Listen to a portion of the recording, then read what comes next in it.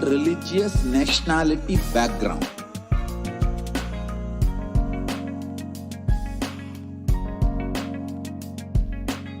You will have lowest reactionary assumptions, highest awakened response, alive response for life continuously.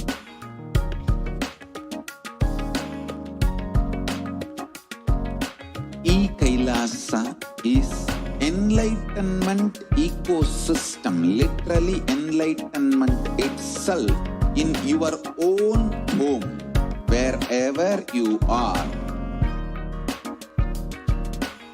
Proper customized spiritual service helping you to complete with your life negativity, withdrawal from life, self-hatred, self-denial, self-doubt, so much of tiredness, laziness. We can support you, aligning your diet, your attitude, your aptitude, your understanding about life. We can help you with everything.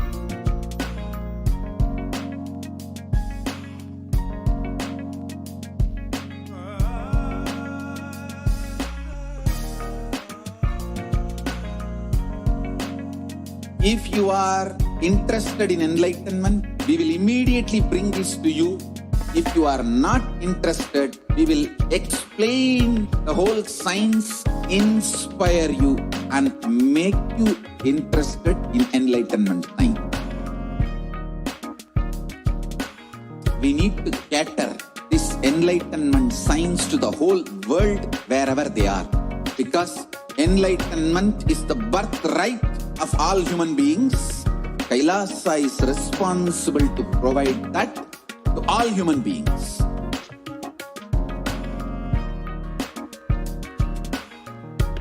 Kailasa is the totality of the knowledge I received from my gurus and practice manifested in my life, perfected by teaching millions of people from all cultures, time zones, backgrounds, genders, nationality, race, from every creed.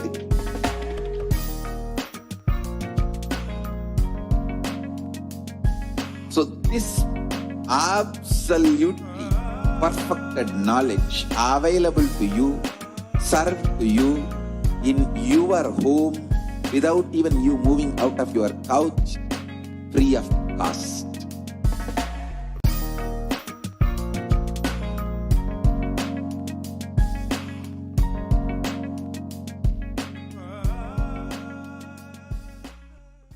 Just be alive for next 3 years. Don't die within next 3 years.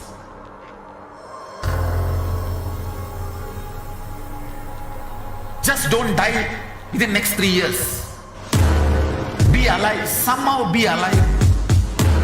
I'm working sincerely. I will reach you somehow. Somehow I will reach you. It's my commitment to humanity. Nithyananda Paramasukadam Kevalam Jnanamurtim Dvandvatītam Gaganasadusham Tattvamasyadiraksham Ekam Nityam Bhimalamachalam Sarvadi Sakshi Bhutam Vavatītam Trigunarahitam Sadgurum Tam Namah. Welcome to all the viewers who are joining us from all over the world today for this Parashakti Akashic reading program. We apologize for the delay in the program. Let us get started and understand who is Devi Parashakti. Devi is the ultimate pure feminine consciousness, the cosmic mother. She is the source Shakti. It is her cosmic womb, Brahmanda Yoni, from which billions and billions of universes come out and go in. Source where the Big Bang and black holes go on. Parashakti is the main deity of the sacred feminine and the divine consort of Bhagavan Paramashivam, who is the primordial divinity of Hinduism. And in the words of the Supreme Pontiff of Hinduism himself, about the relationship with the Cosmic Mother, the first and foremost relationship is the ability to learn. Even the idea to relate starts with the mother. Mother is too important way to connect with what you think as life. In the Vedic tradition, our rishis were aware your ability to connect with the mother should be directed towards the cosmos. It should inspire you. It should awaken your higher consciousness. It should inspire your higher consciousness. And today, out of his extreme compassion and love, the Supreme Pontiff of Hinduism is manifesting Devi Parashakti herself and gracing us, answering all of our questions, attending to our prayers, giving boons, healing us, and answering all of our questions. So now, let us understand what is the Bhava Samadhi Darshan. Sama is oneness, and Adi means source. So Samadhi means one with the source. And Bhava means attitude or aspect. So Bhava Samadhi means being one with the source through this aspect. Darshan means to have a glimpse of. In the Vedic tradition, it is used to describe the moment we behold a deity, an avatar, a saint, or an enlightened being, as just seeing such a being can cleanse the karmas of lifetimes and create a deep, lasting transformation in the receiver. Darshan is the powerful superconscious vibration that is present around an avatar at all times.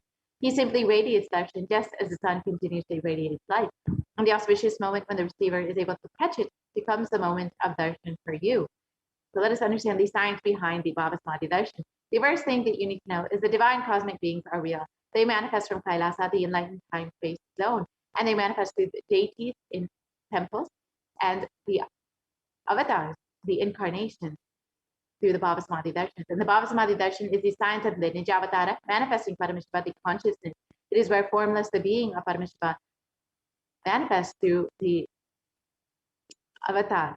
And Devi Parashakti expresses through the being of Rajarajeshwari and manifests as the Nijavatara, the physical form of Devi Meenakshi. The Achavatara, the deity, reflects the consciousness and manifestation being of the superconscious energy.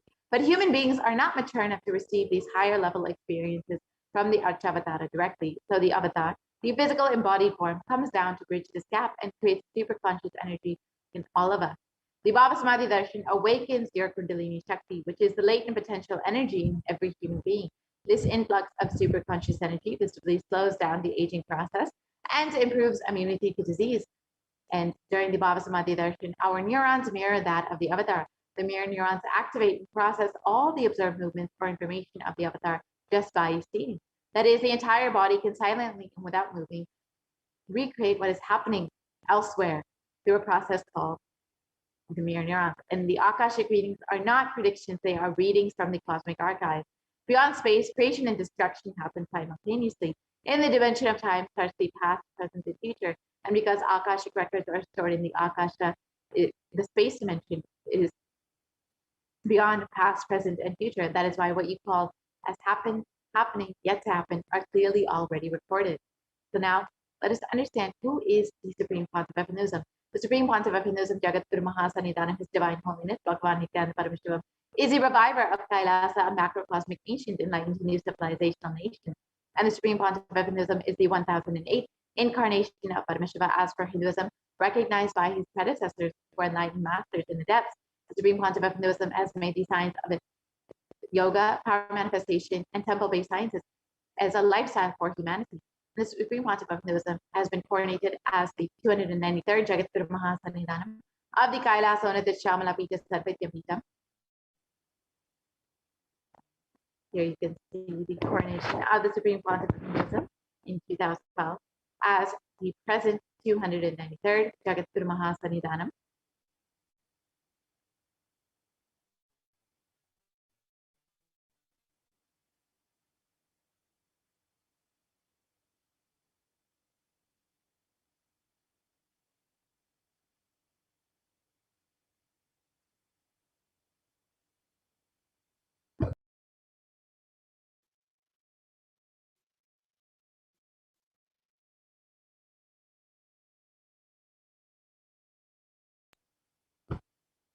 Yes, and the Supreme Pontiff of Hinduism also founded the Nithyananda Satsang, the international mission, at the ripe age of 21, and founded the Adi Kailasa Sarvatyam Pitam at the age of 24, the 4th of November 2002. The Supreme Pontiff of Hinduism has been declared as the successor of the Bhagyanagara Tripura Sarvajna Peetham at the age of 26 on the 1st of January 2004. And the Supreme Pontiff of Hinduism is the incumbent emperor of the Suryavamshi Trangi Samrajam of the Suryavamshi lineage at the age of 26 on the 31st of December 2004. And at the age of 29, the Supreme Pontiff of Hinduism became the reviver of the Adi Pallava Sarvajna Peetham in 2007. Here you can see the Supreme Pontiff of Hinduism performing all of the inaugural ceremonies. And the Supreme Pontiff of Hinduism at the age of 30 has been coronated as the successor of the Kashi Kailasa, the Kashi Sarvajna Peetham in 2008. Here you can see the Supreme Pontiff of Hinduism in the sacred city of Varanasi. And the Supreme Pontiff of Hinduism in 2013 was officially coronated as the Mahamandaleshwar of the Mahanirvani Akada, the largest apex monastic order, and the youngest Mahamandaleshwar at the age of 35. And the Supreme Pontiff of Hinduism has also been declared as the Acharya Mahamandaleshwar of the Atal Akada.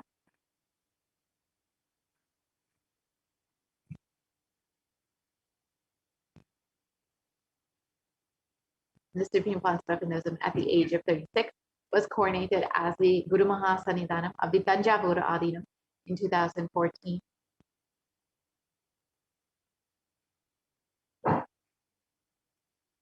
And also at the age of 36, the Supreme Pontiff of Hinduism was also coronated as the Guru Mahasannidhanam of the Thiruvarur Adinam, also in 2014. And also in 2014, at the age of 36, the Supreme Pontiff of Hinduism was coronated as the Guru Mahasannidhanam of the Vedaranyam Adinam. So all of the ancient Adinam, the enlightenment ecosystem in Tamil Nadu, and the Supreme Pontiff of Hinduism at the age of 37 was coronated as the Guru Mahasannidhanam of the Dharma Mukti Svargapura Adinam, the enlightenment ecosystem founded by Bhagavan Mahaganapati himself. And the Supreme Pontiff of Hinduism has been coronated as the Guru Mahasannidhanam of the Adi Pitakolada Mutt at the age of 37 in 2015, the oldest mutt in Karnataka, dating back over 6,000 years.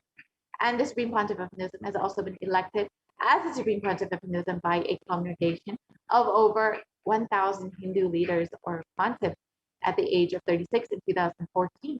Here you can see the Supreme Pontiff of Hinduism being coronated as the Supreme Pontiff of Hinduism. And the Supreme Pontiff of Hinduism is also revered as the most prolific and most viewed guru in the digital world, and has been read and watched by over 1 billion followers in Hinduism.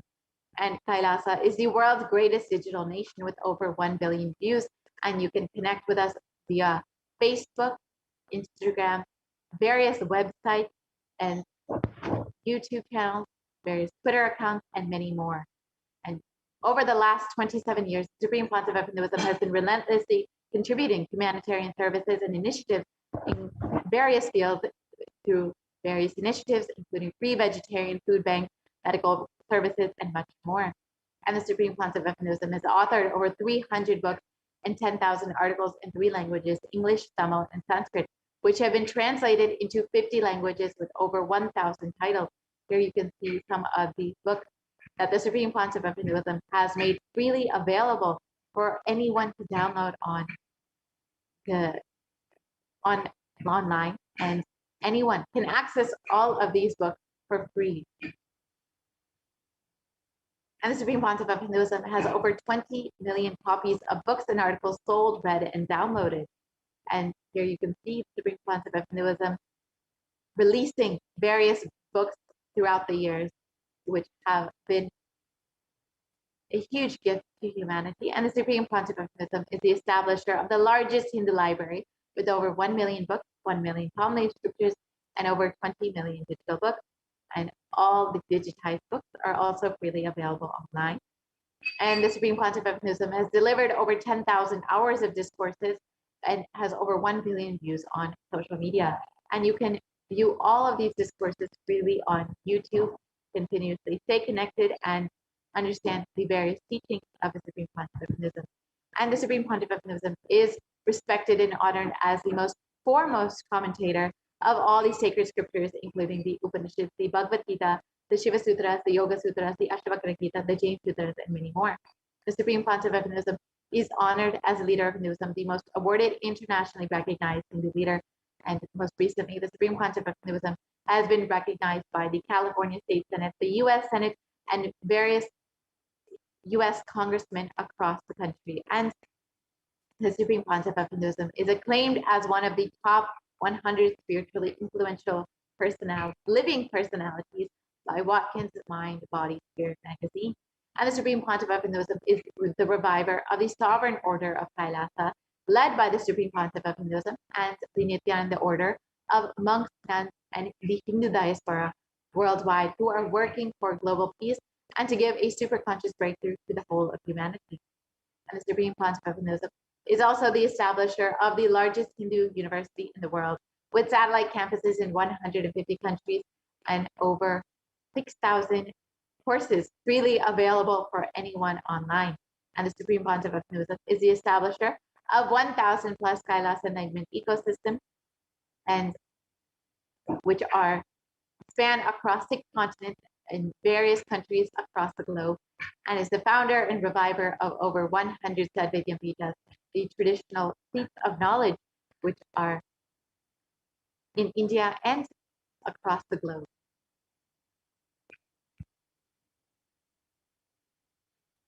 Now, with this, let us enter into, now that we've understood who is the Supreme Pontiff of Hinduism, who is blessing us and gracing us today with the Parashakti Akashic readings, let us now understand the signs of Disha, the signs of initiation by the avatar.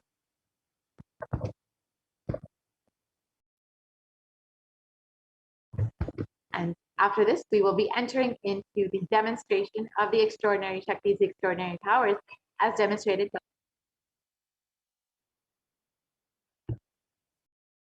a look, a word.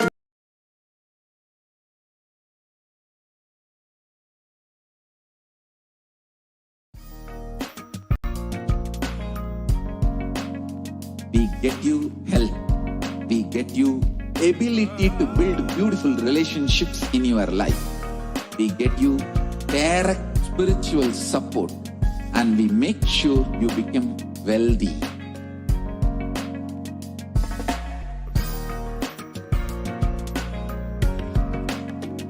We won't stop giving you just good life. We will literally not stop till you live enlightened life. Manifesting the state of Paramashiva, space of Paramashiva, powers of Paramashiva, being of Paramashiva.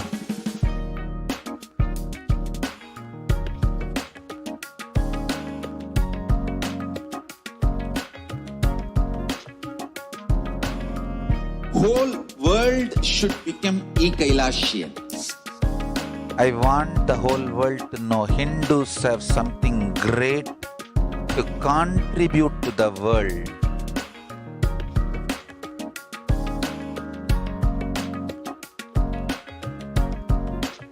We have something great to contribute to the world. Let us do that.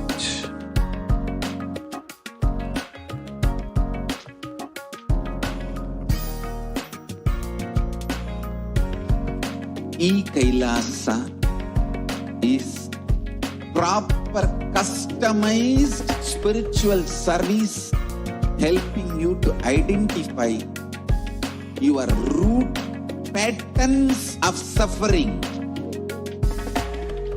We have perfected the science of helping every individual from every cultural, religious, nationality background.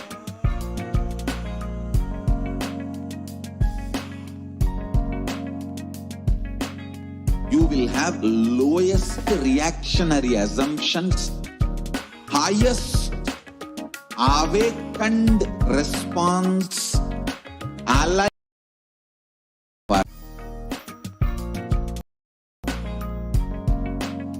We get you health. We get you ability to build beautiful relationships in your life. We get you direct spiritual support, and we make sure you become wealthy.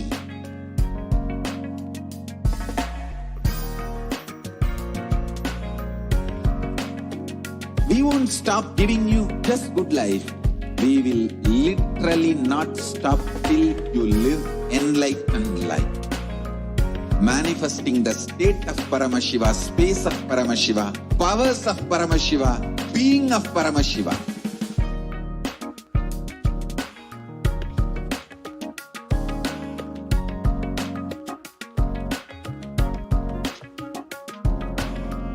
Whole world should become e-Kailasians. I want the whole world to know Hindus have something great to contribute to the world.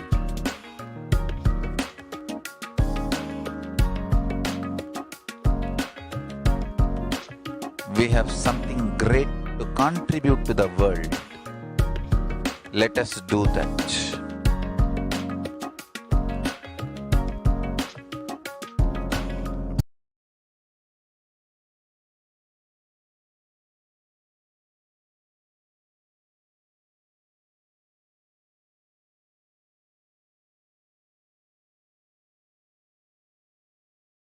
A look, a word, a touch. Power of initiation. Diksha is the direct transfer of spiritual energy by an enlightened being through look, word, or touch. The traditional Vedic book Navaratneshwara states, Sarvasamapi dikshanam muktihi phalamakhanditam avirodhat bhavantyeva prasangyastu bhuktayaha. The main benefit of all initiations is moksha, enlightenment. As a side effect, health, wealth, leadership and well-being happen.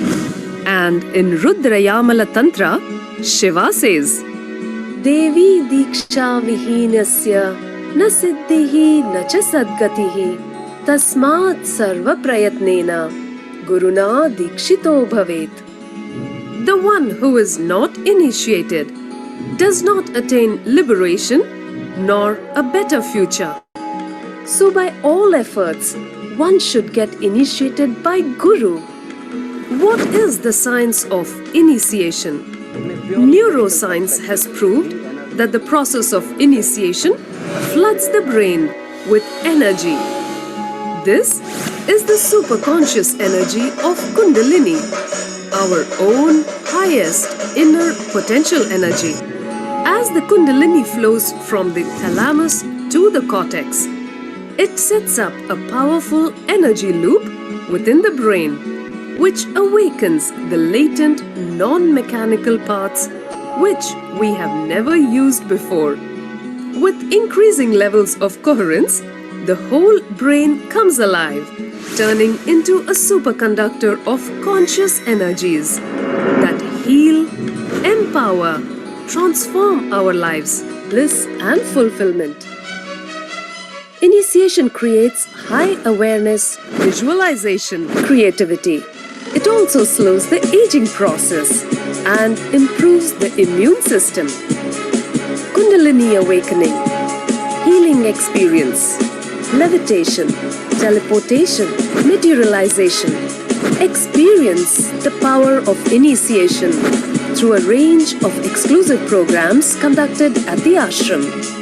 Nithyananda Dhyanapitham, Nithyananda Nagar, Birdi, Bengaluru. Contact 97422 03311 82774 90091. Visit www.nithyananda.org.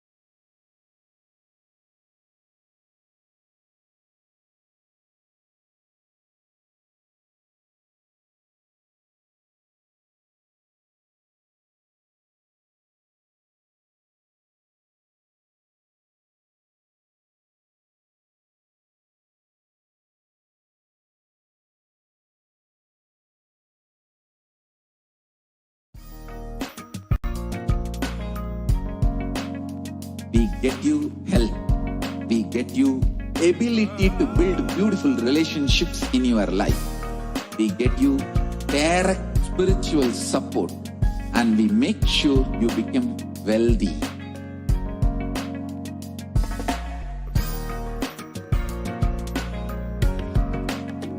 We won't stop giving you just good life. We will literally not stop till you live enlightened life. Manifesting the state of Paramashiva, space of Paramashiva, powers of Paramashiva, being of Paramashiva.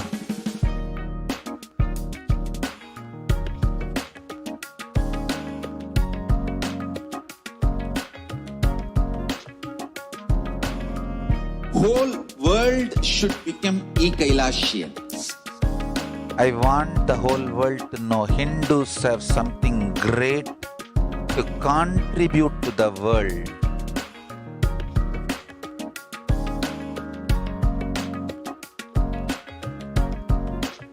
We have something great to contribute to the world. Let us do that.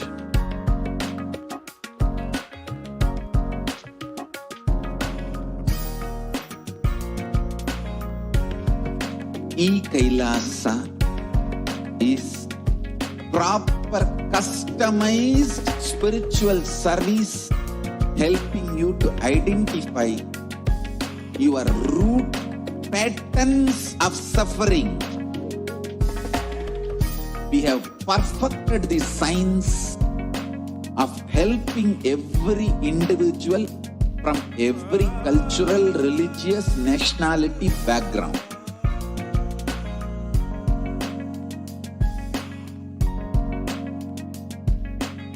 You will have lowest reactionary assumptions, highest awakened response, alive response for life continuously.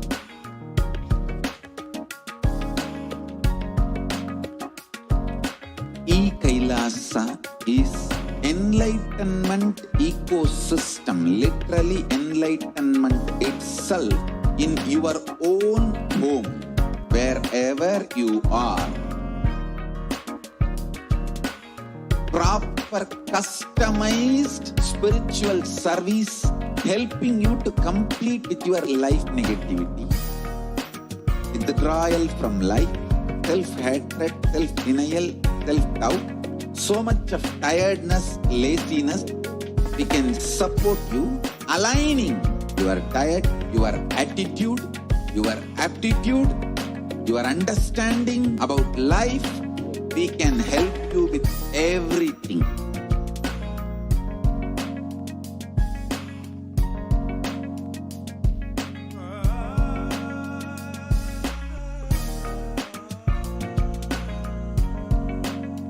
If you are interested in enlightenment, we will immediately bring this to you.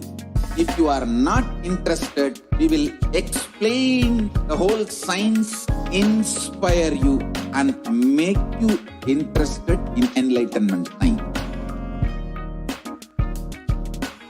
We need to cater this enlightenment science to the whole world wherever they are, because enlightenment is the birthright of all human beings. Kailasa is responsible to provide that to all human beings.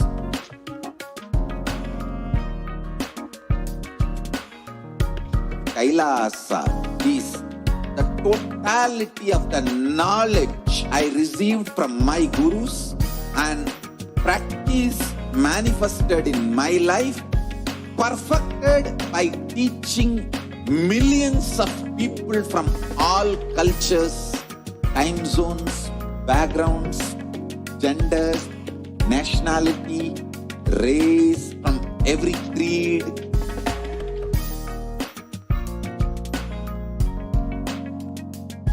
So this absolutely perfected knowledge available to you, served to you in your home without even you moving out of your couch, free of cost.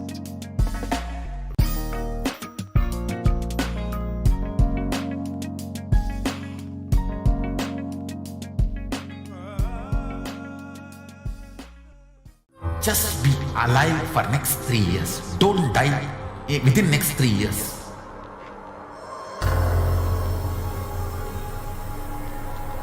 Just don't die within next 3 years.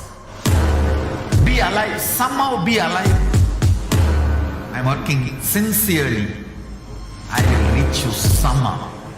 Somehow I will reach you. It's my commitment to humanity.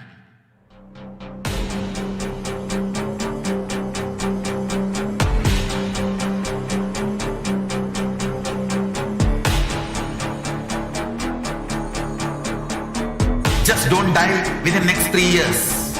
I will reach you wherever you are, whichever corner of the world you may be. I will reach you with enlightenment. You manifesting the space, state, powers, being Paramashivam.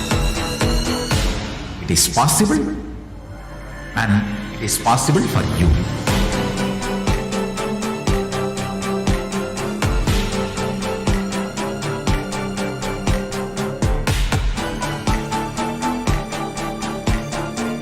Paramashivam will reach you with enlightenment science. I know he is going to do the job. Just be alive for next 3 years. Nothing else. What I mean by the word Kailasa, listen intensely. Enlightenment ecosystem, literally enlightenment itself, in your own home, wherever you are. If you cannot come to Kailasa, it's okay. Kailasa can come to you. Kailasa coming to you is Kailasa.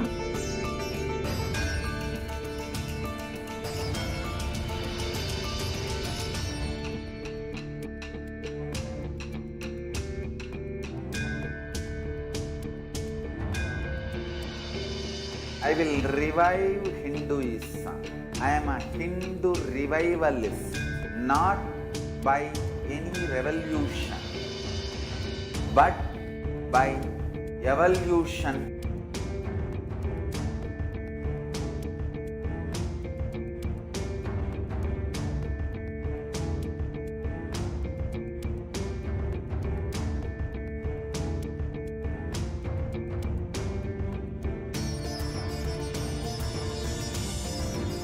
And setting model communities.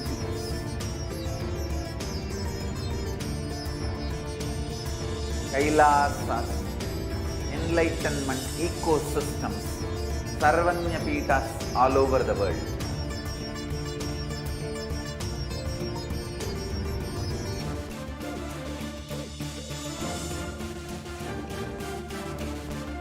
All powerful cognition, knowledge, only when you live, power manifestation and possibilities manifestation happens.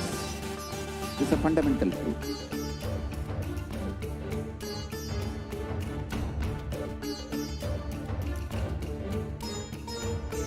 Hinduism cannot live exclusively as one sampradaya. No. All sampradayas of Hinduism is an ecosystem.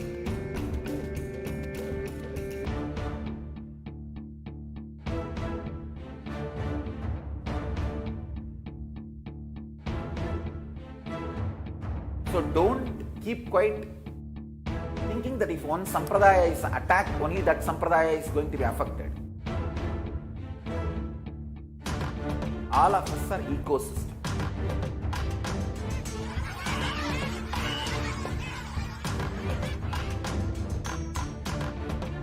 I invite all of you to get involved and enjoy Hinduism by the principle of Dharmo Rakshati Rakshitaha. When you protect Dharma, Dharma protects you. We will make the whole planet flourish spiritually. the spiritual prosperity will happen to the whole planet. We all have to coexist together.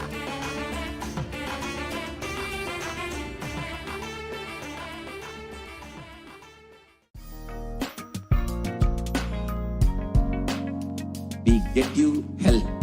We get you ability to build beautiful relationships in your life. We get you direct spiritual support, and we make sure you become wealthy.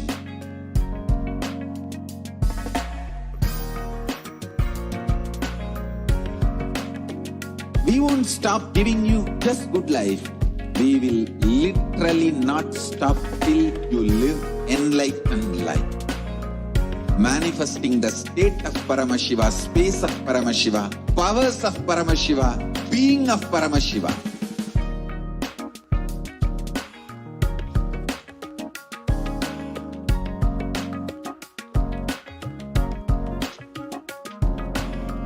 Whole world should become Kailasians. I want the whole world to know Hindus have something great to contribute to the world.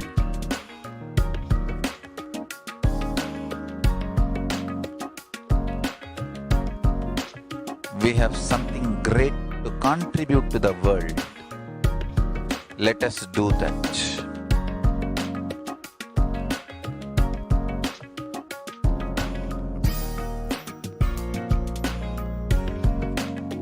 Kailasa is proper customized spiritual service helping you to identify your root patterns of suffering. We have perfected the science of helping every individual from every cultural, religious, nationality background.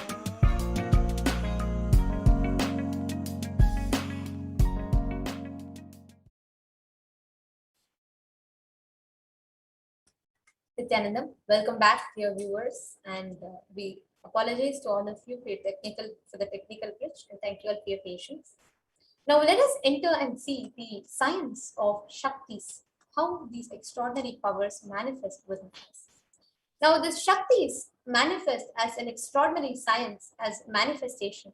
In the Vedas and Agamas, Paramashiva describes 463 plus powers, which is latent in every human being, which can only be awakened by an avatar for us to manifest that ultimate divine power in our everyday life.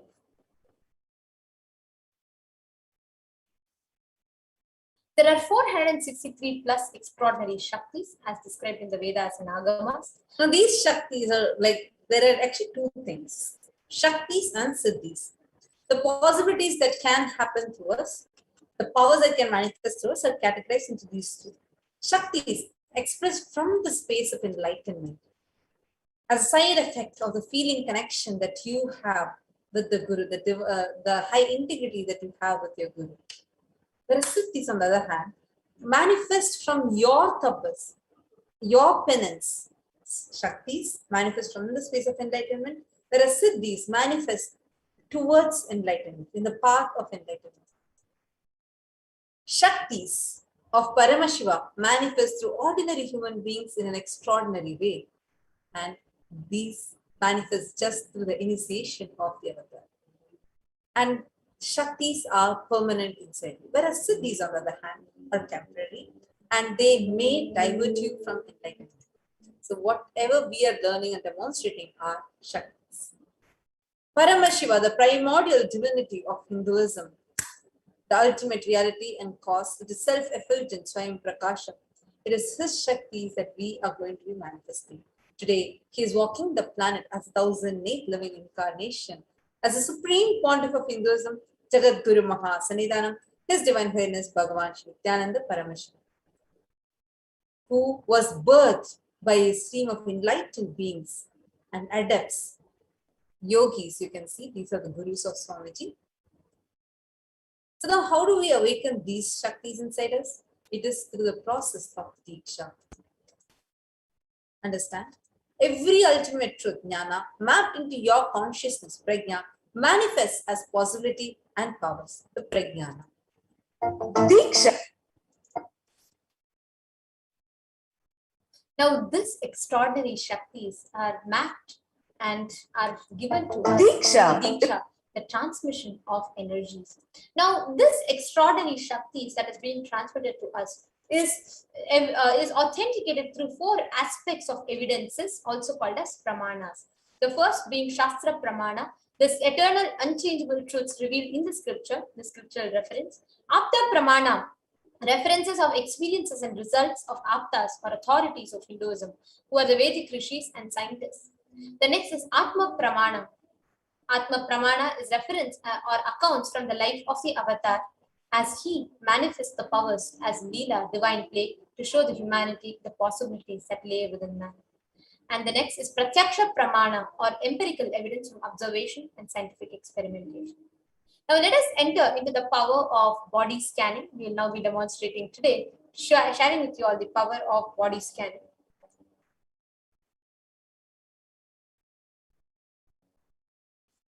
Now we'll be chanting the 4 pramanas for the power of body scanning. These pramanas are taken from the scriptures of Sanatana Hindu Dharma, and I'll now be chanting the Shastra Pramana, the scriptural reference from the Vijnana Bhairava Tantra. As we are chanting the pramanas, anybody that wants to experience a body scanning, where we diagnose through the third eye and let you all know what disease is in you, and by connecting with Swamiji, we will also be telling the solution for it. And this is also, before entering into the power, just want to let you all know this is in no way equivalent or no way an alternative for the medical diagnosis. This is purely a conscious studies and practice and a conscious living, and the ultimate power manifesting through the initiation of the avatar. We'll now be chanting the 54th verse of Vijnana Bhairava Tantra. Swadehe jagato vapi sukshma sukshmatarani cha tattvani yani nilayam dhyatvante vyajyate para. Cognize deeply that from the subtle to the subtlest constitutive principles of your whole body or of the whole universe simultaneously consists of the essential reality. They are being absorbed in their source cause Paramashivam. By the experience of such as full awareness, one becomes complete from all the thoughts, and the ultimate universal divine power Parashakti is revealed. Teraya was a Siddha, one of the prominent disciples of Agastya. One day, a man suffering from severe headache comes to Agastya for healing. Agastya uses the power of body scanning and identifies the root cause of headache. He reveals that there's a small Teraya type of a frog sitting in the person's brain. Agastya immediately instructs Teraya, his disciple, to perform open head surgery and removes the frog, thus gaining the name Teraya.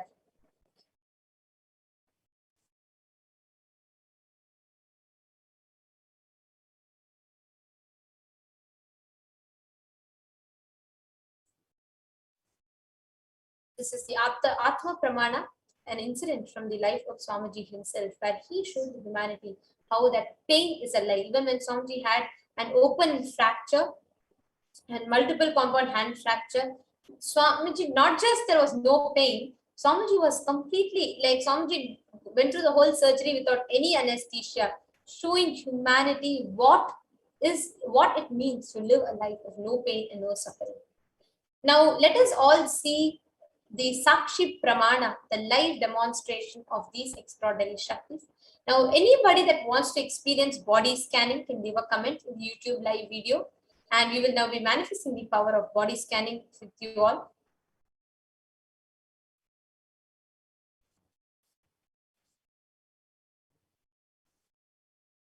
The whole surgery with the... Yes. Anybody that wants to experience the body scanning, we can see Ma Radhika Kandaya, Ma Barbara Hawk, Bobby Bear Brand, and Ma Nithya Paramashiva Priyananda. We welcome each of you that are watching this. And any of you that want to experience the power of body scanning, please feel free to go ahead and leave a comment in the YouTube live. And we will be manifesting the power of body scanning with you by connecting to Swamiji and sharing with you what we see as the issue, any illness, any issue in your body. And we will also be connecting to Swamiji and sharing the solution that Swamiji shows in the third eye for you all. So anyone that wants body scanning, please go ahead and leave a comment. So I'm seeing Ma Barbara Hawk has commented saying, yes, please do body scan. Sure, ma. This is Ma Tattvapriya, Ma Nithyananda. So I'm going to be doing the body scanning now.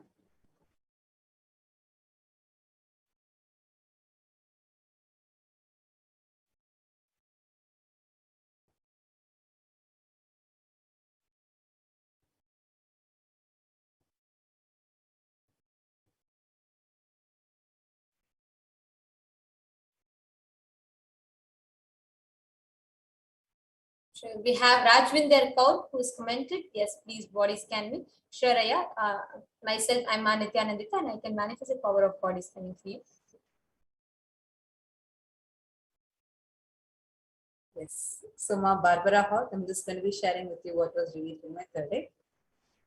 So the first thing that was revealed is that you are having an allergic reaction that's happening in your body, and there is like a lot of mucus that is produced. Like you'll be experiencing a lot of cold. This has been happening for the last 2 to 3 weeks. This has been happening for you, and this is because of some pollen grains from a plant. It's a plant that is actually causing this for you, and there's also dust that is there, and there's also, I'm seeing your skin is losing its elasticity. If you see your skin is becoming more like a sort of like slight wrinkles kind of a thing that's happening, and you would also observe that your body is towards the bottom, like your lower belly, and like your body is collecting fluid. There's a fluid retention that's happening, in water retention that's happening in your system, because of which there's a slight weight gain that's happening in you.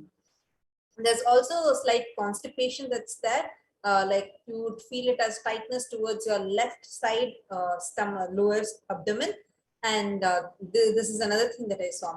But I'm seeing there's a plant that is causing an allergic reaction that is happening in your system.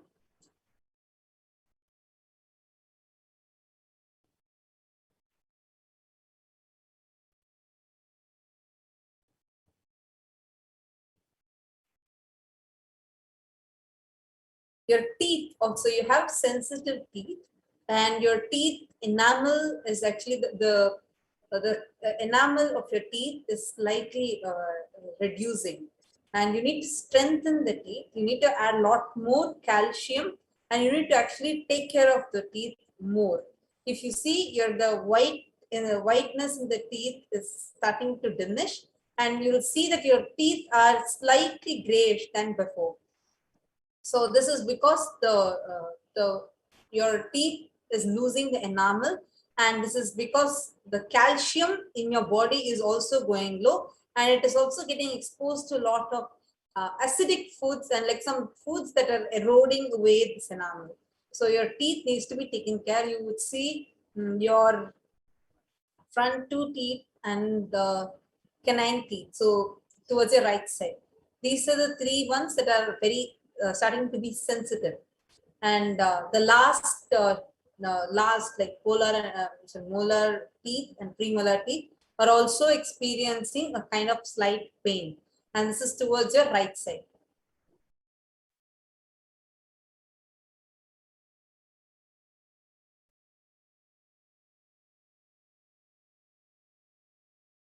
And Ma, there is one other thing is in your body. Actually, I'm not saying something is major, but your the heaviness that your lungs are able to handle is starting to go down because this mucus production is increasing. You need to eat a lot of the kapha healing foods, because they, like, if you see, you need to take like tulsi and things like that, which will, and like eucalyptus oil, if you can apply, or like take steam, which will remove this kapha from your system. Okay, Rajvinder Kaur is asking, who's this body scan for? This is for Ma Barbara Hawk. And Rajvinder, I will be sharing with you what I saw for you when I did the body scan. Yes, so these are the things that were revealed, Ma. And there are also slight muscle, like just the pain, slight pains that you experience in your knees. and in your lower back. And this is nothing, it's just the muscles getting tired. But you need to increase a lot of calcium in your food. And if you see your left finger nails, will also have like two white, like small, like very small. The nails inside the nails, there'll be small, thin lines or a dot kind of a thing. This all are showing the nutrient deficiency that's happening in your system. So you need to have more balanced diet, and main thing is to increase the calcium in your diet, and the iron needs to be balanced in your system. If your iron is getting balanced in your system, there's going to be a lot more emotional stability that you're going to be getting, and that will also help you heal your relationship within your family itself. And because currently there is some issue going on which is affecting you, which it's much you are a person who can take on that more, you can endure more pain, but the last 2-3 years, because iron is going down, it's very difficult to digest the things that are happening very easily, like how you used to before. So this is what was revealed. You can share how much you were able to relate to this. So, Barbara Hawk, please get back to us now, how much you were able to relate to. And Rajwinder Kaur Ayya, what he saw for you, Ayya, is the first thing, you are very sensitive to air and atmosphere. And in the last, at least in the last 2.5 weeks, you've been experiencing some kind of a congestion, something like it's extremely suffocating. And it's not like you're not like asthmatic, or I mean, you have not been asthmatic in the last 2.5 weeks or anything. It's not been severe, but even without asthma, there is a difficulty in the amount of the intake of oxygen into your system, into your lungs is not enough. This causes headache, some nauseatic feeling, and also it makes you very tired and sleepy. This is the air around you, in the place you're living right now, in your area, in your vicinity. If you actually check with the locals, and if there's a way to check it, there has been some release of a factory or something, some industrial release of some air into your surroundings, and that content has altered the purity of the air around you. And because you are extremely sensitive to environment, this has directly affected your breathing. This is the first thing that I saw. It may not be directly asthma, but it is like a congestion kind of a thing, like a suffocation that is happening to you. And this causes headache, this causes nauseatic feeling, and it also causes tiredness and a bit of sleepy feeling throughout. And second is, Ayya, in your stomach, if you see whenever your body is excreting, you'll see that there is the heat in your body will be extremely high. There'll be a lot of burning sensation, and that is because there is in your stomach there is a particular buildup of a type of acid, which is not letting the digestion happen completely, and it is increasing the whole acidity level. And this is also directly affecting the whole tract after, like, however the food passes out after stomach. So that whole tract is getting affected because of it. There is a red color patches kind of a thing that I'm able to see in the tract. And this is directly because of some food which you took has caused that kind of a reaction in your body.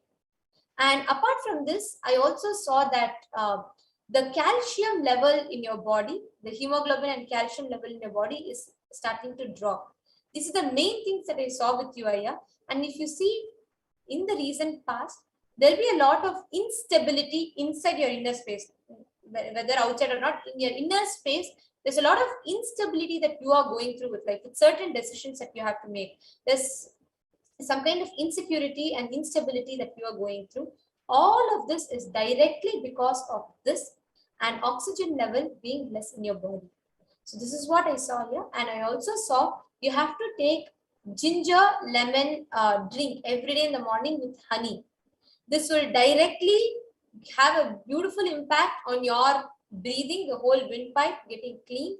And also you have to do the steam inhalation or the steaming. You have to do the steaming every day, at least for the next 21 days, to completely cure and completely cleanse out, detox your body. And this is a solution that Swamiji shared with me through the third eye. And also I request if you can confirm back, acknowledge that you heard it and you were able to relate to it. Yes, so Ma Barbara Hawk has shared for the scanning that was just done. She says, thank you for the scan. Left small fingernail showing 2 small white lines. I immediately checked. Yes, the 2 marks are there. Yes, have gained little weight and felt heavy. Also, yes to relationship, not feeling so smooth. So I'll do the recommendations. Thank you. Wonderful, Ma. Thank you for acknowledging. And Ma, just don't worry. The connection, the bhakti that you are having is a strength. This is what Swamiji just showed. And you just hold on to Swamiji, and Swamiji is there with you. Swamiji will protect you, and just take care of the diet. And you need to eat more spinach. There's a particular type of leaf that I'm seeing, which is having rounded, rounded leaves. I'm just seeing what exactly it is. Now I'll just tell you. I'm not getting the name. I'm just seeing the leaves are more rounded. And that is the leaf that that is third eye is recommending you to eat. You can consume that.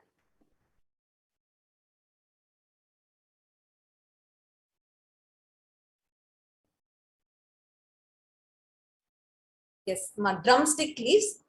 Kindly had drumstick leaves. This is what the third eye is recommending. And I just want to tell, this is not a replacement for any of the physician advices or anything. These are just the third eye revelations. You can take the physician's recommendations, consider your doctors, and then you can start. Yes. And also Rajvinder Kore, you can get back to us in the comment section. Now, in the interest of time, we'll be moving on to the further segments of the program. Every day at around 2:15 to 2:30 a.m., you all will be having the same manifestation of Shaktis happening. You can tune in every day to experience these Shaktis. And each day, morning and evening, after all the programs, is a special guided power manifestation directly blessed by the Supreme Pontiff himself for all of us to also start manifesting powers. Please tune in to experience these breakthrough yourself. And stay tuned with us. We'll be right back with you all for the next segment after a short. We get you health. We get you ability to build beautiful relationships in your life. We get you direct spiritual support, and we make sure you become wealthy.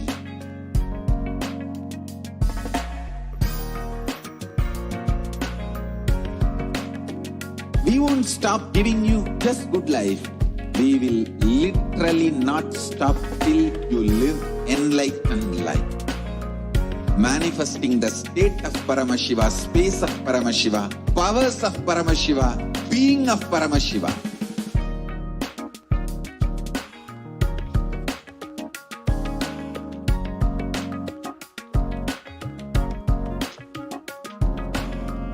Whole world should become Kailasians. I want the whole world to know Hindus have something great to contribute to the world.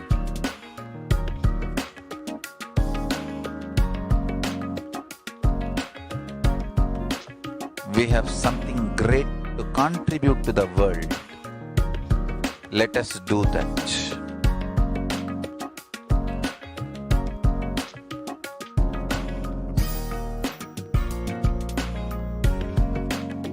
Kailasa is proper customized spiritual service helping you to identify your root patterns of suffering.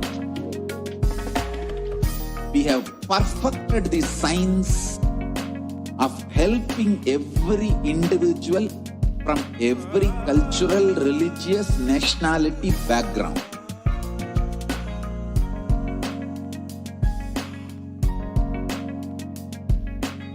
You will have lowest reactionary assumptions, highest awakened response, alive response for life continuously.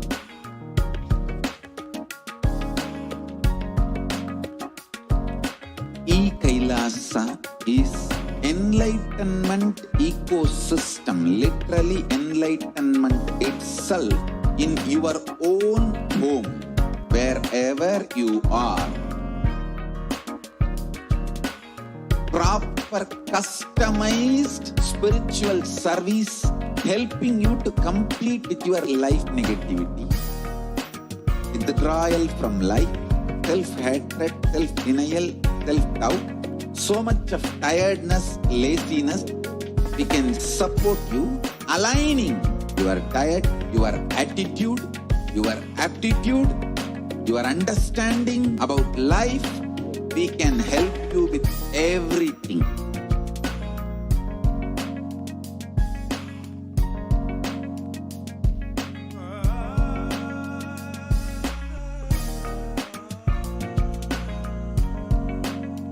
If you are interested in enlightenment, we will immediately bring this to you. If you are not interested, we will explain the whole science, inspire you and make you interested in enlightenment science. We need to cater this enlightenment science to the whole world wherever they are, because enlightenment is the birthright of all human beings. Kailasa is responsible to provide that to all human beings.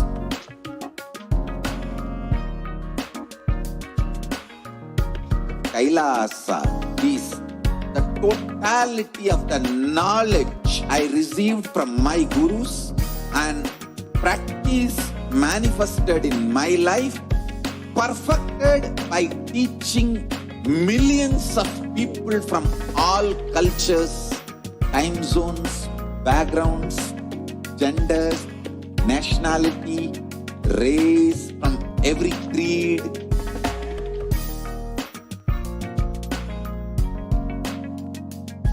So this absolutely perfected knowledge available to you, served to you in your home without even you moving out of your couch, free of cost.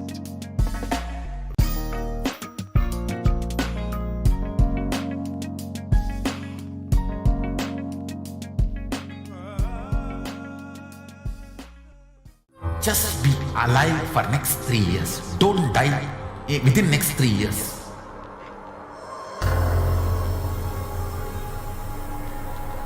Just don't die within next 3 years. Be alive. Somehow be alive. I'm working sincerely. I will reach you somehow. Somehow I will reach you. It's my commitment to humanity.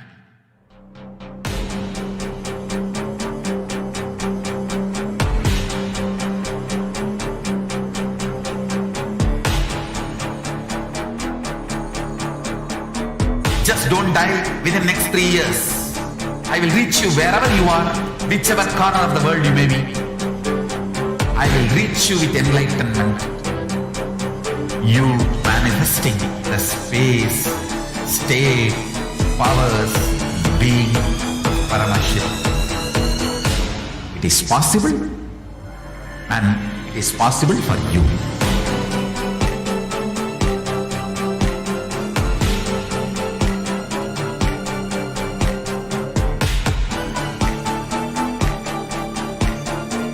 Paramashivam will reach you with enlightenment science. I know he is going to do the job. Just be alive for next 3 years. Nothing else. What I mean by the word Kailasa, listen intensely. Enlightenment ecosystem, literally enlightenment itself, in your own home, wherever you are. If you cannot come to Kailasa, it's okay. Kailasa can come to you. Kailasa coming to you is Kailasa.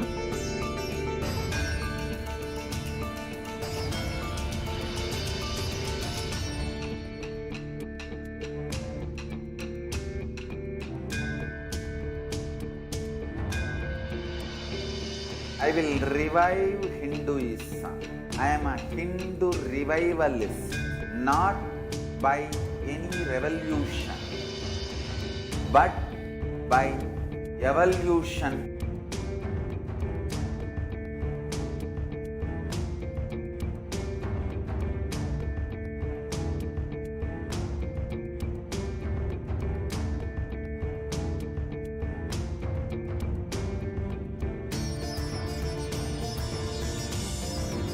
And setting model communities.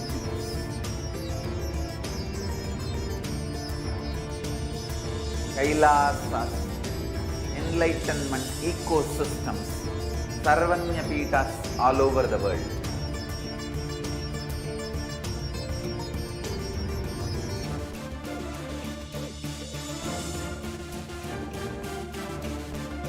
All powerful cognition, knowledge, only when you live, power manifestation and possibilities manifestation happens. It's a fundamental truth.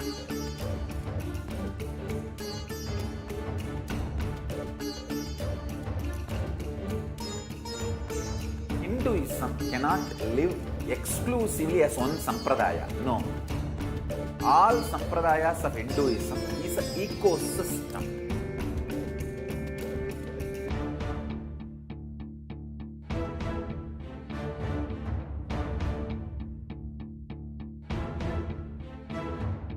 So don't keep quiet thinking that if one sampradaya is attacked, only that sampradaya is going to be affected. All of us are ecosystem.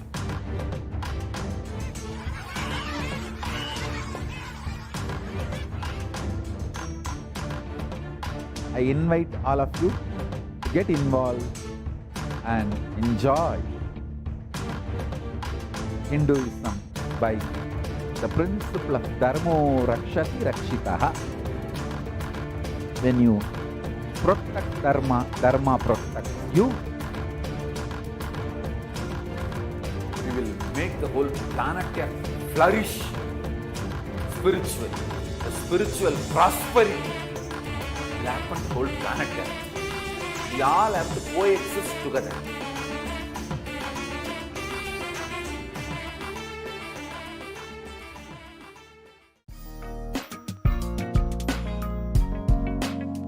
We get you health. We get you ability to build beautiful relationships in your life. We get you direct spiritual support, and we make sure you become wealthy.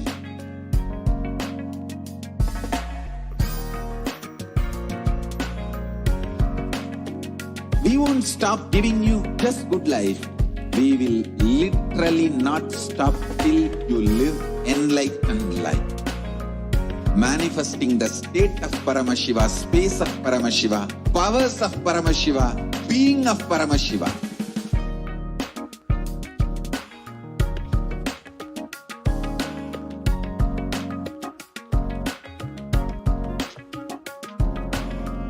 Whole world should become e-Kailasians. I want the whole world to know Hindus have something great to contribute to the world.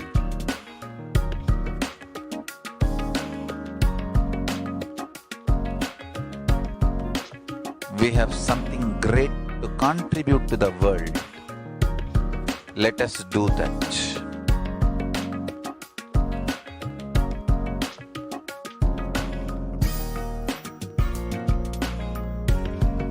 E-Kailasa is proper customized spiritual service helping you to identify your root patterns of suffering. We have perfected the science of helping every individual from every cultural, religious, nationality background.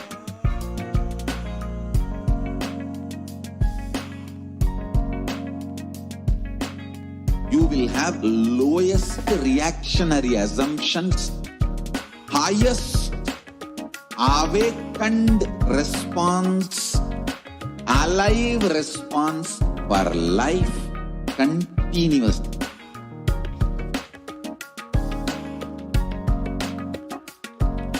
E-Kailasa is enlightenment ecosystem, literally enlightenment itself in your own home, wherever you are. Nithyanandam, welcome back to your viewers. So now let us enter into this next segment. Sorry for the delay in the program.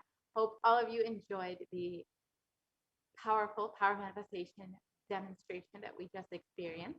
Now let us enter into this next segment and understand who is Devi Parashakti.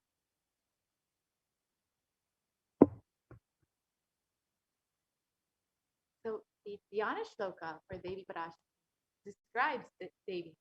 The Divine Mother is to be meditated upon as shining in a vermilion red body with the triple eyes, sporting a crown of rubies studded with the crescent moon, a face all smiles, a splendid bust, one hand holding a jewel cup brimming with mead, and the other twirling a red lotus. This is the Dhyana Shloka from Lalita Sahasranama, and it continues on. I meditate on the great empress. She is red in color, and her eyes are full of compassion, and holds the noose, the goad, and the bow and the flowery arrow in her hand. She is surrounded on all sides by powers such as Anima, and she is the self within me. Devi is the ultimate pure feminine consciousness. Parashakti is the cosmic mother. It is her cosmic womb from which billions and billions of universes come out and go in. Source where the Big Bang and black holes go on. Parashakti is the source, source Shakti, source energy, source power, from which all of us came, in which all of us are even now, in which all of us are going to merge. Out of her extreme love and compassion, Parashakti herself is manifesting through the embodied form as the Nijavatara of the Supreme Pontiff of Hinduism, gracing us, answering all of our questions, attending to our prayers, giving boons, healing us, revealing our past, present, and future, delivering profound spiritual truths, and ultimately giving us the experience of Paramashivam itself.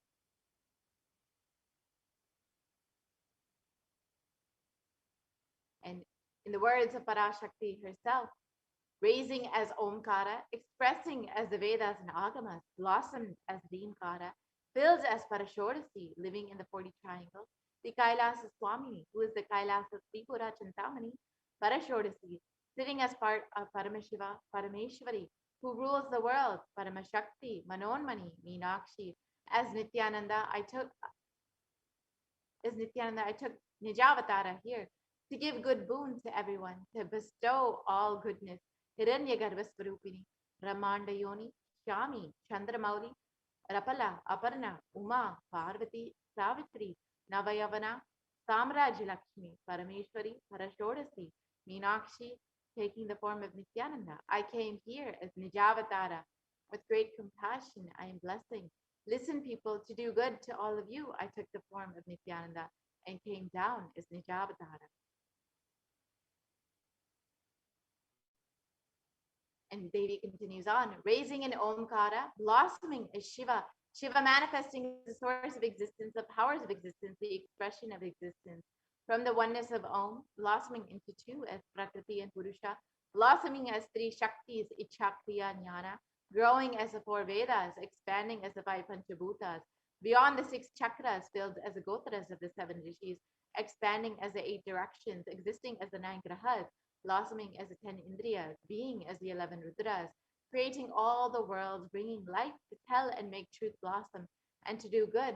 Parashodasi, Meenakshi, in the form of Nithyananda, I came to bless every one of you. And so how can we receive Devi Parashakti? In the words of the Supreme Pontiff of Hinduism, literally, you are seeing Paramashiva and Parashakti at that moment. She is there in your screen, so always receive her very traditionally. Keep 2 betel leaf, 1 banana, 1 betel nut, and 1 coin in front of the screen. Watch Devi. This coin is considered the traditional dakshina. In the Hindu tradition, it can be even the lowest value. In India, it can be even 1 paisa. In the US, it can be even 1 cent. I'm not trying to monetize. Keep even 1 cent. It is okay. For 100 days, if you have darshan, it will add up to $1. In India, even 1 paisa is okay. And offer that to Devi after the darshan is over. Do the namaskar and eat the banana, the betel leaf and betel nuts. Take it as prasadam immediately. Collect those coins and send them to the LA temple. This betel leaf, betel nut may look too small, but in a few days you will see how much it adds to your sentiment that really she is there. You will not take the Devi darshan for granted.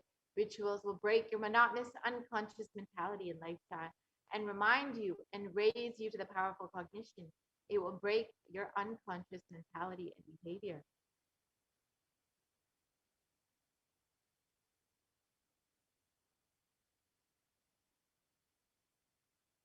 Yes, we can continue to the next slide, please.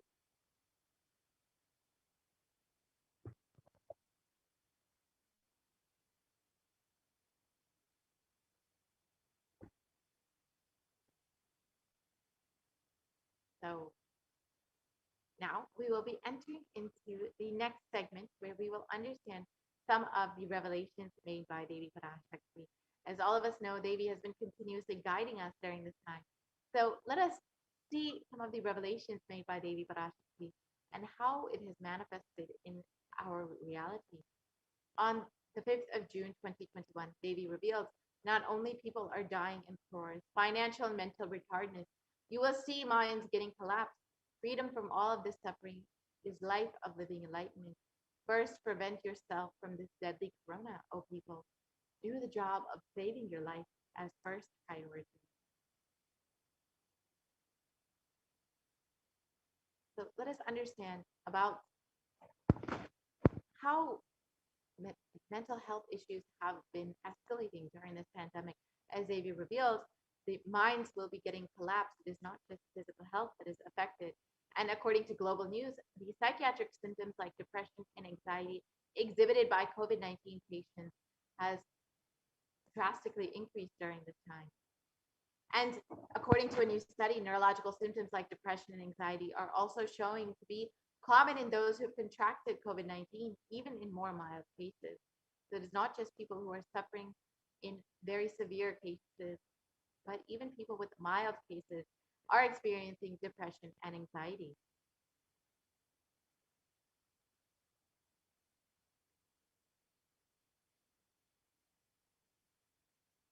And the impact of COVID-19 on the mental health of US college students was explained in this study by BMC Psychology.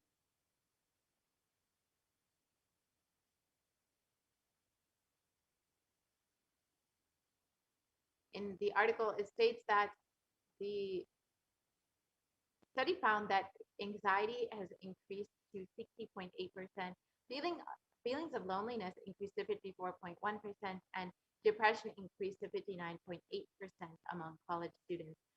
And many have reported being worried about the health of loved ones as the most impact on their mental health. And the need to take care of family has most affected the current and future plans. So more than half of college students are experiencing some type of mental health issue. So just as they revealed, minds are getting collapsed at this time.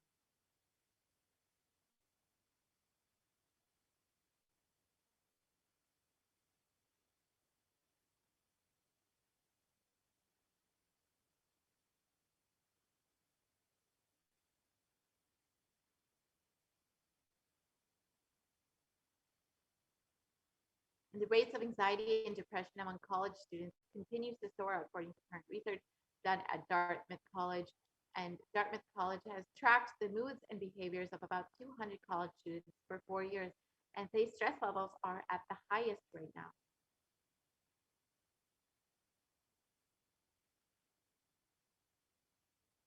In this article, it states that Dartmouth has followed 217 students when they entered into school as freshmen in 2017 in hopes of understanding how they behave. And they've seen student stress levels tend to rise and fall, usually in tandem with midterms and final exams. But since the onset of the COVID pandemic, rates of depression and anxiety have soared and have not shown any sign of coming down. So just as Devi Parashakti revealed that this COVID-19 pandemic has not just affected people physically, but has collapsed the minds of people. And Devi revealed that the only protection from all of this is the science of living enlightenment. And you can learn about this through kailasa.org. You can visit kailasa.org and become an e-citizen of Kailasa and avail all of the benefits, understand and learn the science of living enlightenment as revealed by the Supreme Pontiff of Hinduism. You can stay connected, constantly stay in a high space, and protect yourself from this ongoing pandemic. You can also continuously stay connected via social media and follow the Supreme Pontiff of Hinduism and Kailasa on all the various social media platforms. You can join as a member of Kailasa's SPH and the YouTube channel and avail all of the benefits, continuously stay in touch with the Supreme Pontiff of Hinduism and receive the blessings and grace of Devi Parashakti and the Supreme Pontiff of Hinduism, and receive the teachings and learn the science of living enlightenment as revealed by the Supreme Pontiff of Hinduism. Now let us understand what Devi Parashakti has revealed as the secrets of the universe on the 8th of June 2021.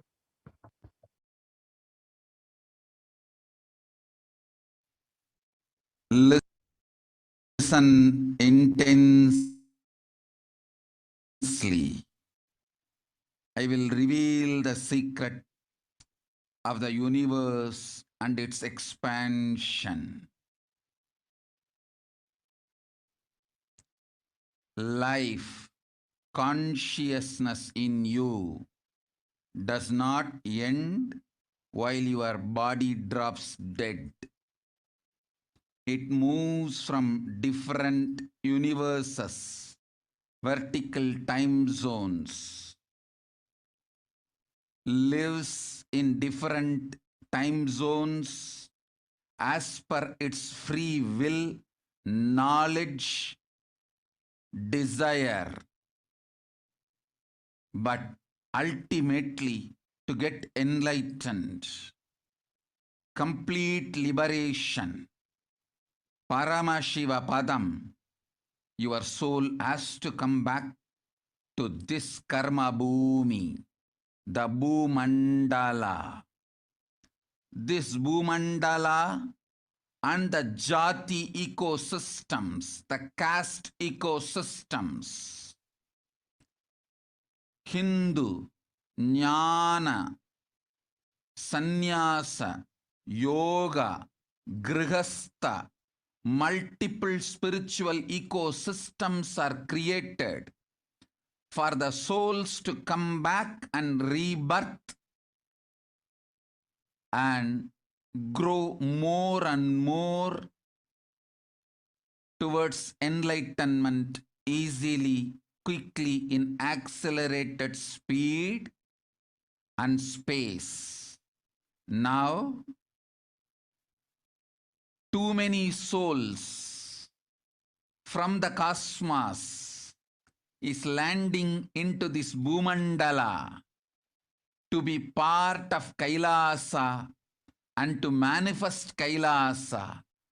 That is the reason the rate of expansion of the universe has been accelerated. An intense ecosystem for great enlightened beings and incarnations to land is being manifested by me through my Nijavatara Nithyananda and this Kailasa. All the blessed fortunate beings will be attracted to Kailasa and experience liberation. Kailasa is the space where Sanatana Hindu Dharma, cosmic science is nationalism. This cosmic law is the country law. Sanatana Hindu Dharma is nationalism. These cosmic truths will be the truths of the country, society, ecosystem. Society, country, judiciary, ecosystem, all this of Kailasa will be aligned to the cosmic law, the cosmic energy, universal existential truth. Because Kailasa, cosmic ecosystem is manifesting. Expansion of the universe has been accelerated. Universe is celebrating the happening of my Nijavatara Nithyananda and this Kailas.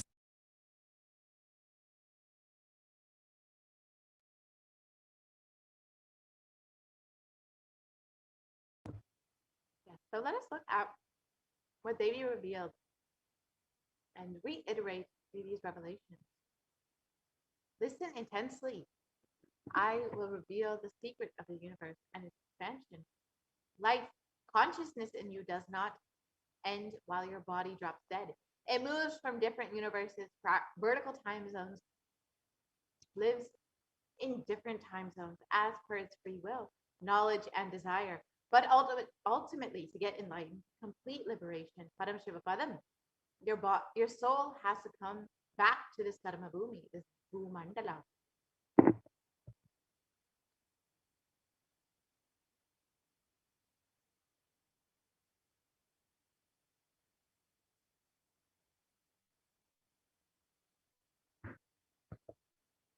Yeah, we can continue to the next slide, please.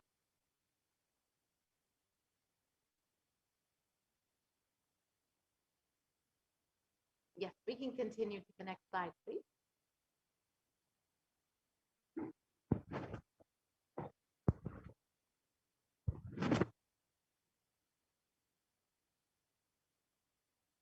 This Bhumandala and the Jati ecosystem, the caste ecosystem, Hindu, Jnana, Sannyasa, Yoga, Grahastha, multiple spiritual ecosystems are created for the souls to come back and rebirth and grow more and more towards enlightenment, quickly, easily, in accelerated speed and space. Now, too many souls from the cosmos are landing into this Bhumandala to be part of Kailasa and to manifest Kailasa.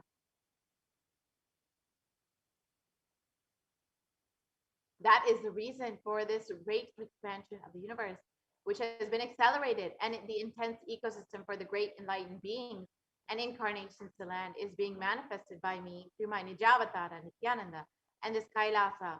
All the blessed, fortunate beings will be attracted to Kailasa and experience liberation. Kailasa is a space where Sanatana Hindu Dharma, cosmic science, is nationalism. This cosmic law is the national law. Sanatana Hindu Dharma is a nationalism. This cosmic truth will be truths of the country, society, ecosystem, society, country, judiciary, ecosystem. All of these of Kailasa will be aligned to the cosmic law, the cosmic energy, the universal existential truth.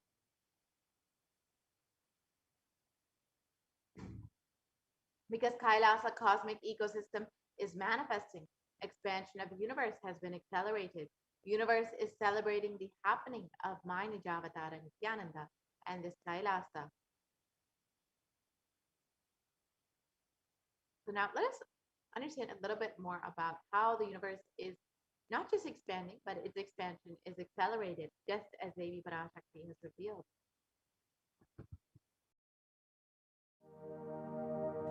You are looking at the most detailed three-dimensional map of the universe known to humankind, and it's called the Sloan Digital Sky Survey.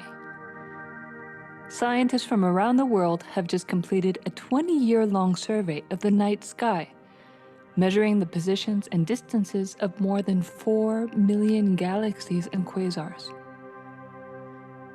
This detailed map will help scientists shed light on the remaining mysteries of the universe. Let's go on a journey from the local stars to the largest scales of our universe. Beyond the local stars that draw familiar constellations in the night sky in the neighborhood of the Earth, in addition to our own Milky Way, billions of galaxies are spread throughout the observable universe. Moving faster than light, we will take you through space in a journey from our place in the Milky Way all the way out to the large-scale structures of the visible universe, and we'll tell you about how we're mapping it out. Since 1998, the scientific community has realized that the universe is not only expanding, but its expansion is accelerating. This unexpected acceleration constitutes one of the major conundrums in physics. From a theoretical perspective, the acceleration may be accounted for by either assuming that there exists some mysterious dark energy or by modifying Einstein's theory of gravity, called general relativity. In the same year, the Sloan Digital Sky Survey was launched to tackle this enigma of the accelerating expansion of the universe. The Sloan Digital Sky Survey is a vast collection of the angular positions of galaxies observed in the sky, as well as their distances from us, determined by observing the systematic shift of galactic light induced by the expansion of the universe, the so-called redshift. In this new map of our universe, the large dark patches are mostly regions obscured by the Milky Way that cannot be observed. During the last 20 years, through 4 exploratory phases, the Sloan Digital Sky Survey has created the most detailed 3-dimensional maps of the universe. To achieve this, it focused on different classes of galaxies: nearby galaxies, red galaxies, more distant star-forming galaxies, and superluminous distant active galaxies called quasars. The 4th and latest Sloan survey took place from 2014 till 2020. During this time, the new project called the Extended Baryon Oscillation Spectroscopic Survey, or EBOS for short, continued previous Sloan mapping of the extragalactic sky and just recently finished measuring distances for 1 million galaxies and quasars. These successive surveys allow scientists to trace the large-scale structures of the universe up to a fraction of its horizon, represented by the cosmic microwave background emission, seen here as a colorful pattern projected onto a sphere. The cosmic microwave background is the thermal relic of the universe, which dates back to about 400,000 years after the birth of the universe, also known as the Big Bang. Adding the EBOS data to the previous Sloan exploratory phases 1, 2, and 3, the Sloan Digital Sky Survey now has a database of 4 million galaxies and quasars, assembling the largest and most complete 3D map of the universe to date.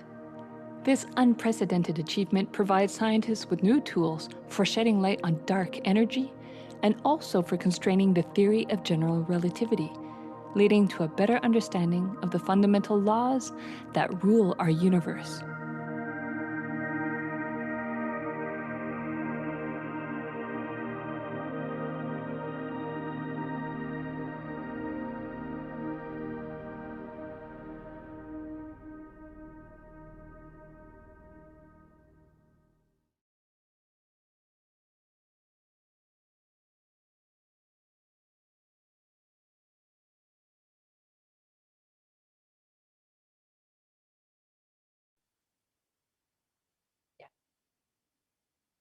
So National Geographic has also shown that the universe seems to be expanding faster than all expectations. And it states that new evidence deepens a mystery around the Hubble constant, one of the most important numbers in cosmology. Fresh evidence suggests that the universe is expanding faster today than it did in its infancy, and a difference that has set off a search to understand what cosmic forces could be at play. If confirmed, the changing rate, which is 9% faster than it had been projected, would force us to reconsider a fundamental aspect of the cosmos. So just as Devi Parashakti reveals, the universe is expanding at an accelerated rate, and those modern science does not understand why Devi has revealed that is because so many beings are landing to be a part of this Kailasa.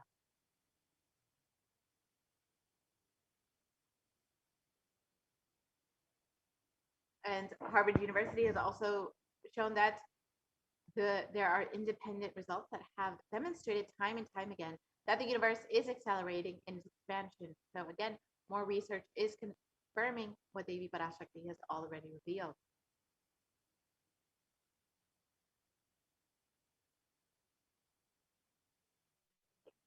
Now let us understand what the Supreme Pontiff of Hinduism has revealed about the expansion of the universe and its acceleration.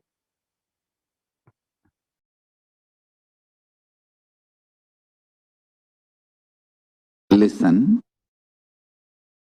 the key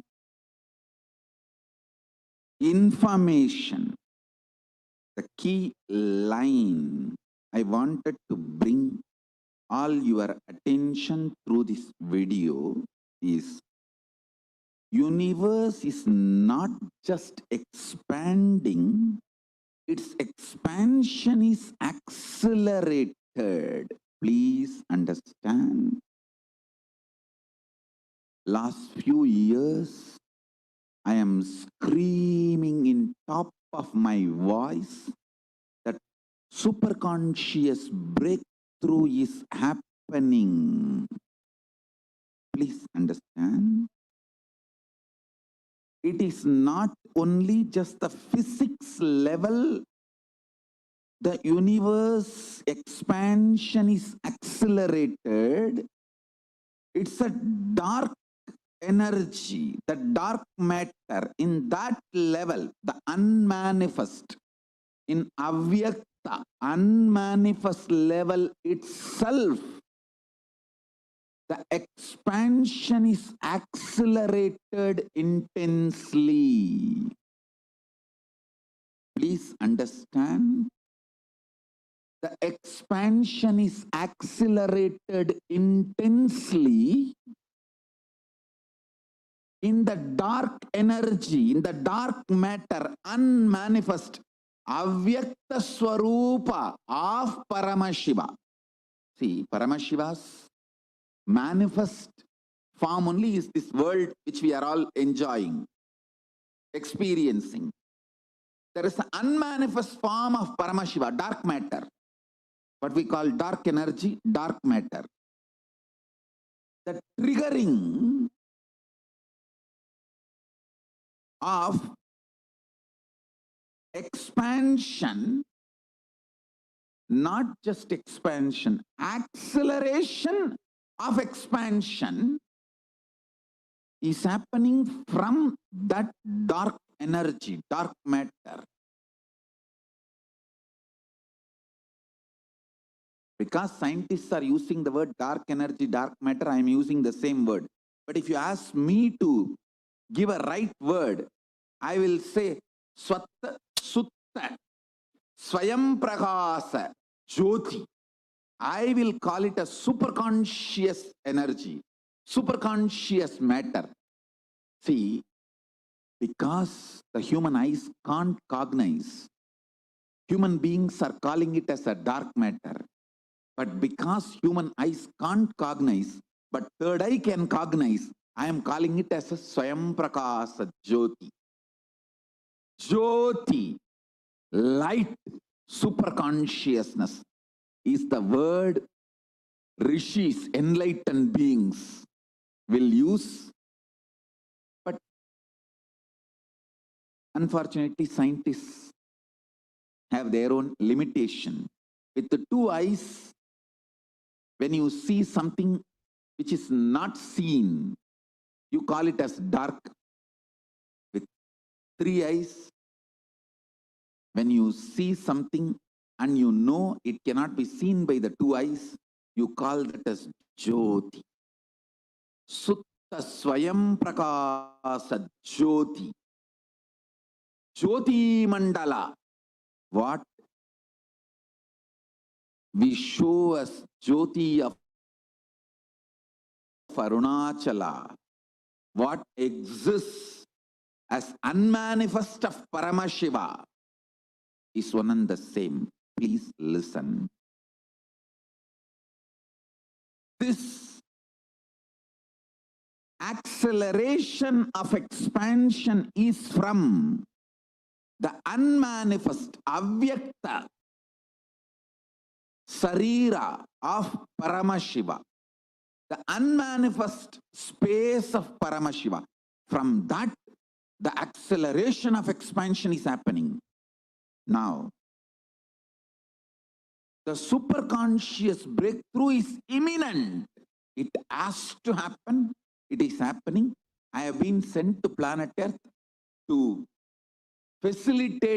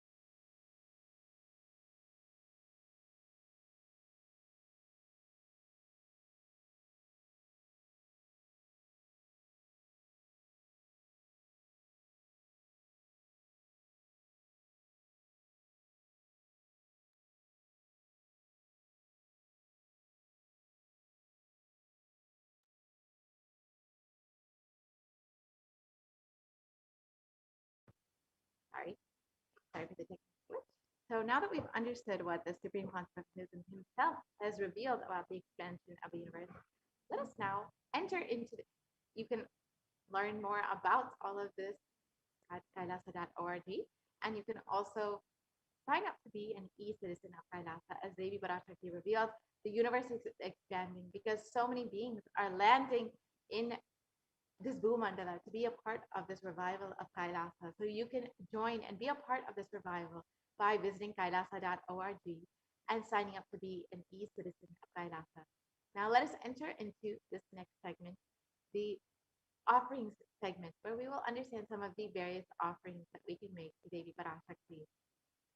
Most recently, Devi revealed that when you have even just the intention to make an offering, it is only because the divine grace is showering upon you. And because of that, you've even been given the intention to make an offering. And it is only with the blessings of the divine, of Devi, of Swamiji, that you can even have the intention for this offering. And it is you are only given this intention, this blessing, when the divine, when Devi, when Swamiji are ready to shower upon you to manifest through you, to make more and more blessings happen for you. Only then will you be even having the intention to make an offering. So when you have this intention to make an offering, you should celebrate it because the divine Devi Swamiji are ready to manifest through you. So now let us enter into this segment and understand some of the various offerings that you can make to Devi.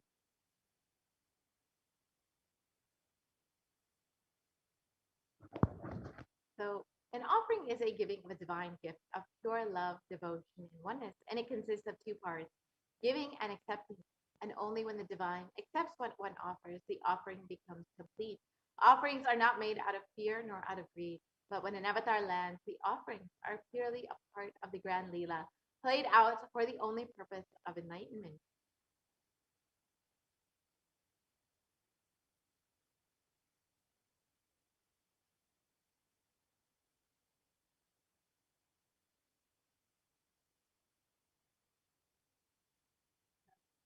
The Dhyana Shloka for Devi Parashakti from the Mulagama Tantra states,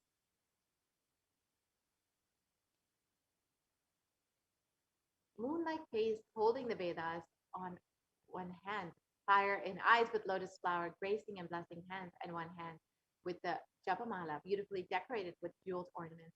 In wonderful clothes and shining crown, her name is Manomani.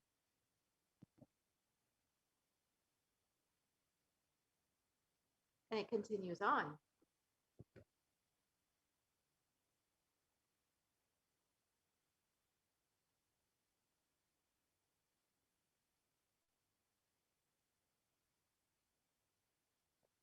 We can continue on.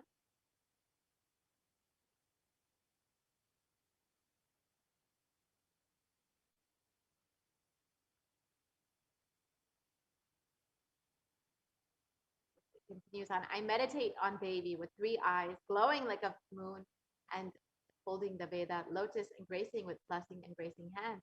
She is holding beautiful ornaments. She is worshipped by Brahma and other many gods, and showers auspicious boons for all actions every day. So in this segment, you'll see that many of these offerings will be made in gold, and this is because gold has great significance in Hinduism. And the origins of gold are described in the Atharva Veda. In this verse, it states, triply born by birth is this gold from the atoms of Agni as one. It becomes dearest to Agni. One fell away from the Soma when it was heard. One they call the seed of virtuous and powerful Apaha. Let that triple gold be for your long life. Gold is a divine element. It purifies everything it touches. It is an element of spiritual significance and great spiritual power of healing and enlightening. The vibration of gold has the power to infuse sattva energy and positive thought currents in anyone who wears and anyone who operates in its vicinity.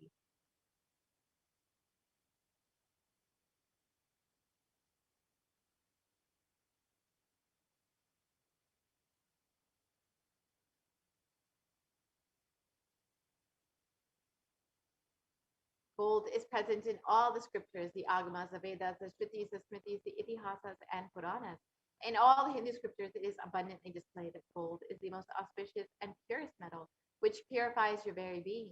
In the Hindu civilization, everything was built in gold, offered, exchanged in gold. Ritual fees were even offered in gold bricks. When one was to be saved from life-threatening illnesses, gold was offered as a ritual fee. Gold was in abundance and used for weighing equivalent amounts of commodities, including cows, and kingdoms were even built with huge doors of gold. The streets would have huge columns and huge archways made of gold. Horses and cows were even dressed in gold.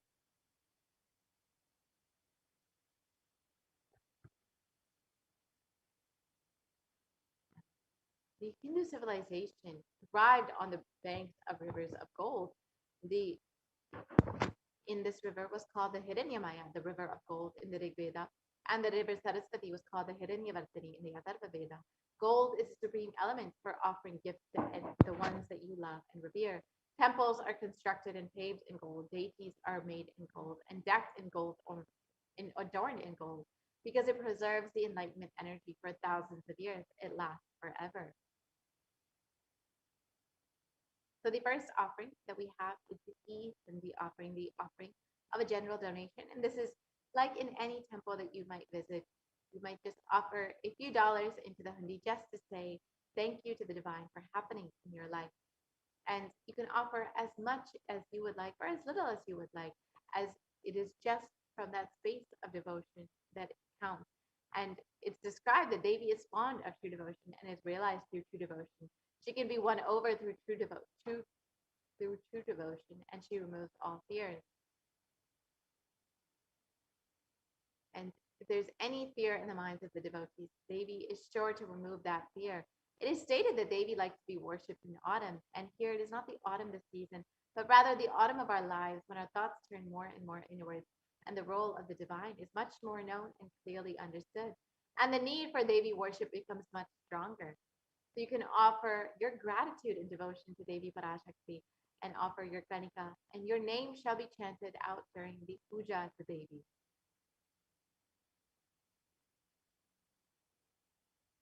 The next offering is the Sankalpa chanting, the offering of your conscious resolution.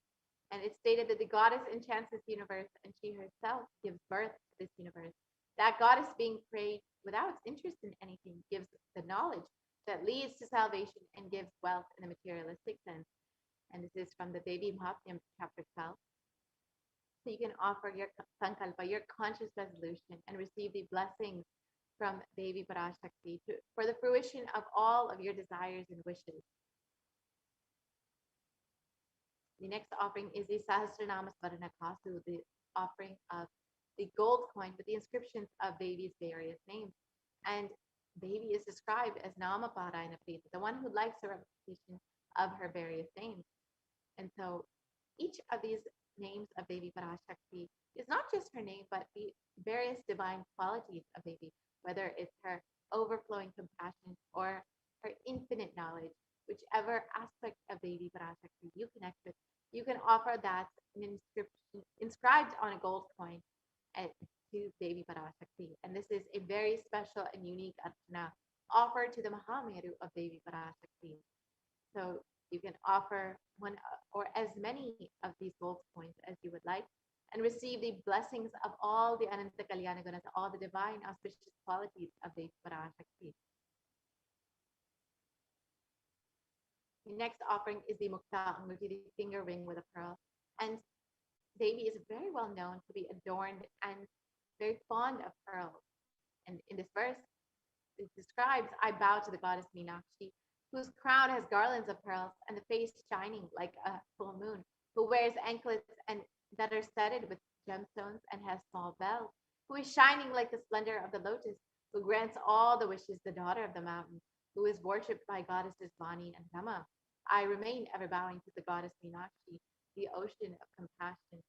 So the pearl, of course, represents Devi's infinite compassion. And when you offer this finger ring with a pearl, you will be showered by her compassion and pure love in all of your business endeavors.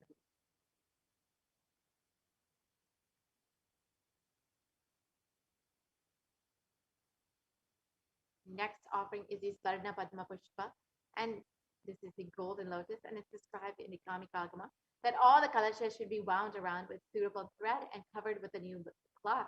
They should be adorned with a lotus flower made of gold. And there are hundreds of scriptural references for using the lotus in the worship of Paramashiva. Almost everything in the worship of the ultimate involves the consecration of deities of worship, or meditating on, or mudras and asanas used during worship involve the lotus flower, the lotus leaf, the lotus pericarp, and the lotus petal. The lotus is a divine flower. The Shakti of Paramashiva is called the lotus. The base of the Paramashiva linga is the lotus, and the disciple of the Paramashiva is also considered as a lotus ready to bloom.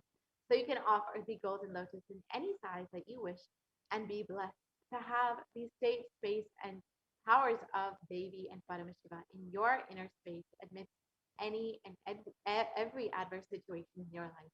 Just as the lotus blooms in murky waters, you too shall bloom in any adverse situation in your life. The next offering is the Swaranamati, the gold toe ring. And in this verse, it describes you whose brightness from the toenails destroys the darkness of ignorance from the minds of your devotees who prostrate at your feet. You whose brightness from your 2 feet overpower that of the lotus flower.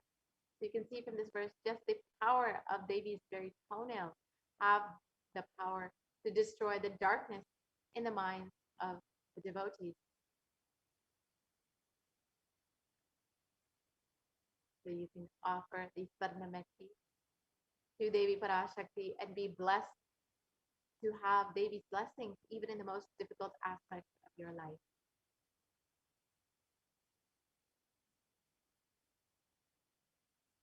The next offering that we have is the Swarnamantika, the gold hairline jewelry. And Devi is described as the one who makes the nectar flow in all of our nerves from the Sahasrara, the one who gives the very pleasant experience of the ultimate.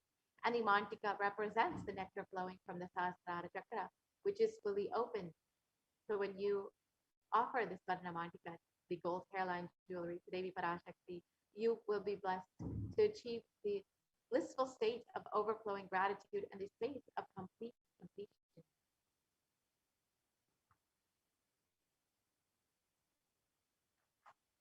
The next offering that we have is the Pratiksha Puja. This is the most favorite offering of all the devotees and disciples of the Supreme Pontiff of Hinduism, and who is manifesting Devi Parashakti for each and every one of you. And we will have a very special Pratiksha Puja coming up on November 4th on Diwali Day. So take a few moments to offer your gratitude and love to the Supreme Pontiff of Hinduism, who is manifesting Devi Parashakti for each and every one of you to guide, bless, and heal each and every one of you. And in the Saundarya Lahari, it states that the toenails of Devi have been sharpened by constantly being touched by the crowns of the celestial beings who always prostrate before Devi. And Tamoguna is darkness. In this stotram, tamas is indicative of the ignorance in the minds of the devotees. And by constantly prostrating before Devi, their ignorance is removed and they attain the knowledge. And so you can offer the Pratiksha Pada Puja on November 4th on Diwali day and receive the blessings for the most auspicious and sweetest path of enlightenment to attain the ultimate knowledge.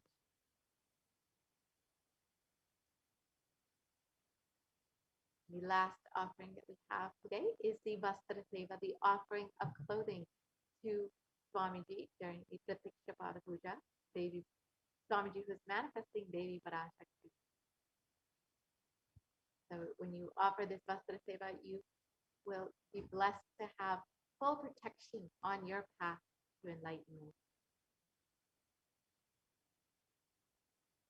So now we can look at the list of the various offerings.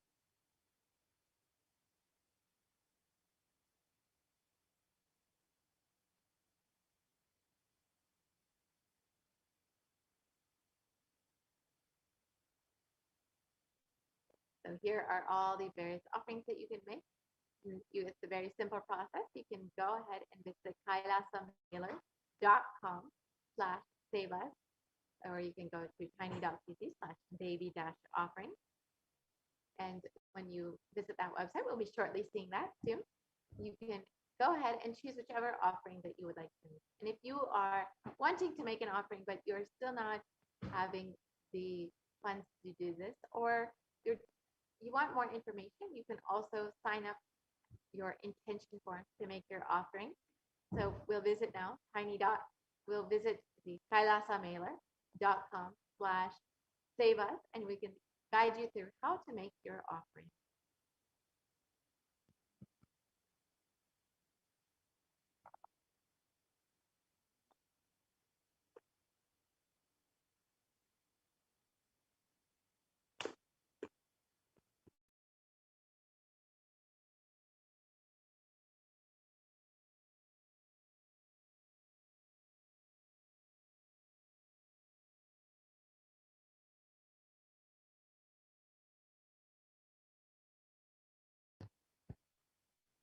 Yes, so here you have where you can fill out your intention form, tiny.cc/bhavasamati.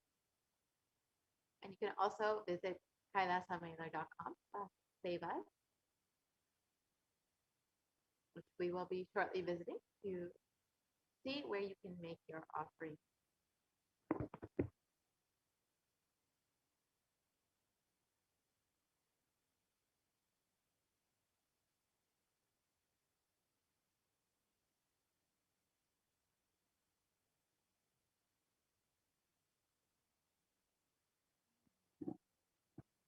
Yes, so here you have the website where you can make your offering. So you can just choose whichever option you would like, whichever offering that you would like to make. Say you would like to offer the Pratiksha Pada Puja. So you can choose that, or any offering that you would like to make, and you can choose as many as you would like. Say you would like to offer one on behalf of yourself and one on behalf of your brother. You can go ahead and choose two and add that to your cart. And once you've added that to your cart, you can go ahead and proceed to the checkout. And so here's what your cart will look like. Make sure all of your offerings are there, and then you can go ahead and proceed to the checkout. So it's a very simple process now. You can just fill out all of your billing details as you would for any online payment. And you can fill out your credit card details, debit card details, PayPal details, whatever you would like to use to make your offering. Once you're done with that, you can go ahead and place your order. And once you've done that, you will be able to make your offering to Devi Parashakti. Next, we'll see the Sankalpa form that you can fill out once you've signed up for your offering. You can fill out the Sankalpa form to fill out all of the details that for yourself and your loved ones to be chanted during the puja, the offering to Devi Parashakti. So here's what that form will look like. And you can fill out all of your contact details and your order number. And once that is done, you will be directed to the next page where you can fill out your name and name of all of your loved ones and make sure that your name is chanted during the offering to Devi Parashakti. So once you've done with that, you will be ready and set to make your offering to Devi.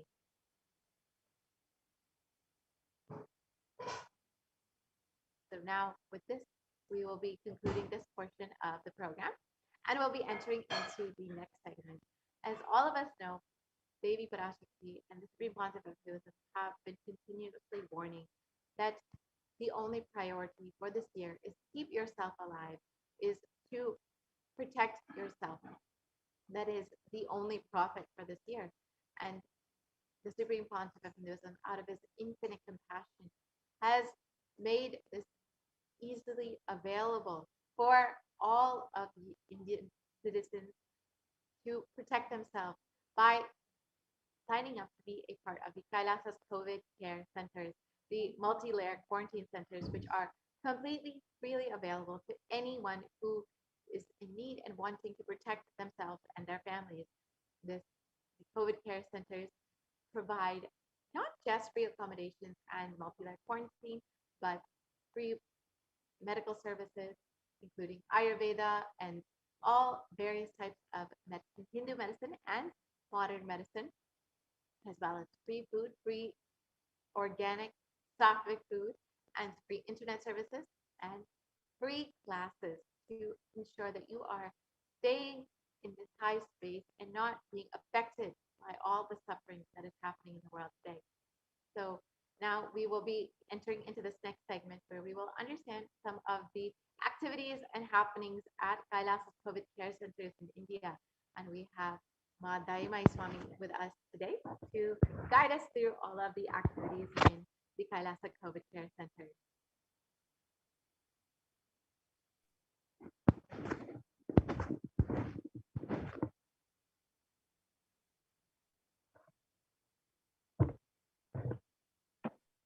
Nithyanandam, thank you, Ma.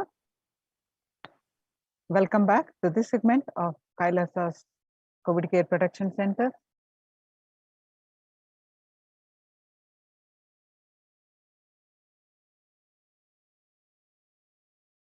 Nithyanandam. With the blessings of the Supreme Pontiff of Hinduism, Jagat Guru Mahasannidhanam,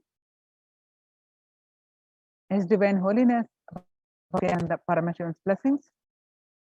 Let's start with the Sadguru Vandanam. Nithyanandam Paramasogadam Kevalam Jnanamurtim Dvandvatitam Gagana Sadusham Tattvamasya Ekam Nityam Vimalamachalam Sarvadi Sakshibhutam Bhavatitam Triguna Rahitam Sadgurum Tam Namami.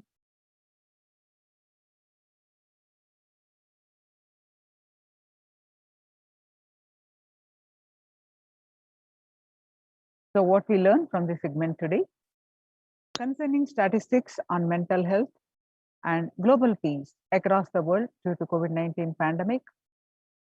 What are the Supreme Pontiff of Hinduism and Kailasa's contributions for global peace? And Supreme Pontiff of Hinduism spiritual solutions for COVID-19, Kailasa's COVID Care Protection Center, some glimpses why temple-based ecosystem. UN recognizes Kailasa's contributions.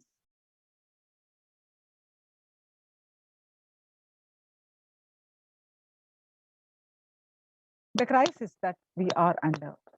Today, people around the world are trying to grapple with the grim reality that the pandemic is far from over. The aftermath of the current calamity promises to be much more devastating. The greatest economics of the world are facing disastrous futures. Countries are facing off each other in deep mistrust. Now let us see some of the statistics and current news. Record high cases in Australia amid the third wave of COVID-19.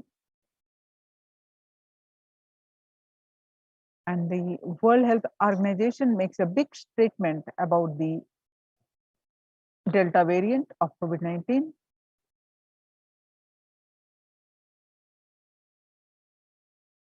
COVID-19 has now killed more Americans than the influenza pandemic of 1918 to 19 did. The 1918 to 19 flu infected about 25% of the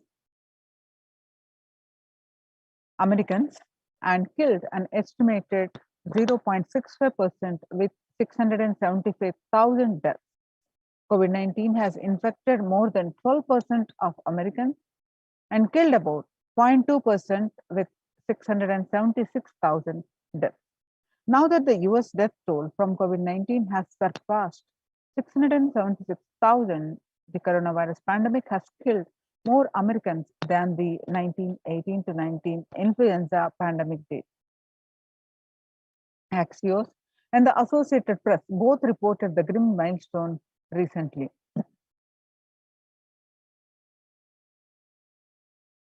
So COVID-19 now officially the US deadliest pandemic as the death toll crosses that of the 1918 to 19 influenza flu.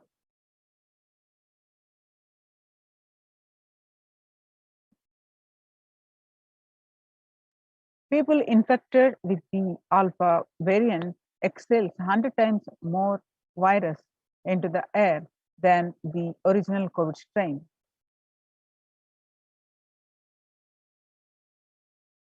Six-feet distance may not be enough to prevent the viral transmission through indoors. In US, COVID-19 is still the most concerning, says the World Health Organization experts. COVID-19 pandemic is nowhere under control in US, says the Chief Medical Advisor, Mr. Anthony Fauci. He said, right now, we are still in pandemic mode because we have 160,000 new infections a day. That's not even modestly in good control. In an interview with Axios, the US has reported 40 million cases of COVID-19 since the outbreak of the virus, with over 4 million infections adding up in the past few weeks. The increase on COVID cases comes as the US administration earlier this month announced that it is planning to provide booster shots of the virus, of the vaccine, as the Delta variant has become dominant in the nation and is wreaking havoc. The surge in Delta variant is driven by the low vaccination coverage in many communities across US, according to the US Center for Disease Control and Prevention. In a country of our size, you can't be hanging around and having 100,000 infections a day. You've got to get well below 10,000 before you start feeling comfortable, Mr. Fauci added.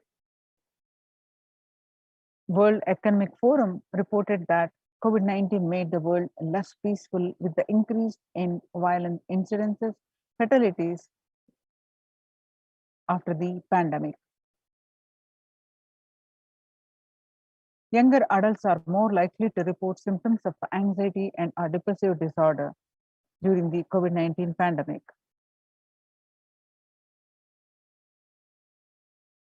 The average share of adults reporting symptoms of anxiety disorder and or depressive disorder, what it was January to June in a 6 months period was 11%, and now in just 1 month of the beginning of this year is shoot up to 41.1%. The share of adults reporting symptoms of anxiety and or depressive disorder during the COVID-19 pandemic, again showing that the younger adults are more likely to report symptoms of anxiety and or depressive disorders. Stress in America, a national mental health concern. COVID-19 is a significant stressor for most Americans. Nearly 8 in 10, which is 78%, say the coronavirus pandemic is a significant source of stress in their lives. Nearly 7 in 10, which is 67%, say they have experienced increased stress over the course of the pandemic. Of the health workers who treated patients during the China's COVID-19 outbreak, 50% showed signs of depression and 45% showed signs of anxiety.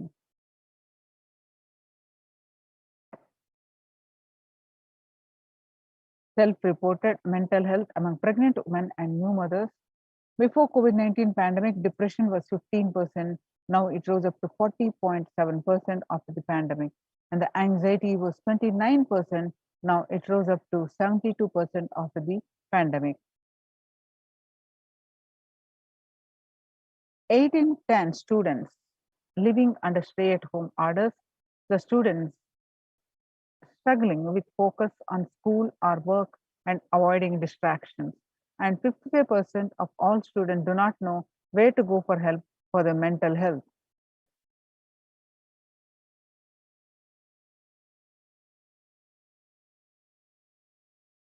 International Labour Organization, COVID-19 is a threat to peace building in conflict-affected nations.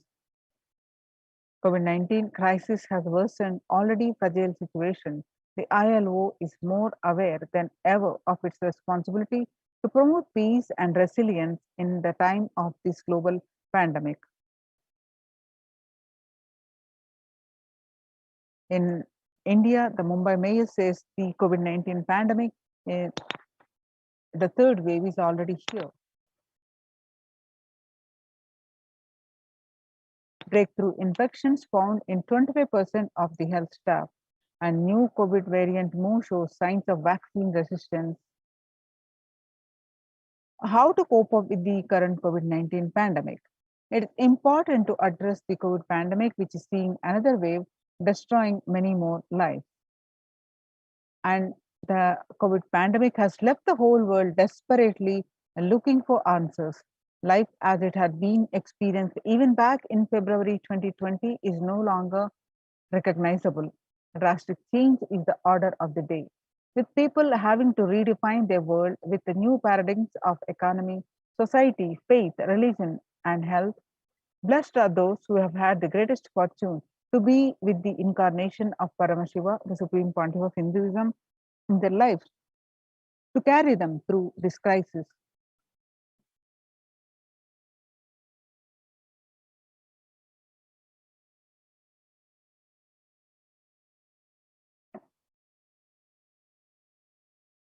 Making peace with the nature is possible. If we start now, making peace with the nature is possible. Even amid pandemic,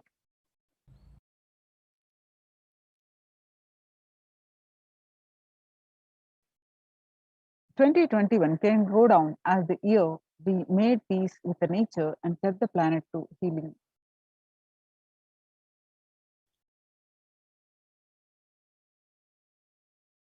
Now we'll watch a small clip. Making peace with the nature is possible only if we start now.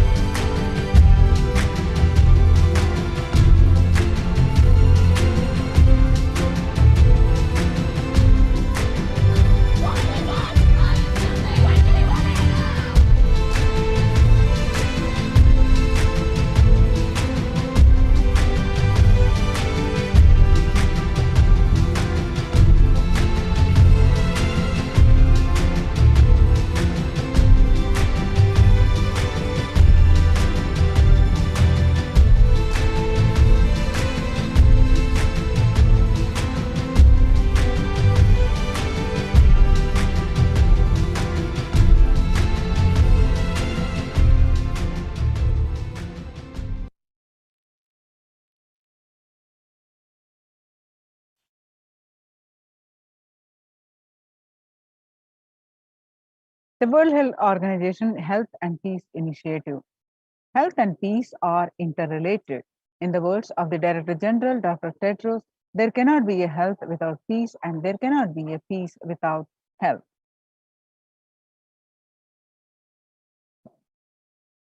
United States Institute of Peace. Amid COVID, we need enhanced international coordination to build peace. Tackling the pandemic and building resilience in fragile states requires concentrated international action at local, national, and global levels. As the humanitarian and economic toll of the COVID-19 pandemic continues to grow, so does the risk that this crisis will fuel new conflict around the world while stemming prospects for resolving ongoing ones. Stronger health systems and universal health coverage must be a priority. Remarks to the General Assembly special session in response to the COVID-19 pandemic. For the first time since 1945, the entire world is confronted by a common threat, regardless of nationality, ethnicity, or faith. A new social contract between people, governments, and the private sector, civil society, and more can tackle the roots of inequality with fair taxation on income and wealth, universal benefits, and opportunities for all. Now, what are the Supreme Pontiff of Hinduism's contribution for the global peace? Vedic civilization beautifully says, Yastu sarvani bhutani atmani ivanupushyati sarva bhuteshu chatmanam tadona vivagupshate.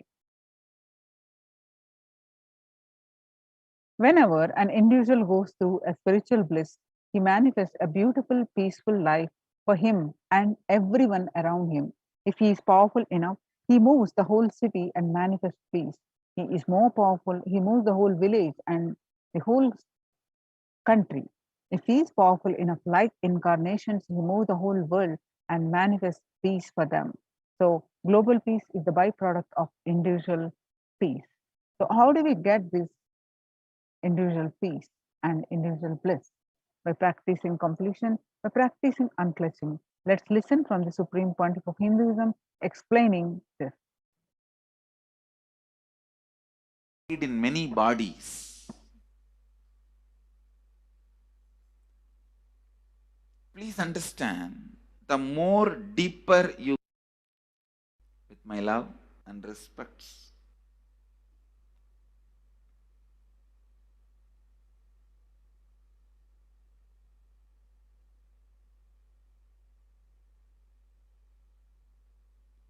today I wanted to expand on the science of completion. How the science of completion can directly impact the consciousness you are carrying and the consciousness embodied in many bodies. Please understand, the more deeper you go inside you, means more deeper space you go inside you, more expanded you become, more one with everything, more oneness you experience. Because the more deeper you go, the more you experience the unified field of consciousness. Various words are used.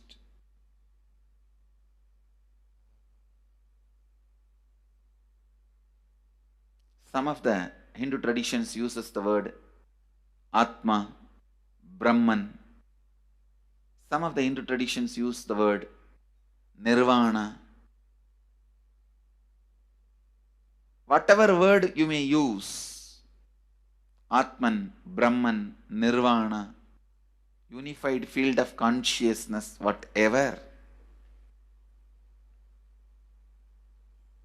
But one thing I want to tell you, the deeper and deeper you go in your inner space, you experience the vast oneness, The more superficial you are, the more incompletions you carry with others, even with yourself. The more superficial you become, even your own right hand and left hand fights with each other. Different parts of you fights with you. Different thoughts of you fights with you. Even you fight with you, the more superficial you go, the more deeper you start traveling. First, you get integrated. The you fighting with you stops. Then, the people around you get integrated. They fighting with you stops. Completion with yourself, then completion with others, then comes completion with other things, not just living beings, even with inanimate beings. The completion starts happening. Even with the nature, completion starts happening. Please understand, the more deeper you travel, the more deeper you go, the more deeper you settle down, the more deeper you start living. Your cognition expands. Your cognition includes. Your cognition becomes more and more inclusive.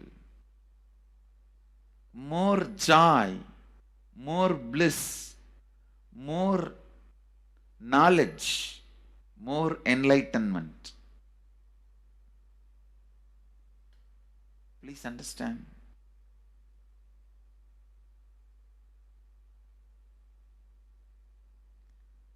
The more and more completion happens in you, you will see everyone around you feels complete with you. That is why I am saying, whether they have body or they are disembodied,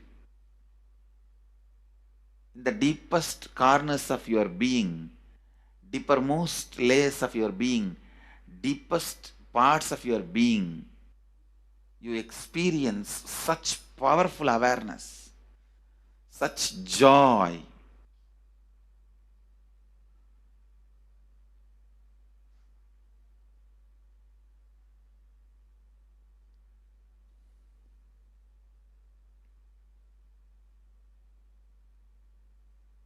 Going into the deepermost corners of your being not only is a joy, it's a power. Because suddenly you will see everybody around you, everything around you listens to you. It really becomes a vibrant power where the tendency to exploit is not there. Listen, that's a very important thing. Power without the tendency to exploit. Because as long as you feel the other person is separate from you, when you get the power, it will always be used for exploiting.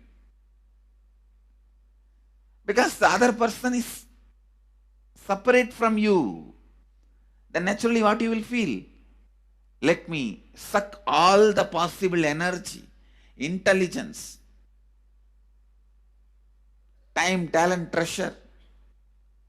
But when you feel the other person is your own extension, you will see, you will be showering so much, enriching so much. The power you have will not be exploiting, it will be enriching.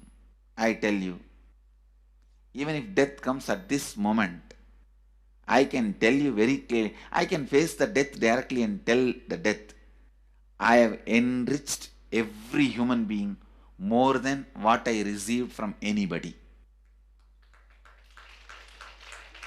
I have given to every human being whom I met in my life more than what I received from them. My accounts is clear. I am ready. Come on, let's go. My accounts is clear. I don't have debt. No credit card money to be paid, loans to be paid, no debit card, no credit card. My accounts is clear.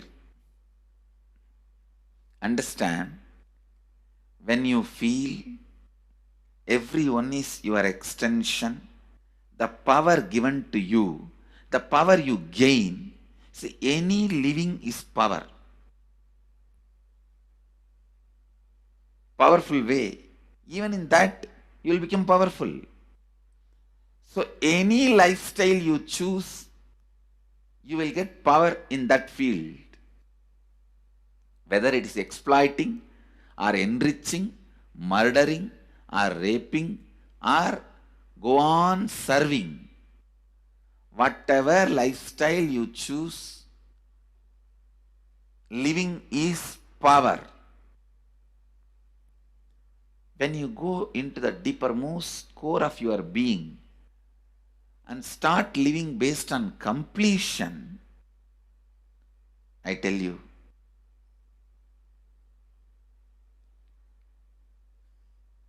the first power you will experience is everything around you listens to you. That power will simply make you enrich everyone. The best power you can have through living is power of enriching. Whatever you do, as I said, whether you live the life of enriching or exploiting, you will become powerful. I tell you, the power of exploiting brings more and more conflict within and without. And those conflicts naturally bring suffering. And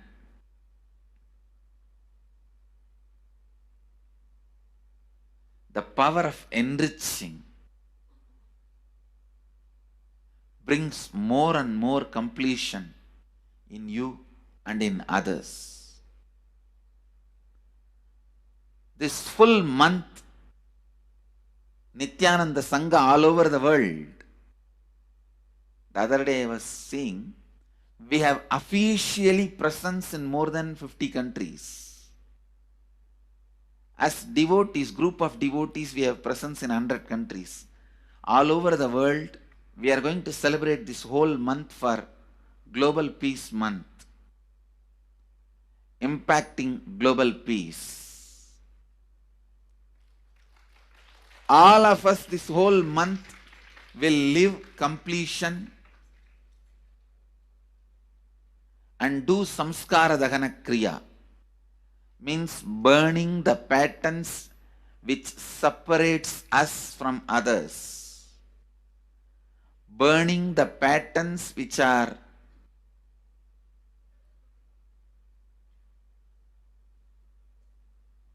constantly keeping us in a superficial level. All over the world, we will be doing samskara dahana kriya, burning our patterns and leading us to more and more completion.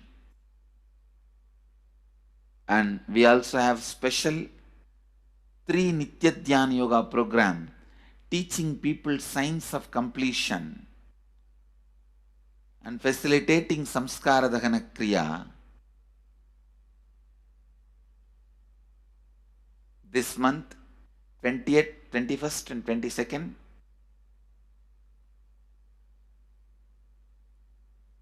this whole month all over the world, all our temples, ashrams, centers, yoga centers, schools, colleges, universities should do samskara dahana kriya, should do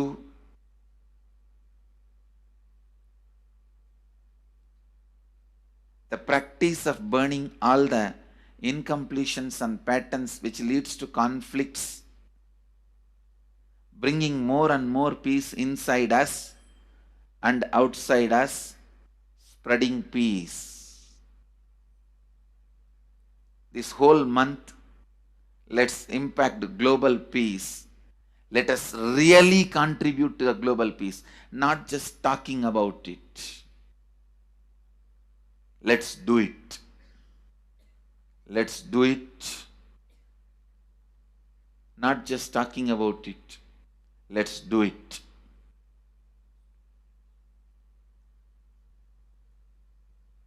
Even if you teach the Samskara Dahana Kriya to 50 people in each area, each place where we have centers, ashrams, temples, two-way centers, yoga centers, even 50 people, each Danidhar teaches, enriches them with this science.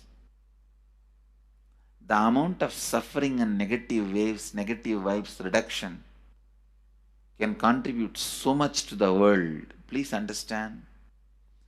One positive person can burn millions people negativity. Experientially, with evidence we proved, one positive person has already burnt at least 20 million people's negativity in last 10 years and brought peace. So each one of you, if you stand up as one positive being, one authentic, responsible, enriching being,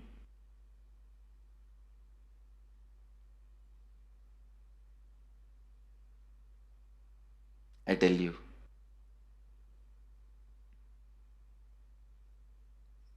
we can do so much to the world. It will be a better place than the time we entered. When we leave, it should be a better place. That's all. When we leave the earth, it should be a better place. So understand, inner peace is your birthright. Go to the depths of your being. Bring more and more completion into you. Completion with others. And start living Advaita. Today in the Inner Awakening session, it's all about completion with others. So last 6 days, literally, you worked so much, one by one by one by one by one, layer by layer by layer by layer. The completion with yourself. Now comes completion with others. Today, we are starting the science of completion with others.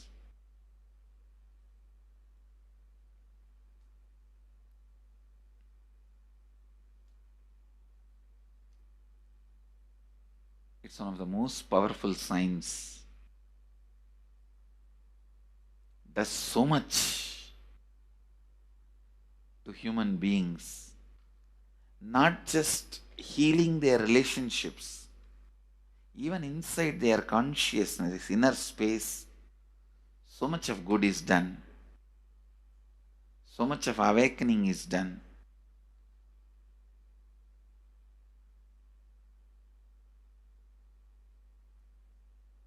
See, when you have completed with others, the kind of strength you feel is the power of Advaita. Strength of Advaita. Today the Inner Awakening sessions are all about completion with others. We have long session today working on completing with others. So with this, because today we have a long session with inner awakening, we are also lagging behind the syllabus. Actually, it is a good news. It's not a bad news because participants are so sincere. They are going through the whole process so intensely, sincerely. Because of that, we are little delayed. But today I am going to catch up. Today I am going to spend more time and catch up with them, with the syllabus. So,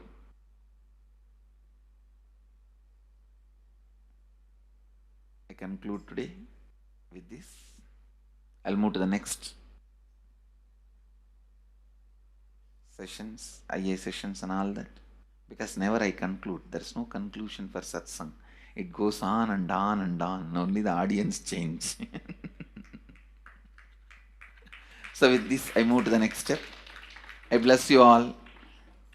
Let you all radiate with integrity, authenticity, responsibility, enriching and causing eternal bliss. Nithyananda.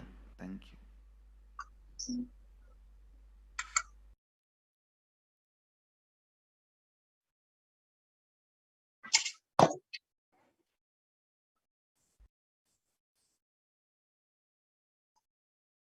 Now let's listen from the Supreme Pontiff of Hinduism that the self-transformation is the secret to achieve global peace. Social answer means I'll tell, oh, you should all work for global peace.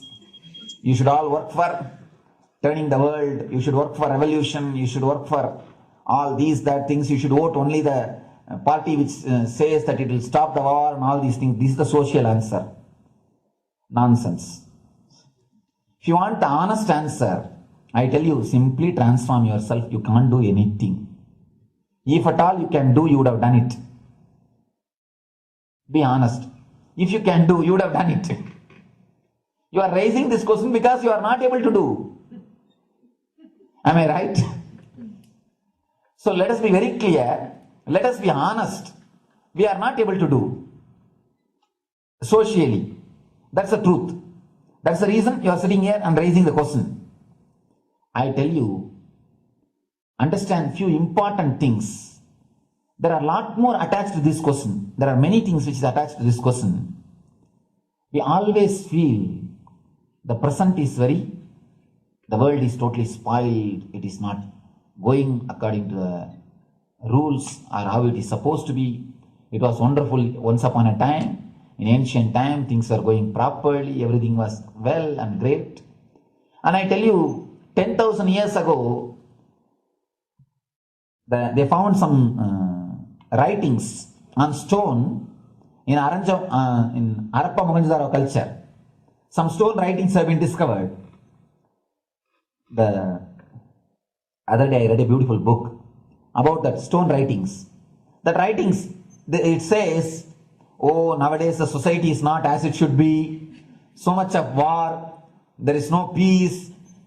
In the early times, there was so much of peace. Society was really great. Things were as it should be. And it almost looks like a today newspaper editorial. 10,000 years ago, the same thing carved on a stone. Then understand, there was no such time as only good prevailed. It is just a fantasy. Hinduism, they call it Satya Yuga, the age of truth. There was a time only truth prevailed. And every religion, Christianity, they say the Garden of Adam and Eve. There was a time everything was wonderful. Every religion has got the fantasy. The past was great. There was golden past. Always the idea of golden past exists only in the past. The more you go back, again you say the past was great. And I tell you one thing, it is a wonderful way of postponing accepting the reality. Otherwise, I can be sure the world was same as it is today. Whether it is 5,000 years ago or 10,000 years ago. Maybe one thing, there was no CNN channel that time. So the news did not reach you so quickly. That's all. The news did not reach you so quickly. That may be the only difference. But otherwise I can be sure the good and the bad was equal. Good and the bad was equal. The same amount of wars were there. All the other things were there. You read the Puranas, the mythological stories of India, you see enough of things. Enough of dirty things. I think sometimes I find a little more. And if you read completely the Puranas or the Hindu scriptures, there are a lot of things much worse than modern day. The criminal activities or bad things or negative things, whatever you say, all this stuff. And never think only present day is corrupted or violent. In the ancient days also, all these things were there. Only one thing was not there, the CNN news or the internet. So the news did not reach you. But otherwise I can tell you, enough the good and bad was there.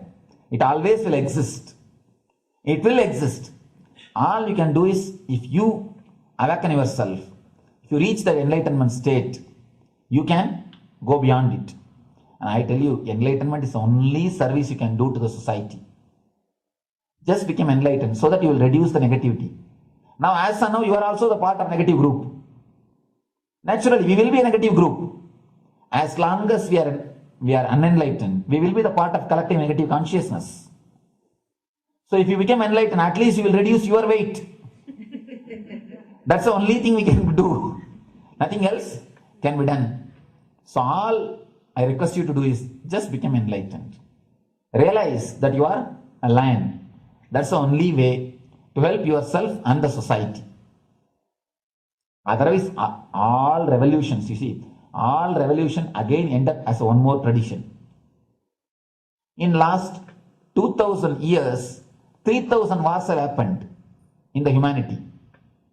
In 2000 years, 3000 wars. Human beings have not done anything except doing wars, except fighting. Everybody claims he wants to do revolution. He wants to spread peace. You see, every country claims their army is a defensive army. Then who is offending? Tell me. Every country says defensive army. Then who is offending? These are all just, games. The idea of peace is a pure game. Everybody wants to spread the peace according to them, not according to the other person. They want peace according to them. The other day I was in one interreligious gathering. One guy is preaching, let all of you convert to my religion so that we will not have fight. He wants peace the way in which he wanted, not the way in which. And there is a beautiful saying, the sword of Muhammad, it is written, peace alone should survive, something like that. He has written some statement about the peace on the sword. We all take sword to spread the peace. So no revolution is going to help, because in the last 2000 years, 3000 revolutions have happened, but still world is same, I think much worse. So no revolution is going to help, only individual evolution is going to help. So be very clear. Instead of working in the outer world, start working in the inner world. That will help you and society some way.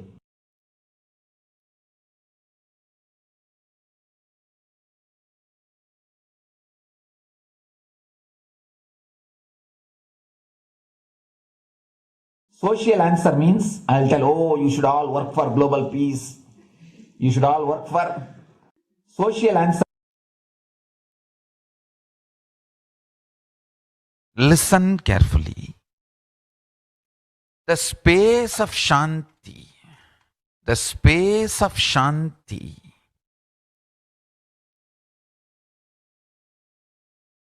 is where Kailasa grows. Listen carefully. It is in the deep powerfulness of peace, or peace-centered powerfulness is the ground, breeding ground for Paramashivatva to manifest. Please understand. Like how pure mirror reflects everything, pure Shanti-based Shakti, peace-based powerfulness reflects Paramashiva. Paramashiva manifests in peace-based powerfulness. Please understand. Neither violence nor powerlessness. Powerlessness is weakness. Violence is abusive. Peace-centered powerfulness. Powerfulness-centered peace. All the Upanishads starts with peace, completes with peace. Shanti mantra. Starts with Shanti mantra, gets completed with Shanti mantra.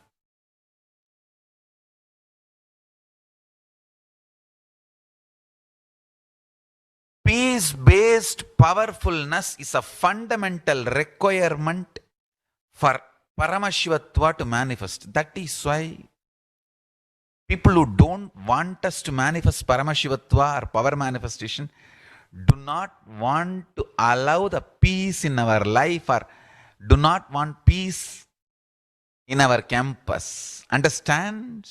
But only if you are peaceful, which cannot be shaken even by the demons and devils and rakshasas, we can be in eternal peace. So, remember this very clearly.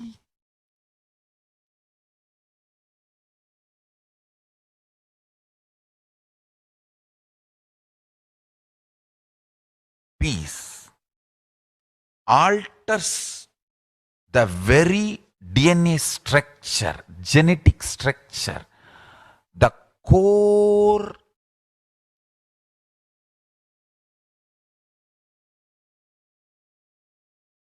Anu Mahat structure. Understand? Anoraniyan Mahato Mahiyan. The consciousness in you is atom inside the atom, Mahat, more than Mahat. That Anoraniyan Mahato Mahiyan. That consciousness starts growing in you with more and more peace-based powerfulness developing in you.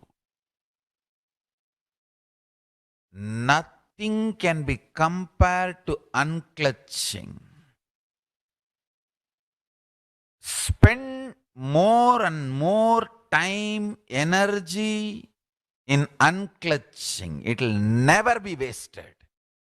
Time spent on unclutching is the most productive time for you in your life, because unclutching completely makes you altogether a different material. Understand? It makes your very biomemory, muscle memory, core structure, molecular structure, genetic structure, DNA structure, everything, all the 8 energy flow circuits, 7 energy flows, 1 the pure conscious explosion. So totally 8 energy flow circuits exist in you. All the 8 explodes when you unclutch. Understand? Unclutching is the space of Sri Kailasa.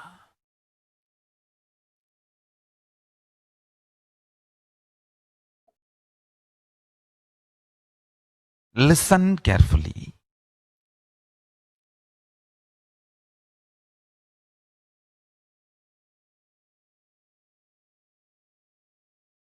The Sovereign Order of Kailasa, led by the Supreme Pontiff of Hinduism and Nithyananda Order of monks, nuns, and Hindu diaspora, are working for global peace and to give a superconsciousness breakthrough to humanity.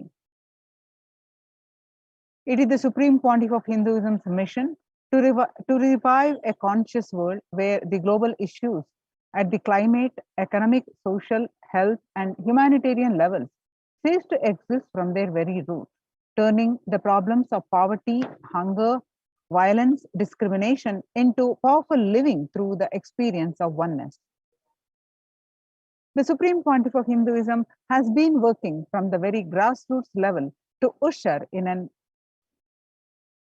era of peace at all levels, individual, societal, national, and global. His deep insights into the workings of the human mind, body, emotion have enabled him to powerfully and directly address various social and emotional problems facing humanity today. Some of the ways that the Supreme Pontiff of Hinduism provides spiritual solutions to combat the pandemic and other issues through Paramashivam program, bringing the super consciousness breakthrough to the whole humanity by starting the Akhanda Nirvikalpa Samadhi Jnana Yajna and contributing almost billions of minutes so far.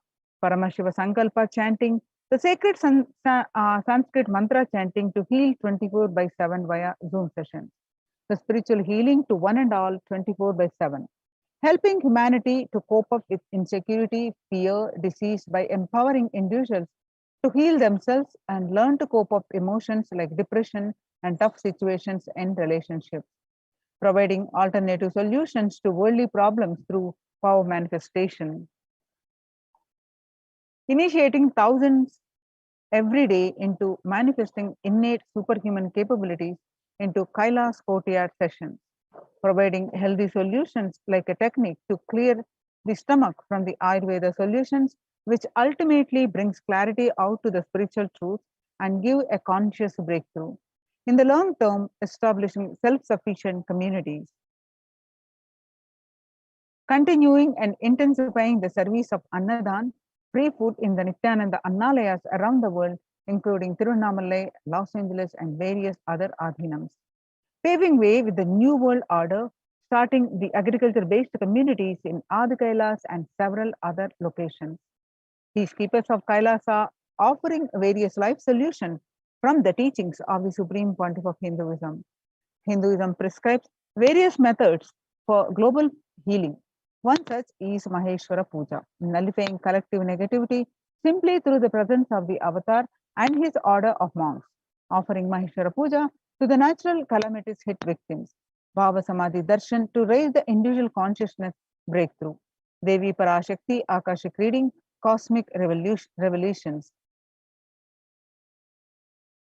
Supreme Pontiff of Hinduism, spiritual solutions for COVID-19. Society was created with the delusional ideas of too many human beings, blind spots, and decisions made from those blind spots. If the visionary of a civilization or country or nation has blind spots when he develops a vision for it, the whole civilization suffers those blind spots forever. Now it's time that nature, Prakriti, resets itself.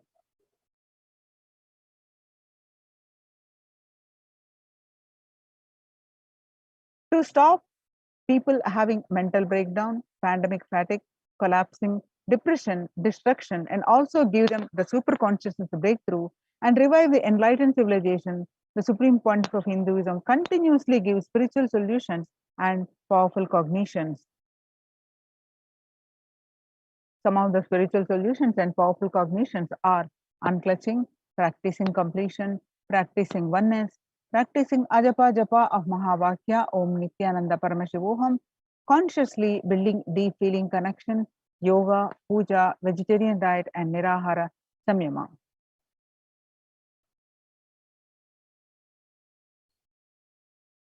The life solutions based on the ancient Hindu tradition, the meditation and yoga techniques from the scriptures, the cognitions rooted in the highest truth, the lifestyle based on living and radiating the higher values of life, and powerful way of living and realizing one's ultimate potential form the foundation of the Supreme Pontiff of Hinduism's teachings, which by their inherent nature provide the foundation for peace on planet Earth.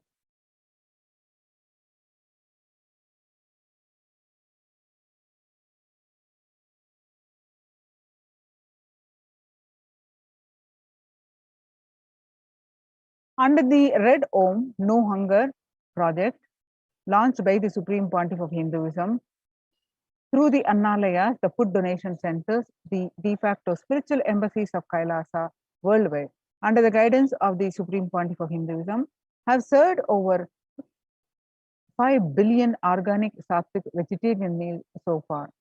Giving free food to all the citizens is the economic policy of Kailasa, deriving the reference from Vedas and Agamas. Recently, under the humanitarian initiative launched by the Supreme Pontiff of Hinduism, is the opening of Kailasa's COVID care centers in India, where the monastery campuses have been turned into a multi-layer quarantine facility to safeguard the inmates against any possible point of contact with the outer world.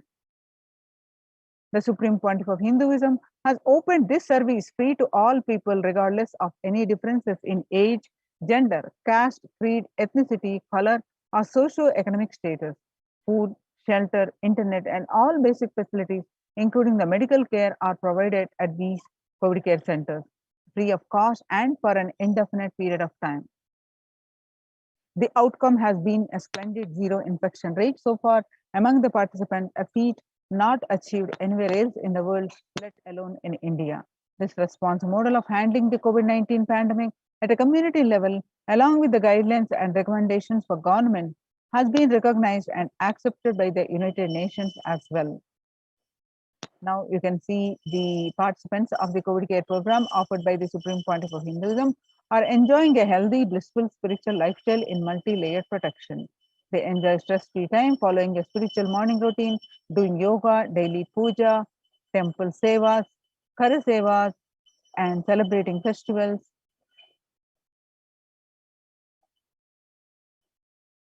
So join the COVID care protection centers. Register now through the link below with the https://kailasa.org/kailasa care. Link again, https://kailasa.org/kailasa care. With this, we are going to move on to the next part of our segment after a very short break. Thank you, Nithyananda.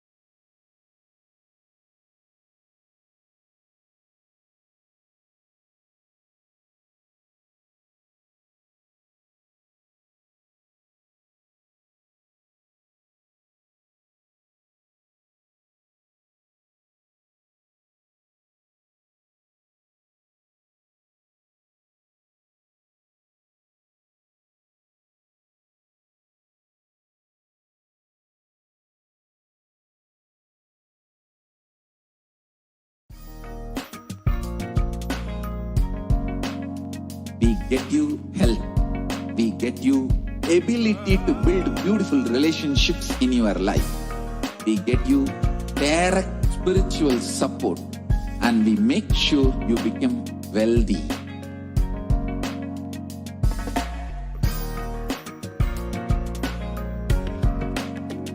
We won't stop giving you just good life. We will literally not stop till you live enlightened life. Manifesting the state of Paramashiva, space of Paramashiva, powers of Paramashiva, being of Paramashiva.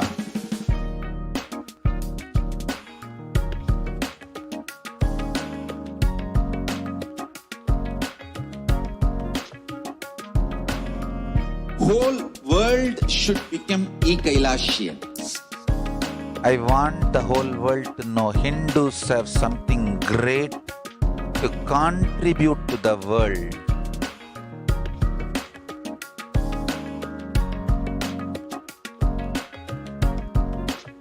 We have something great to contribute to the world. Let us do that.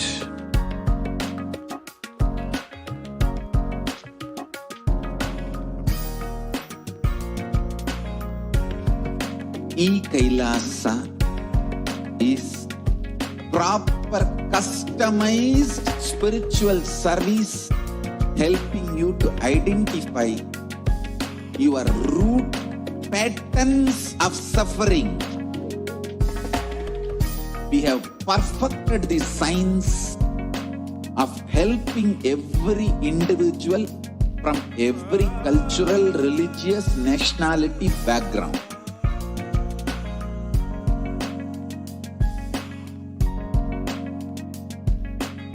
You will have lowest reactionary assumptions, highest awakened response, alive response for life continuously.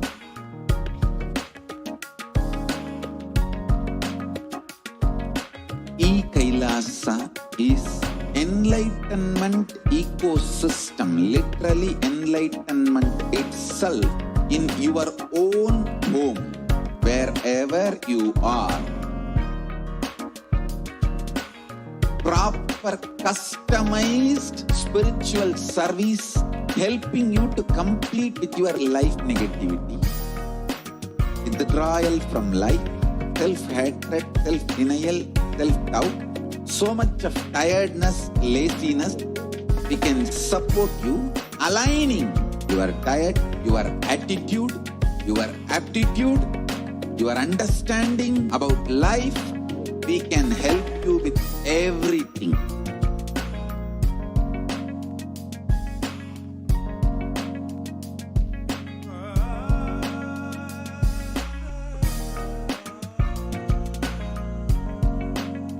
If you are interested in enlightenment, we will immediately bring this to you. If you are not interested, we will explain the whole science, inspire you, and make you interested in enlightenment time. We need to cater this enlightenment science to the whole world wherever they are, because enlightenment is the birthright of all human beings. Kailasa is responsible to provide that to all human beings.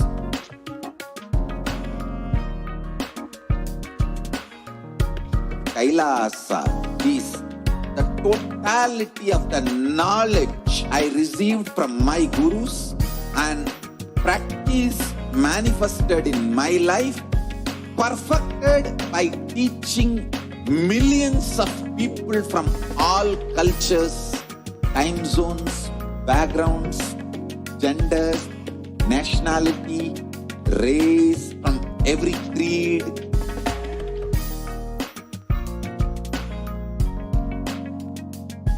So this absolutely perfected knowledge available to you, served to you in your home without even you moving out of your couch, free of cost.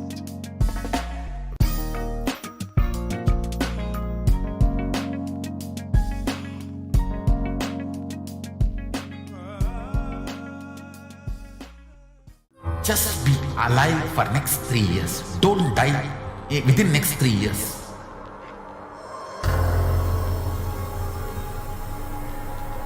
Just don't die within next 3 years. Be alive, somehow be alive. I'm working sincerely. I will reach you somehow.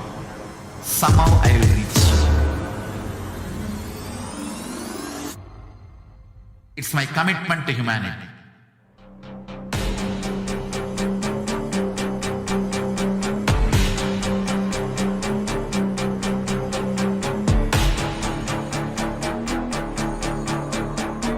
Just don't die within next 3 years. I will reach you wherever you are, whichever corner of the world you may be. I will reach you with enlightenment. You manifesting the space, state, powers, being Paramashivam. It is possible, and it is possible for you.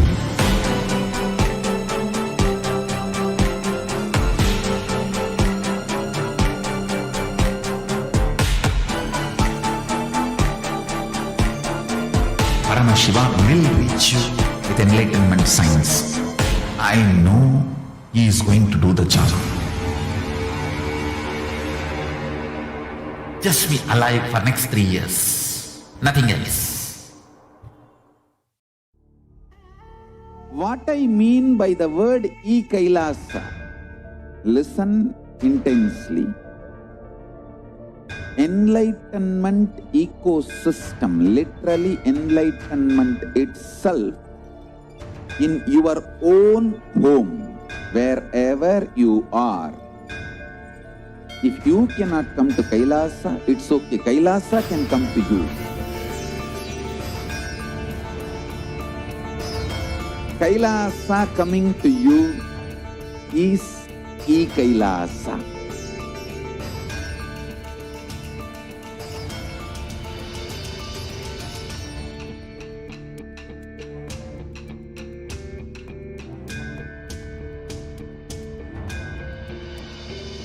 I will revive Hinduism. I am a Hindu revivalist, not by any revolution, but by evolution.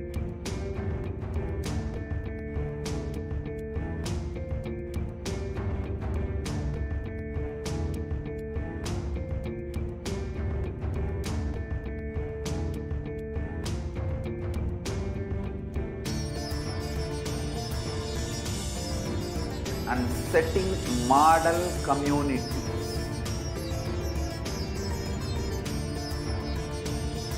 Kailasas, enlightenment ecosystems, Sarvanya Pitas all over the world.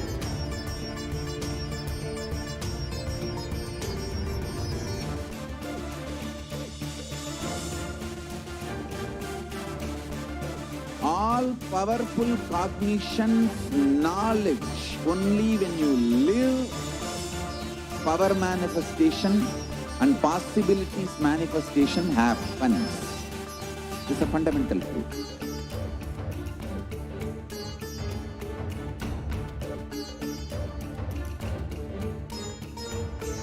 Hinduism cannot live exclusively as one sampradaya. No. All sampradayas of Hinduism is an ecosystem.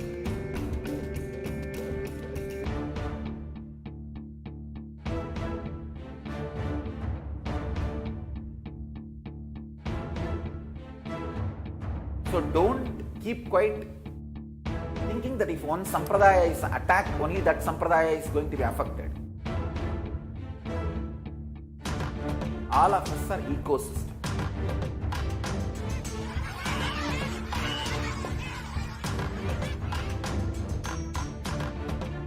I invite all of you to get involved and enjoy Hinduism by the principle of Dharmo Rakshati Rakshitaha. When you protect Dharma, Dharma protects you. We will make the whole planet flourish spiritually. the spiritual prosperity will happen to the whole planet. We all have to coexist together.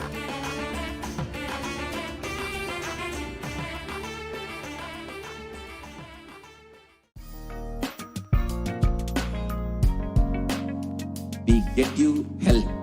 We get you ability to build beautiful relationships in your life. We get you direct spiritual support, and we make sure you become wealthy.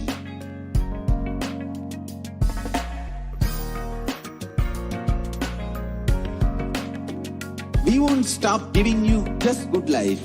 We will literally not stop till you live enlightened life. Manifesting the state of Paramashiva, space of Paramashiva, powers of Paramashiva, being of Paramashiva.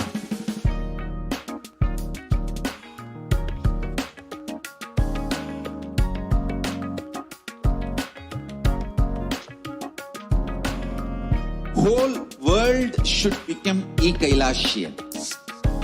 I want the whole world to know Hindus have something great to contribute to the world.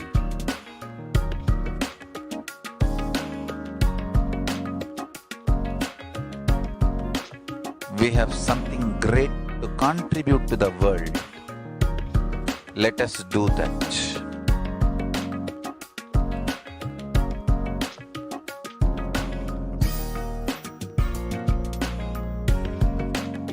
Kailasa is proper customized spiritual service helping you to identify your root patterns of suffering. We have perfected the science of helping every individual from every cultural, religious, nationality background.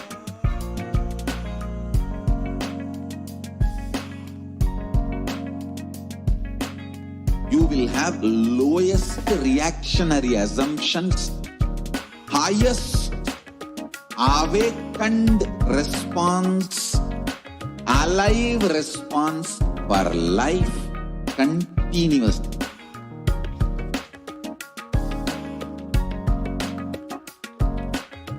Kailasa is enlightenment ecosystem, literally enlightenment itself in your own home, wherever.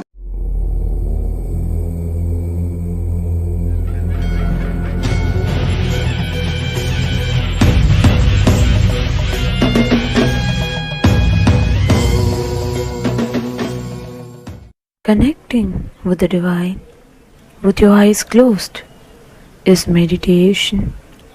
Connecting with the divine with your eyes open is darshan. Come, let us all now move from meditation to darshan. Slowly, very slowly, please open your eyes.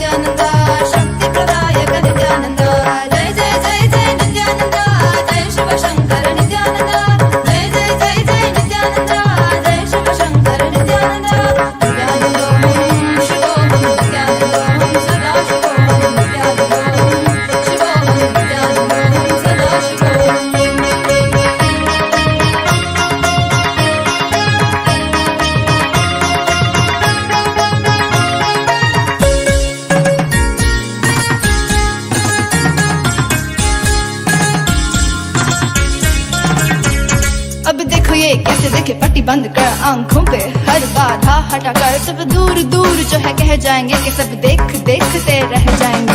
Trinetra जागरण जो इसे कहते हैं कथाओं में जो सुनने को मिलते हैं कहने में जो लगे नहीं इतना आसान चुश्चुल इतना भी नहीं मुश्किल बात बनेगी संपूर्ति जब साथ है तो आओ एक दीक्षा की तो बात है सारी दुनिया में मगर एक ही इंसान उप्स नॉट इंसान ये है भगवान जय जय जय जय नित्यानंदा जय शिव शंकर नित्यानंदा जय जय जय जय नित्यानंदा जय शिव शंकर नित्यानंदा नित्यानंदोहं शिवोहं नित्यानंदोहं सदा शिवोहं नित्यानंदोहं शिवोहं नित्यानंदोहं सदा शिवोहं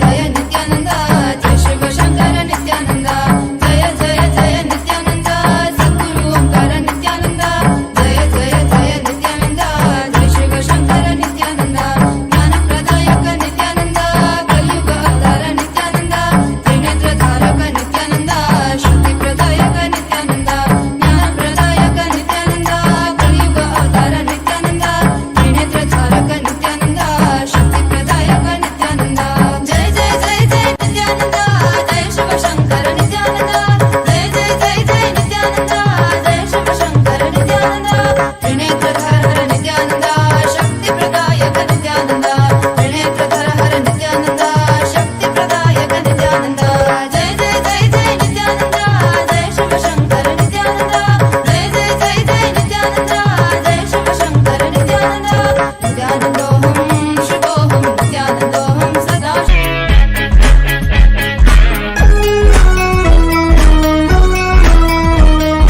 Incompletion, suffering is all that we talk about. Confusion, delusion, and everybody's stressed out. The only one to save us is him, there's no doubt.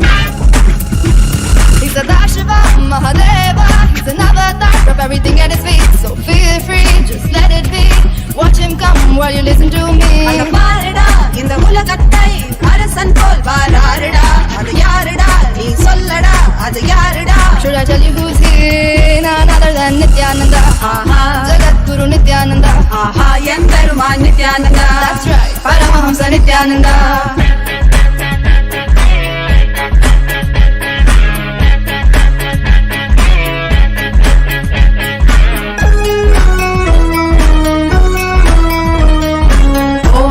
नित्यानंदाय Namo Namo नित्यानंदाय ओम नमो नित्यानंदाय सदाशिवाय ओम नमो नित्यानंदाय नमो नमो नित्यानंदाय ओम नमो नित्यानंदाय सदाशिवाय ओम नित्यानंद सदाशिव महादेव से नाडाडगुन जडमुडी मीसै I see you and that track my heart goes stuck stuck மறைந்த நின்ற பார்க்கும் முனை என்னோடு ஆசை Let's sing it once more. Nithyananda Satsang Mahadeva say நாடாடகுன ஜடமுடி மீசை I see you and that track my heart goes stuck stuck மறைந்த நின்ற பார்க்கும் முனை என்னோடு ஆசை He's Sadashiva Mahadeva he's an avatar of everything at his feet so feel free just let it be watch him come while you listen to me அங்க பாருடா இந்த உலகத்தை அரசன் போல் வாராருடா இன்யாருடா அவனேதான் Sivan Avataran எம்பெருமானிடா None other than Nithyananda.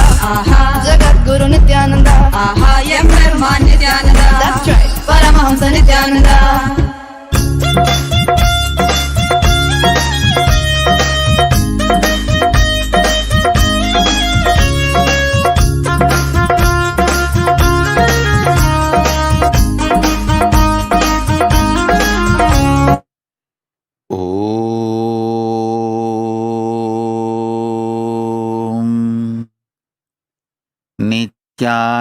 नित्यानन्देश्वर परमशिवसमारम्भाम् नित्यानन्देश्वरि परमशक्तिमध्यमाम् अस्मदाचार्यपर्यन्ताम् वन्दे गुरुपरम्पराम्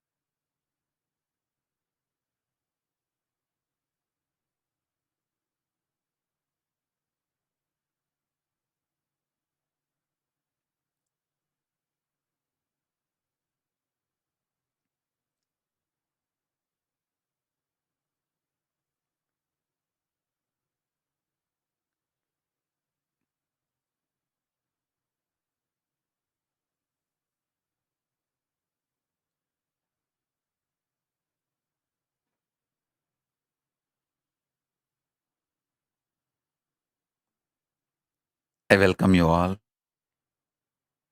with my love and respect. I welcome all the devotees, disciples, Samajis, Satsangis, Srimahans, Mahants, Tanedar Kotari, visitors, viewers, Sarvanyapita Kartas, Yajamans, manifestors, Sarvabarityahis, everyone sitting with us all over the world, Mantreshwaras, Vidyeshwaras, Ganeshwaras, Lokeshwaras, Astreshwaras. I welcome all of you with my love and blessings.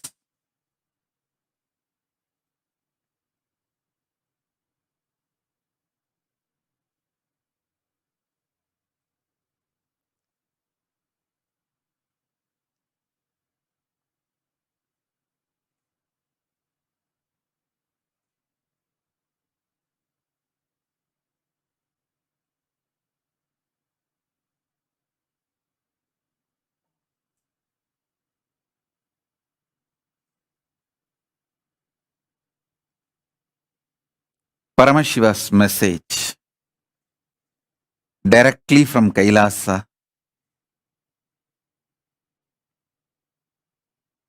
Listen. Reality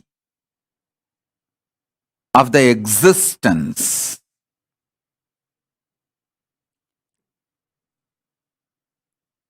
manifests as consciousness in you as Paramashiva in Brahmanda, in macrocosm.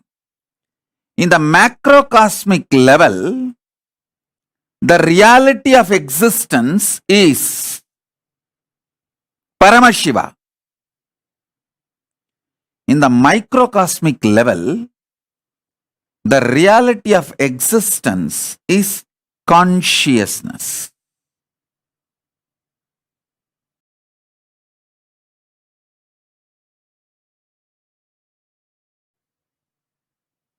Listen intensely.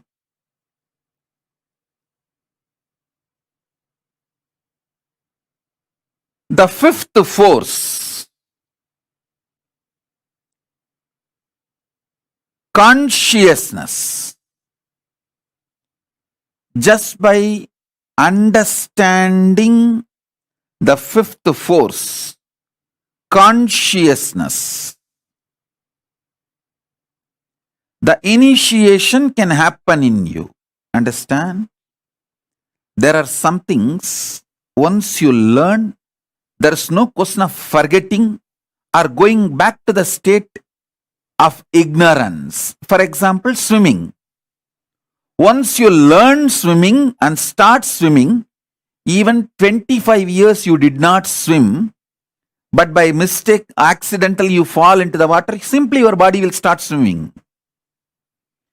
So there is no question of going back to ignorance.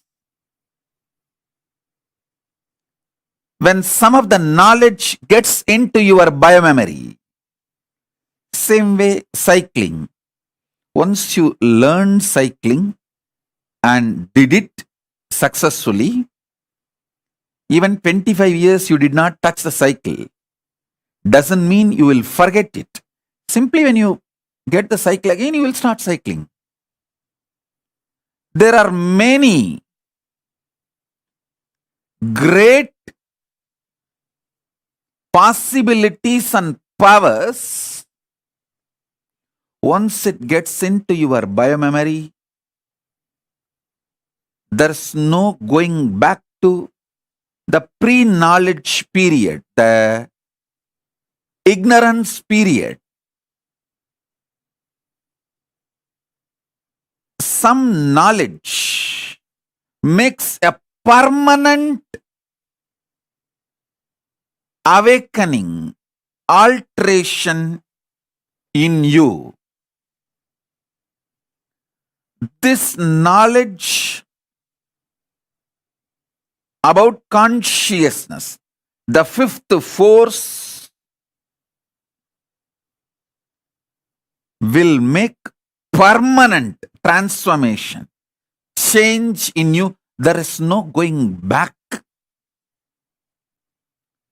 to the space of ignorance or pre-knowledge zone. Once you receive this knowledge, there is no going back to pre-knowledge time or ignorance period. Listen, I'm going to initiate all of you by giving you this conscious reality.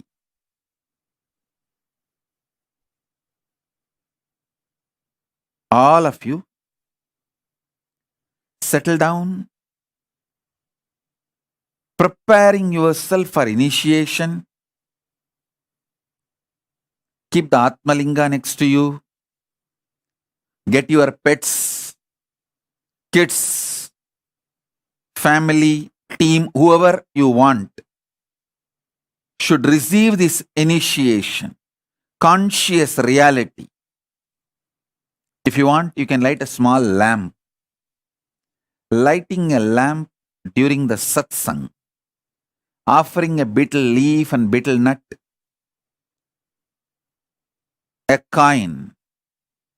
These all may look ritualistic, but it will prepare your inner space to receive initiation. You don't need to give $1 or $2 or nothing. Just you can give a penny. The lowest available denomination coin. Because it is not economical value, it's a spiritual value. Understand? It is not at all economical value, it's a spiritual value. A betel leaf, a betel nut, and the lowest available coin, a lamp. All this does a powerful preparation inside you.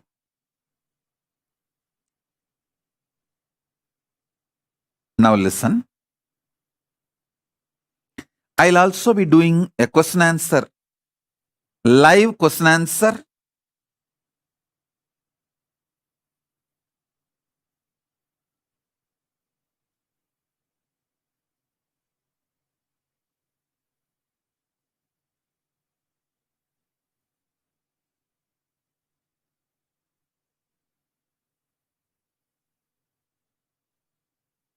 So first thing,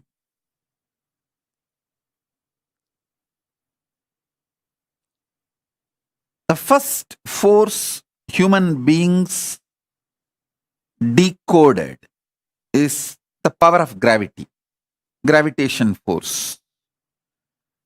The second one,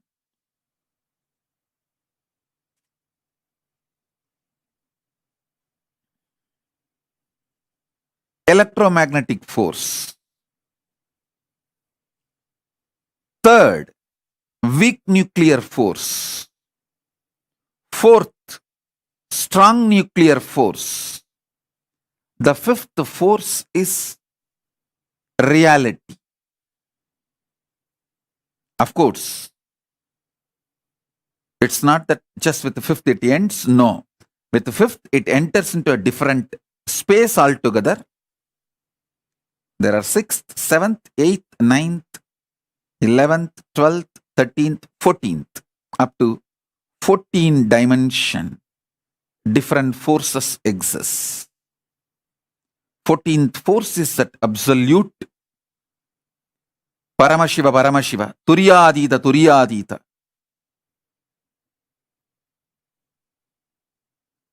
I'll explain the fifth force for now and initiate all of you about the fifth force. I'll reveal the exact Tamil words got revealed to me by Paramashiva. Arunagiri Yogeshwara directly. Still I enjoy Paramashiva as my Guru, Arunagiri Yogeshwara. Even though he became one and the same, my Guru Bhakti is so overflowing. It's like a gracie, not crazy, crazy, cranky, all put together and beyond. It's a gracie.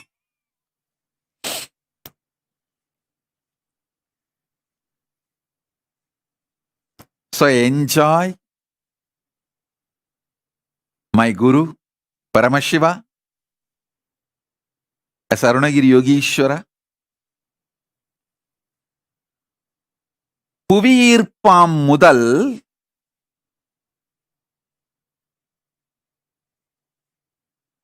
மின்காந்த அலைவீச்சாம் 2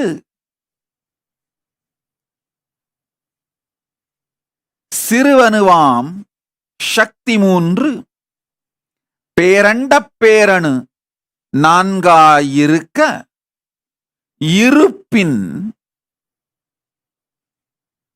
சக்தி 5 இலங்க 6 7 8 9 10 11 12 13 14 பயிற்று துலங்க 5 முதலில் அறி.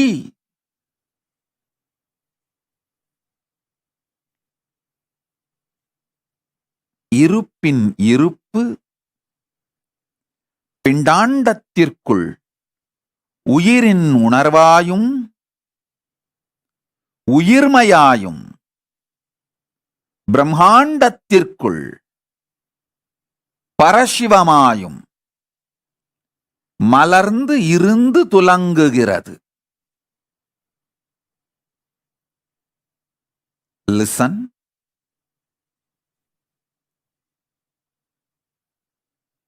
Greatest that can happen to human being is this conscious reality becoming the existence, part of your existence. Listen. This conscious reality can be part of your existence if you have a direct feeling connection, Guru Bhakti. It can just like a jumping of the flame, transmission of the lamp. Hey, Paramashiva is real. Over. You just know. Swamiji said it. Paramashiva is real. Paramashiva is real. And based on that, your whole cognitive shift happens. Your existence shifts. From that reality, you cognize, exist, act, manifest, gravitate, do everything.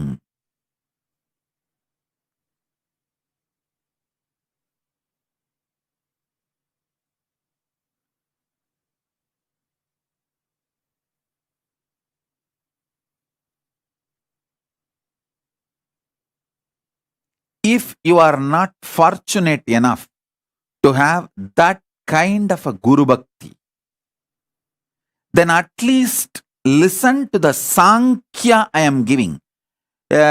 Understanding from known to unknown, then when the unknown becomes known, from that known to the next unknown, and when that unknown becomes known, from that known to the next unknown, this Sankhya which I am showing, at least move along with it.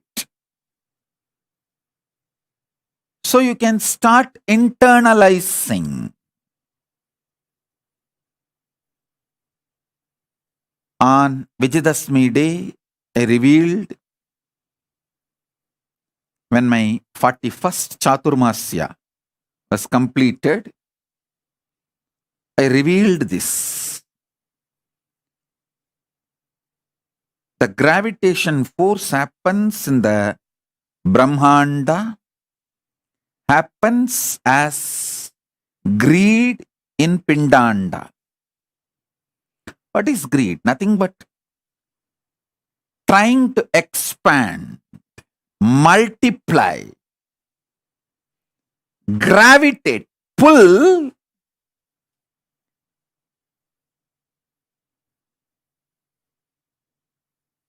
and add what you pulled as part of you.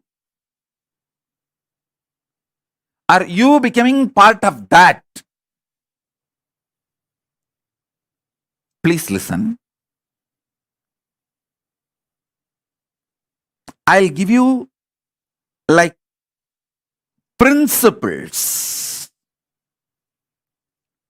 Just pull out what modern science talks about gravitation, theory of gravity, everything, the latest, and what Vedas describe as gravitation and what Vedas reveal about greed.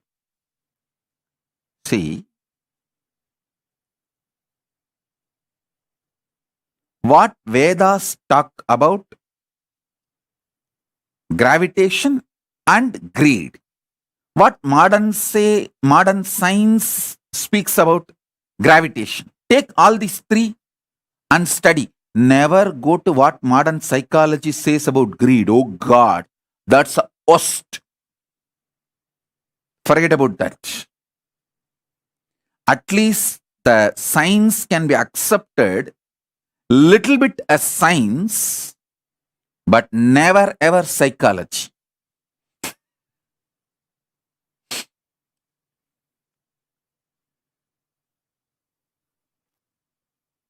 What Vedas and Agamas describe about gravitation, what Vedas and Agamas describe about greed, and what modern day science describes about gravitation, theory of gravity, everything.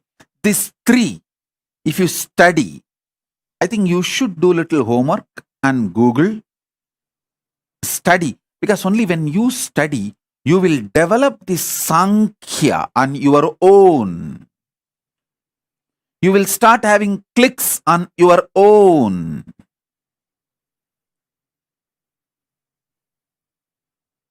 I can give you a lot of references. I'll give you the references I have from Rig Veda, first canto and 103rd chapter, 2nd verse.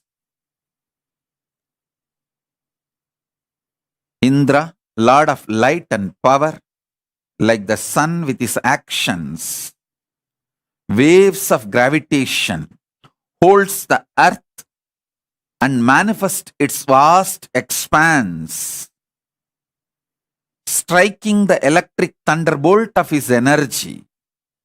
He constantly creates the waters of space.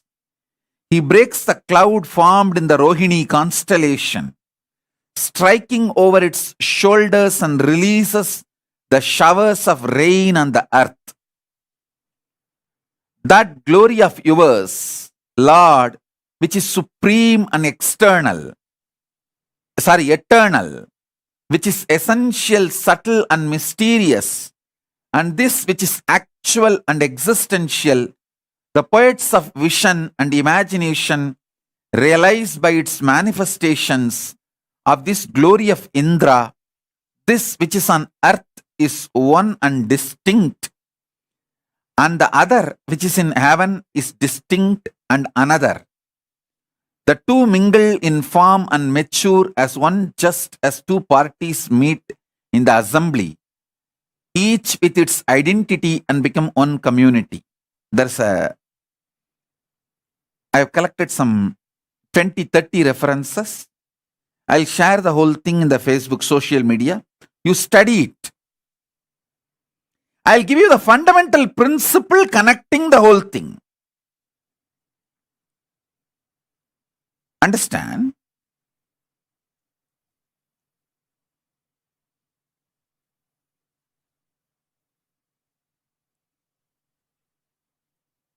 Gravitation in macrocosm, greed in microcosm. Actually, in the initial level, you need to understand our existence is like holographic.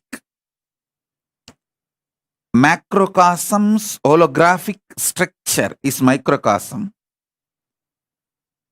Once you evolve this Sankhya, this conscious evolution,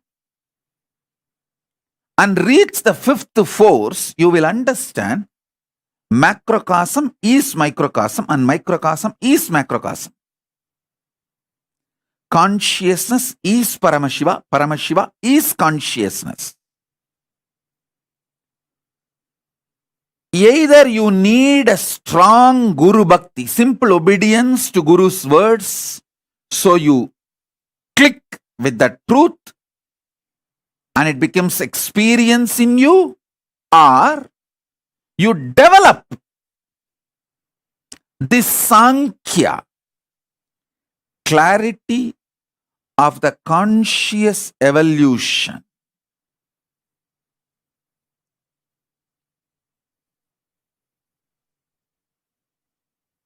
Rishi Piplada explains in the Prashnopanishad, the mother divinity in the earth helps the apana by supporting it. As per the Ayurveda, apana is the force equivalent to gravity, present in the middle of the body. In all living beings, it aids bodily functions of ingestion, taking in of food, digestion, the process of moving and breaking down food into absorbable nutrients, excretion, discarding the body waste such as defecation, micturition, urination, parturition, giving birth, all these actions. Listen. Listen intensely.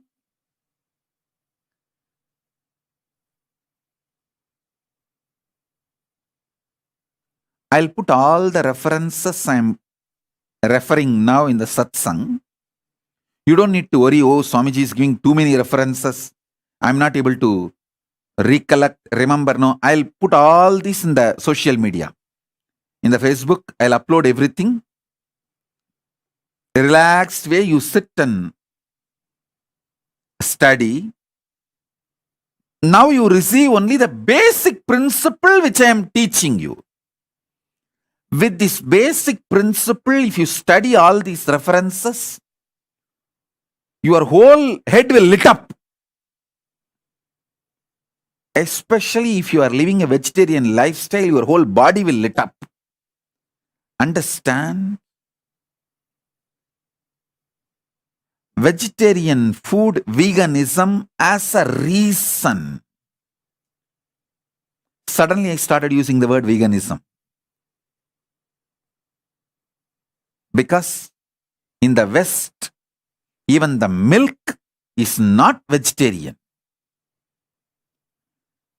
Desi cow's milk, which is worshipped as Gomata, is vegetarian.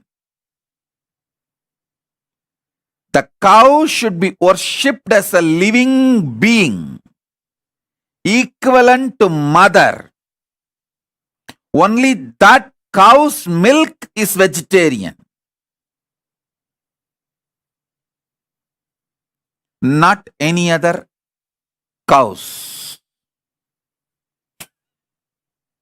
I am making it very clear. Cow, which is worshipped as Gomata, equivalent to mother.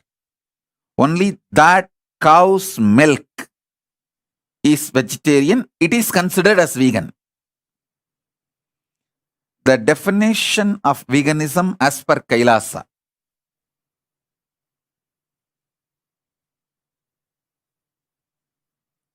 Definition of veganism as per Kailasa. Cow milk from a cow which is worshipped, revered, equivalent to mother, and the products made of that milk is part of veganism, vegan diet, not any other cows or any other dairy products. I'm making it very clear. Some people are telling, oh, in the West, the cows are treated badly. Go to India. India has gone to the same level of West. India also, only the traditional mutts, monastery, goshalas, cows are treated with respect and love and worshipped.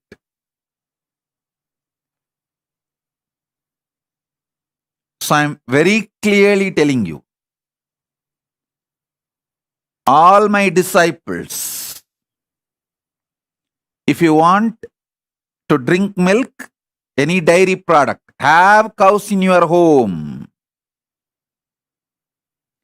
Worship them, respect them, get milk from them. Having a cow in your house will bring Lakshmi, wealth to you. I tell you, the worst thing, the criminal, negligent Hindus,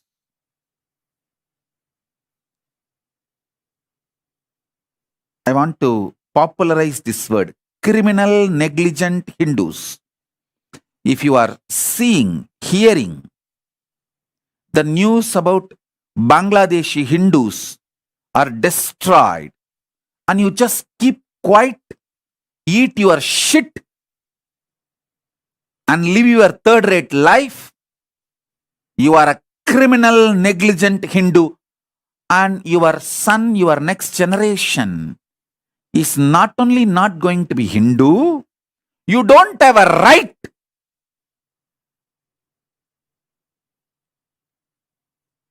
to have someone who is going to carry your name. That's why you are going to lose it. Criminal, negligent society has no right to exist. You have no right to have future.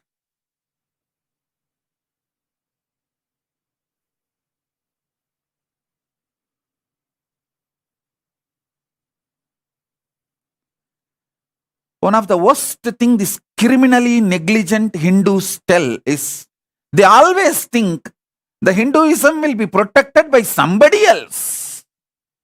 To justify their criminal negligence, they think, oh, Sanatana Hindu Dharma, it can never be destroyed. Bloody. Dash, dash, dash, dash, dash. Put beep sound and fill all the dirty words in this gap.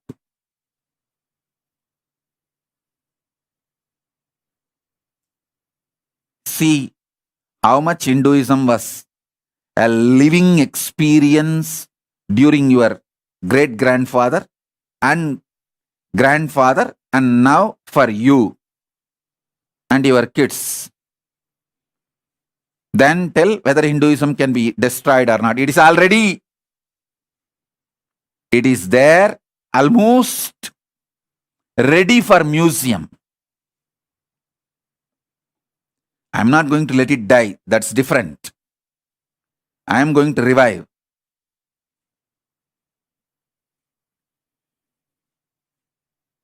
But be very clear. The criminal, negligent Hindus. Actually, I want the whole Kailasa should start using this word. we are treating Hindus with a very cute words like, oh, consumeristic Hindus. Hindus are caught in consumerism. That is the real problem. Many anti-Hindu forces are very active. Oh, Hindus are not united. Don't use all these decent words towards Hindus. Use straight word. Criminally negligent Hindus. Always bothered about one degree, one house, one spouse, 2 kids, 2 cars, bank balance. Over.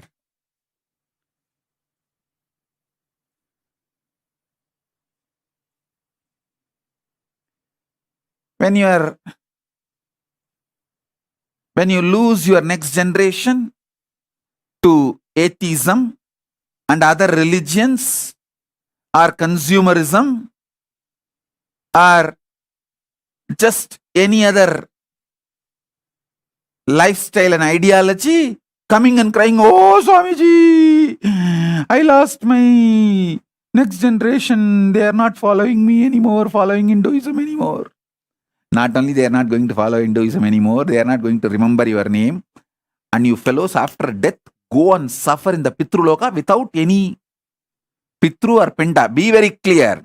Unless your next 7th generation gives you the Pinda, you are going to rot and die in Pitruloka. These are all not false lies.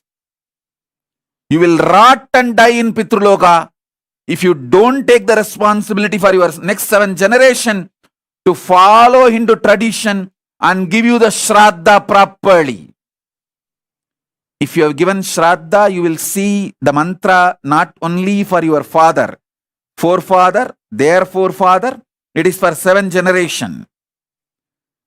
Be very clear. If you want a peaceful existence after death, make sure your 7th generation follows Hinduism and gives you Shraddha properly. Otherwise, get lost, rot in the Pitruloka. These are all not false. Hey, other religions talk only about one birth and they have their own solutions and all that. Hinduism is very clear. If you are a born Hindu, the greater science of life, the truth of the cosmos is this. Stop being criminally negligent. Learn to keep your next 7th generation Hindus and living, practicing Hindus. They should give proper Shraddha, Pindadarpana to you. Only then you are going to be in peace in the Pitruloka.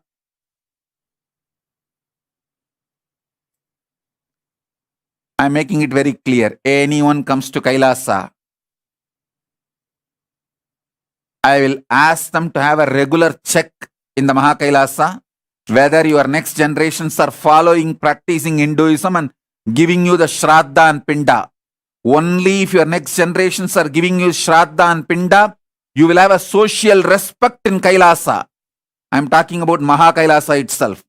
Otherwise, in Mahakailasa, people will laugh at you. Your grandson did not send you the Pinda now this year. Over. Next 7th generation should give you Shraddha. So next 7th generation should follow Hinduism. Take collective integrity responsibility for that. Criminal, negligent, dash.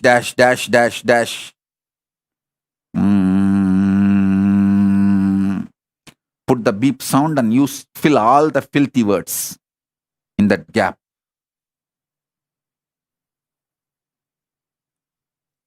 The criminal, negligent Hindus started believing, oh, having a cow in the house, doing everyday puja, these are all waste of time, takes away too much energy. Why don't you stop cooking? Just eat your shit itself. So cooking time will be saved. Very easy. You just shit and eat the same. That becomes more practical, time-saving lifestyle, na?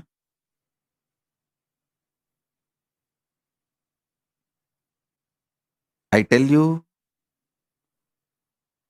I am born and brought up in a house where my grandparents used to have a cow in the home just to milk every day and use for puja, offer to Paramashiva and Shiva puja and take it to temple.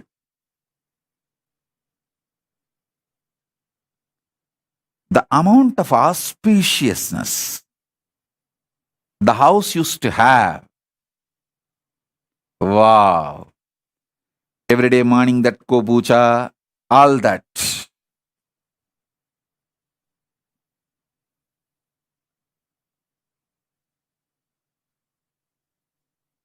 Don't try to come and tell me, oh, in US we cannot keep cows. Then get lost and go to a country where you can keep cows.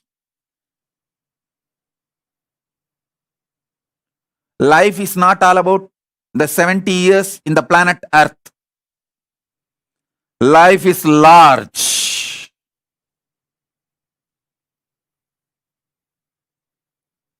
Life is large.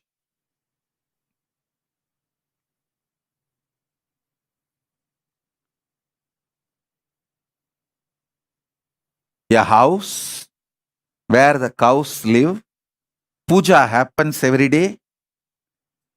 The whole house will be productive 10 times more because every day you need to pull yourself, drag yourself out of bed and you need to be active. You cannot just sit in your cell phone whole day.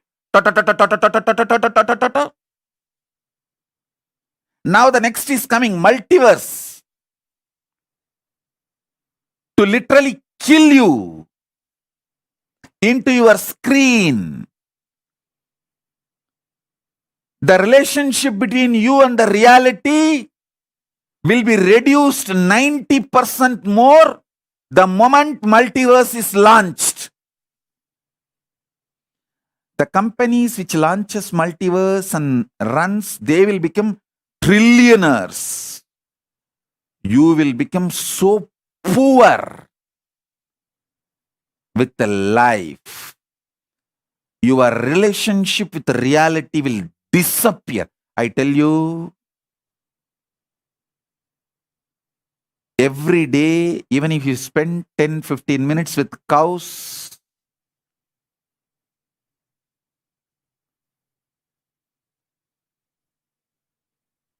either milking or just hugging, doing puja, cleaning, it brings so much healing in you, so much compassion in you, so much completion in your way of relating with life. All husbands who have problem with the wife's violence, if you feel my wife is violent and she is not listening to me, same way all wives, if you feel your husband is very aggressive, abusive type and he is not settling, just get a cow to a house, start caring. You will see how much both of you will be healed inside. I tell you,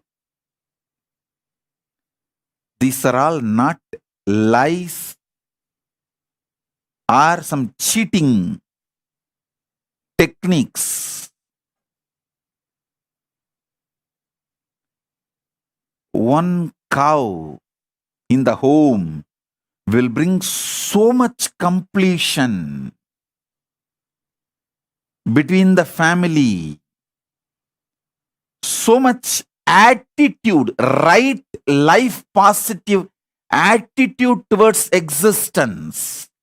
A house in which the Go Puja happens, Shiva Puja happens. When I reveal this truth's reality, simply it will become reality for you, initiation for you.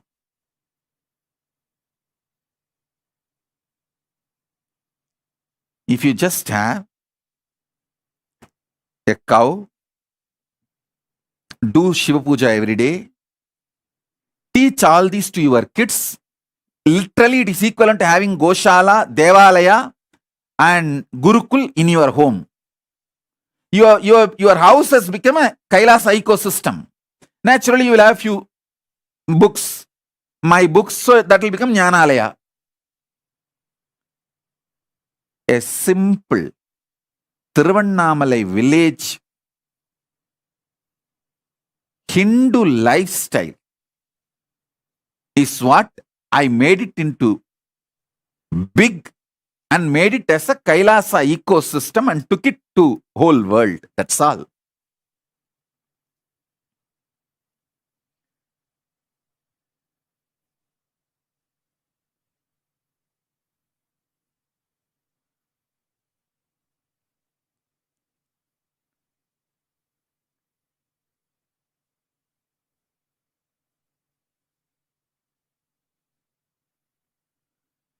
Life is not just 70 years.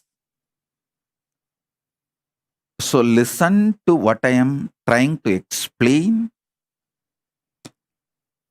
And I tell you, I am very practical person. You see, I am a workaholic person.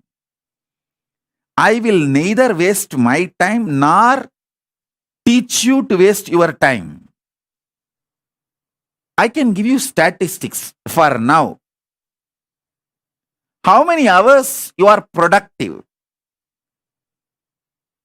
Spending for wealth creation, spending on having sweet family, spending on entertainment. How many hours per day you are totally alive? Just bring the life of cow puja, means bring one cow to your home and start maintaining it. Bring go puja and Shiva puja. You may think, oh, this Ko Puja and Shiva Puja will take at least 1 more hour of my time. No. Now, if you are active every day, 5 to 8 hours, if you bring Ko Puja and Shiva Puja, 1 hour extra work, I promise you will be alive and active 18 to 20 hours a day. I am telling you. I am not an impractical person. Just see. See my life. டீனேஜில் வீடு வீடா பிச்சை எடுத்து ஹிந்து மதத்துக்காக ஒரு வீடு கட்டிட்டேன். 20s தெருவா பிச்சை எடுத்து ஹிந்து மதத்துக்காக ஒரு தெருவே கட்டிட்டேன். 30s ஊரா பிச்சை எடுத்து ஹிந்து மதத்துக்காக ஒரு ஊரையே கட்டிட்டேன். 40s நாடா பிச்சை எடுத்து ஹிந்து மதத்துக்காக ஒரு நாடே கட்டிட்டேன். நான் பிராக்டிக்கலான ஆளப்பா.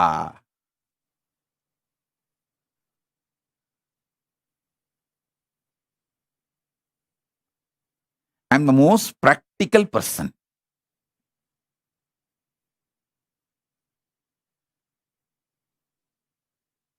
And I work not just 20 hours a day, almost 24 hours. I constantly make myself available for the Sangha, Kailasa, and make the whole Kailasa also work.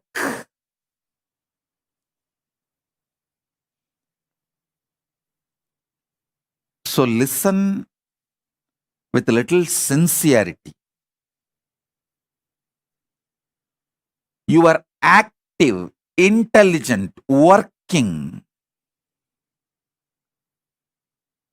Hour per day will increase 150 to 200% if you bring Ko Puja and Shiva Puja in your life, and I am responsible for what I am uttering. I am responsible for what I am uttering. Because this all makes you more active, alive, keeps you connected to reality, not that stupid screen 24/7 drill, daga, daga, daga, daga, non-defying, that cell phone and your stupid screen.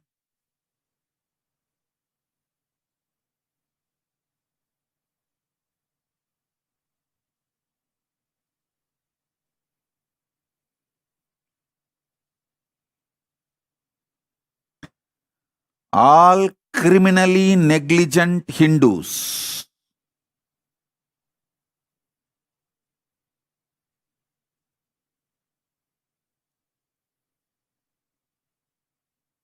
wake up,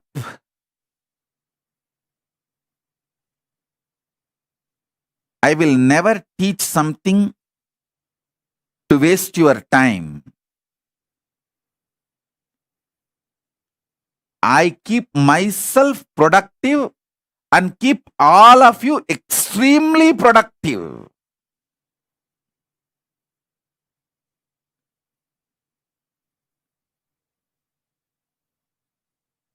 Hugging a cow removes, hugging a cow and doing ko-puja. If you spend 10-15 minutes a day, it takes away almost 4 or 5 hours of boiling violence in you and keeps you cool, sweet for 4 or 5 hours, makes your 4 or 5 hours very productive and able to relate with people. Especially this pandemic, how you all got broken, mentally broken. That is why during this pandemic, Pralaya time, any of my Kailasavasis, Adinavasis, anything they told me, I don't believe. I just put the whole blame on Pralaya and tell them, okay, it's okay, kids are going through Pralaya, let's leave it. Let's not give meaning to the words they are uttering, because even they don't know what they are uttering.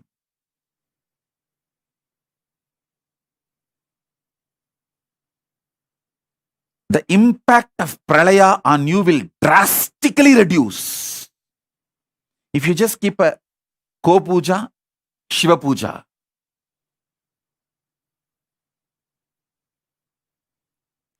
Kim Williams is asking, we are not allowed cow in home. What else can we use? No, just leave that country and go to a country where the cows are allowed. Kim Williams is asking a question. We are not allowed cow in home. What else can we use? Just go to a country where you are allowed to have cows in your home. Drop that country, that's all. Why people change countries for the job, for even sometimes food and alcohol, wine? Why don't you change the country for life? That's all.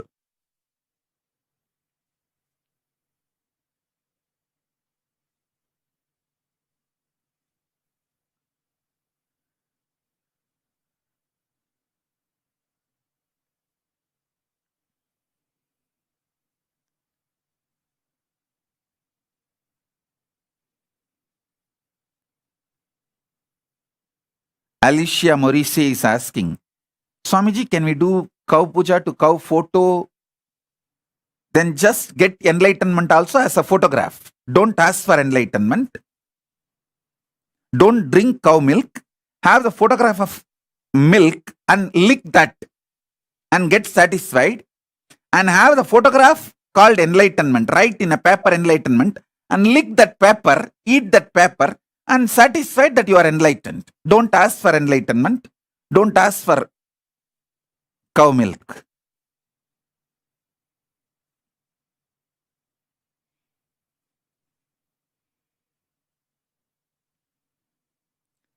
All our temples in USA also should work with the local governments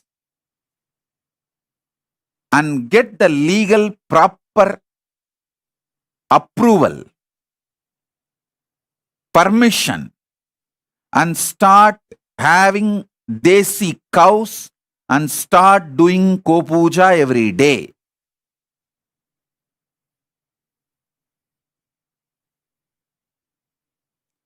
To set a trend. To set a trend.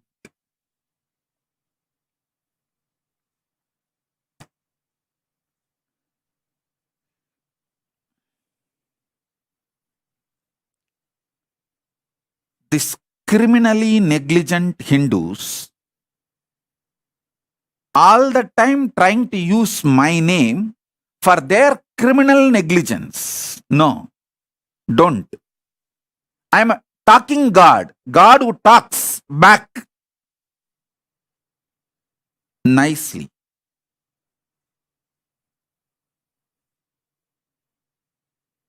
So you can't use me to justify your criminal negligence.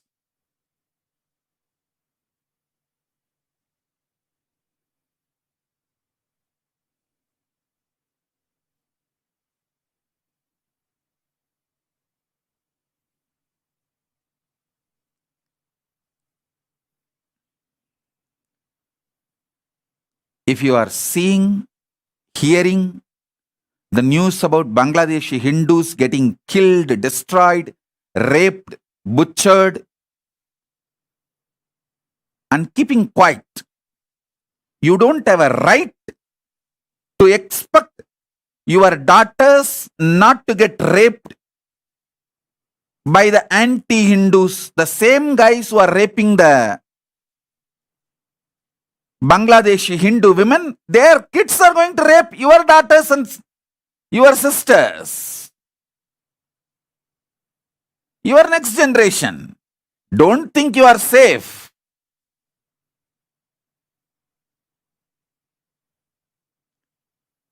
100 years before, when Afghanistan Hindu women were getting raped, the Indian Hindus kept quiet, Pakistani Hindus kept quiet. Then 60 years before, Pakistani Hindus were getting raped, Indian Hindus kept quiet. Then this generation, Bangladeshi Hindus are getting raped, Indian Hindus are keeping quiet. Next generation, there will be nobody called Indian Hindus. That is where you are heading. And you are still believing your criminal negligence can be justified. The same people who are raping the Bangladeshi Hindu girls, actually the Bangladeshi Hindu girls are now getting raped. Those kids who are born out of that rape, they will come and rape your daughters and granddaughters in India. That's what is going to happen. That's where you guys are heading. Criminal, negligent Hindus. I want this word to be, this should be hashtag trending in all social media. Criminal, negligent Hindus. Your negligence is not casual, it is criminal negligence.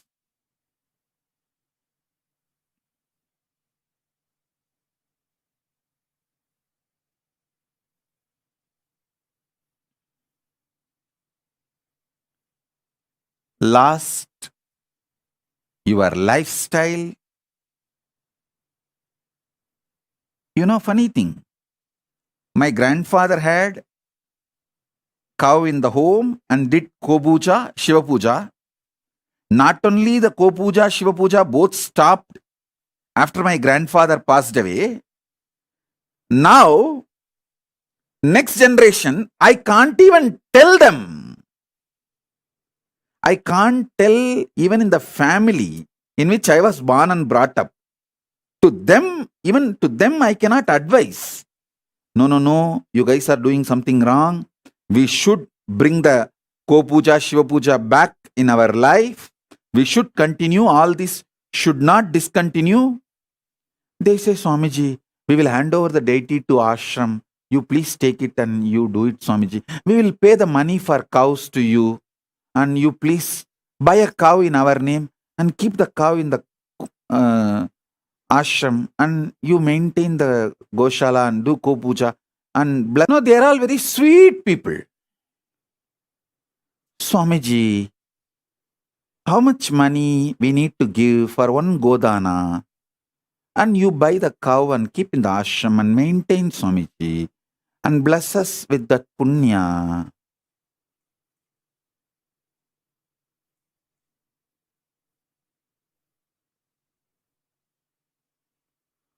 உள்ள பெக்கிறத தவிர மீதி எல்லாத்தையும் franchise பண்ணி விட்டானுங்கடா. ஆதாயம் இப்ப புதுசா ஒரு டெக்னாலஜியை கண்டுபிடிச்சு வாடகை தாயின்ட்டானுங்க.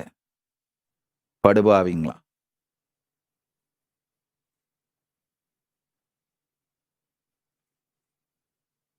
லைஃப பிரான்ச்சைஸ் பண்ணி விட்டு போய் படுத்துக்கிறதான சுடுகாட்டுல சுகமா இருக்கும்ல.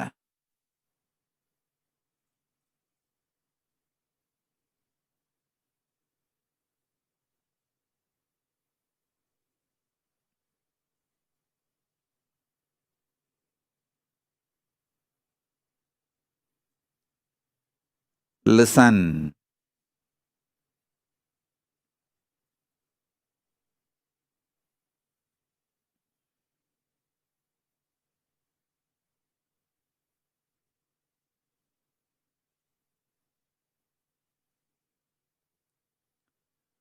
All Hindus, listen. Your negligence is crossing all limits and becoming criminal negligence.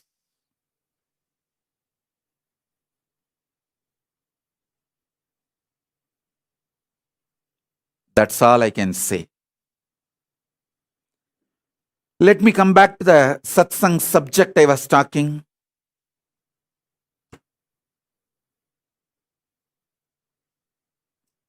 Electromagnetic force in the Brahmanda is the fear in Pindanda. I have spoken elaborately about fear from 2002. Listen, in 2002, my earliest satsang recordings available. I have spoken elaborately about this fifth force. From 2002, 3, you can hear my satsangs on this fifth force, consciousness. That time itself I have spoken elaborately about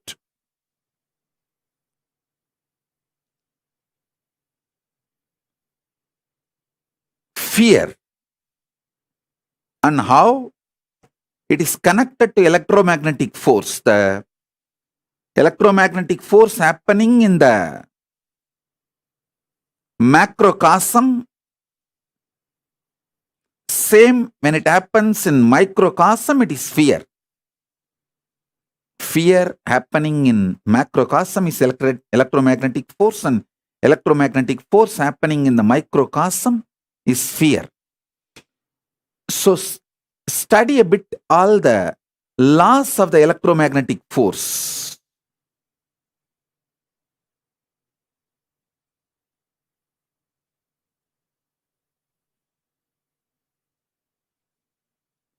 And I've elaborately defined the principle of fear from 2003, and it's all available in the YouTube. Spend little time in organizing. I tell you, if you study on your own, based on this principle, understanding electromagnetic force, you can just Google. It's not that it's all not available. Understand electromagnetic force and understand fear and try to see how it connects. When you get the clicks, it becomes part of your very bio-memory. It is like you build a muscle memory with that great truth. Vinesh actually works out all the time when he is listening to satsang. I'm very happy about it. Because all these ideas will get into the muscle memory.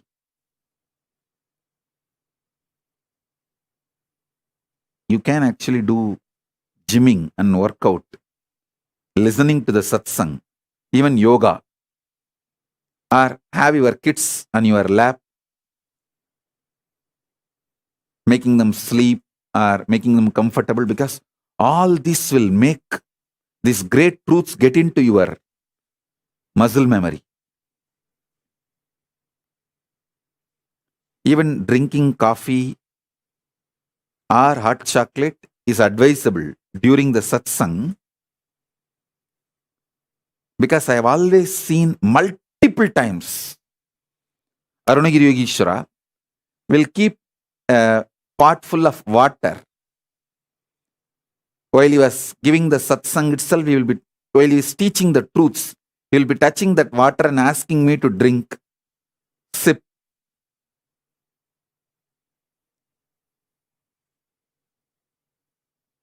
Because this satsang time, literally, your consciousness get impregnated by Paramashiva's manifestation, energy into your being.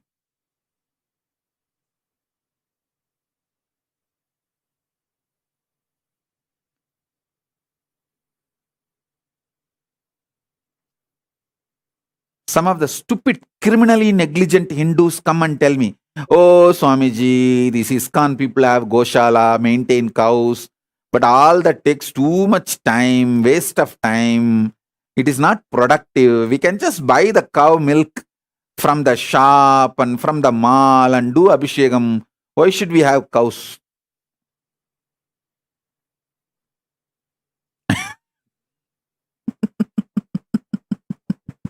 I think by now you guys know my answer.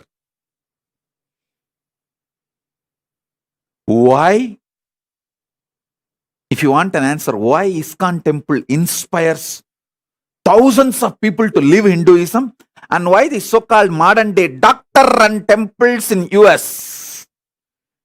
What is doctors-run temples in US? No, all these Telugu doctors. No, I'm not blaming them. They are good people and they make a lot of money, and they can't forget Venkateshwara. They can't go regularly to Venkateshwara, so they put a temple here and give money. All this great, but they control the rituals as per their text message. They will have when they get a call, that's all. The whole Abhishekam is cut short. Time changed.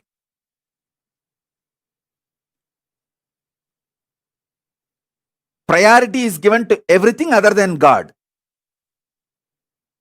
It's not actually when Venkateshwara should have Abhishekam.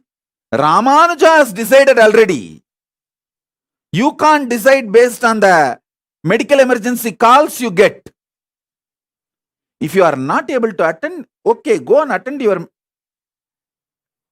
hospital, nothing wrong. But don't try to interfere with the rituals. Why these Hindu doctor-run temples are not able to inspire even their next generation to follow Hinduism, and why the ISKCON temple is able to inspire millions, not just born Hindus, even the people who are born outside Hinduism, why they are all inspired to live Hinduism? Because they are not neo-Hindus. ISKCON is not neo-Hindus. They are traditional Hindus. They are reviving the traditional Hinduism. I wanted to make very clear statement. All my temples, Kailasas, all over the world should follow ISKCON's tradition of reviving the Hinduism as it is, not this neo-Hinduism. And all the shit this NRI run Hindu temples, they talk, oh, it's all just to justify their criminal negligence. With bhakti, with deep devotion, whatever you offer to Mahadeva, he will accept. Whatever you offer it to Paramashiva, he will accept. See, Kannappan offered even the pig meat. Why? Oh God. Kannappan offered his eyes also. You also give your eyes, then give pig meat.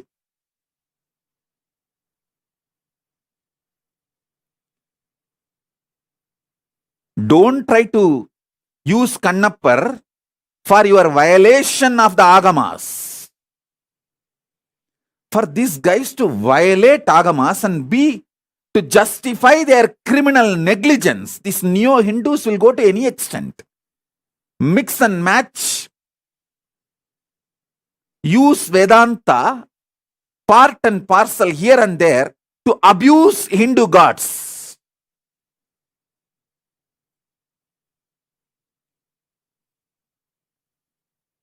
I want all my temples, Kailasas, all over the world. I want all my temples, Kailasas, all over the world. Listen to this. You will follow the footsteps of ISKCON and revive authentic Hinduism as it is from Vedas and Agamas. You will not follow the shit of this neo-Hindu, modern run,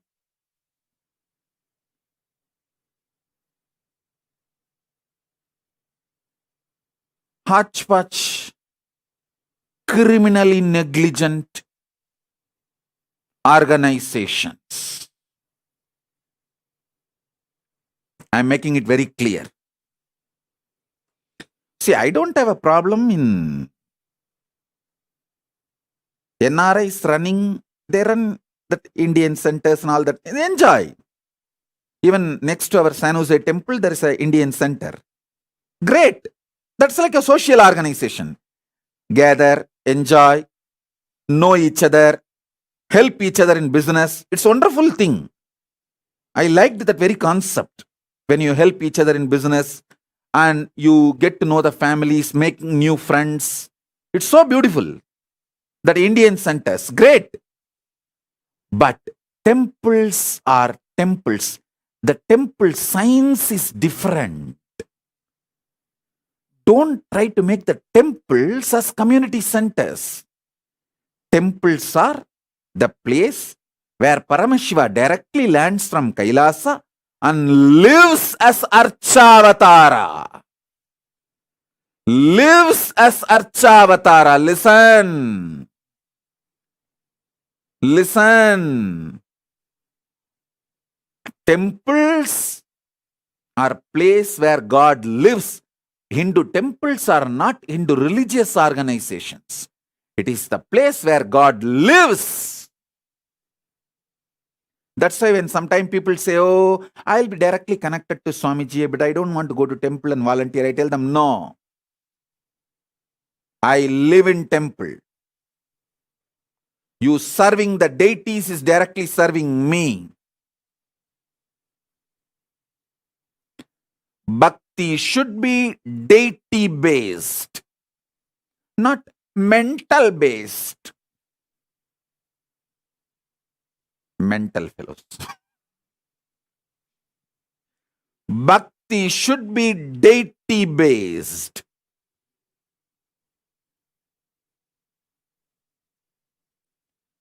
Don't use Vedanta to justify your criminal negligence.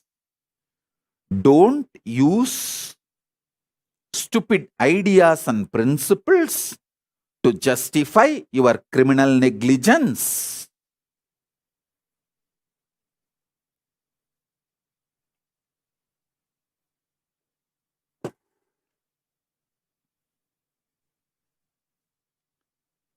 Spend little time. Understand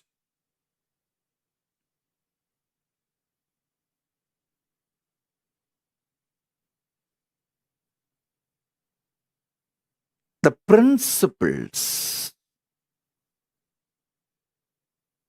of how electromagnetic waves function, how your fears function.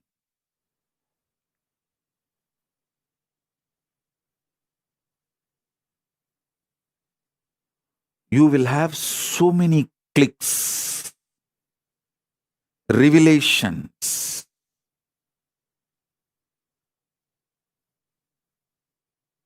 Same way,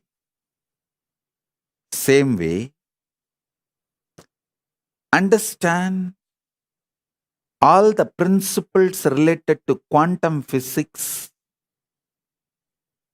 and soft nuclear power.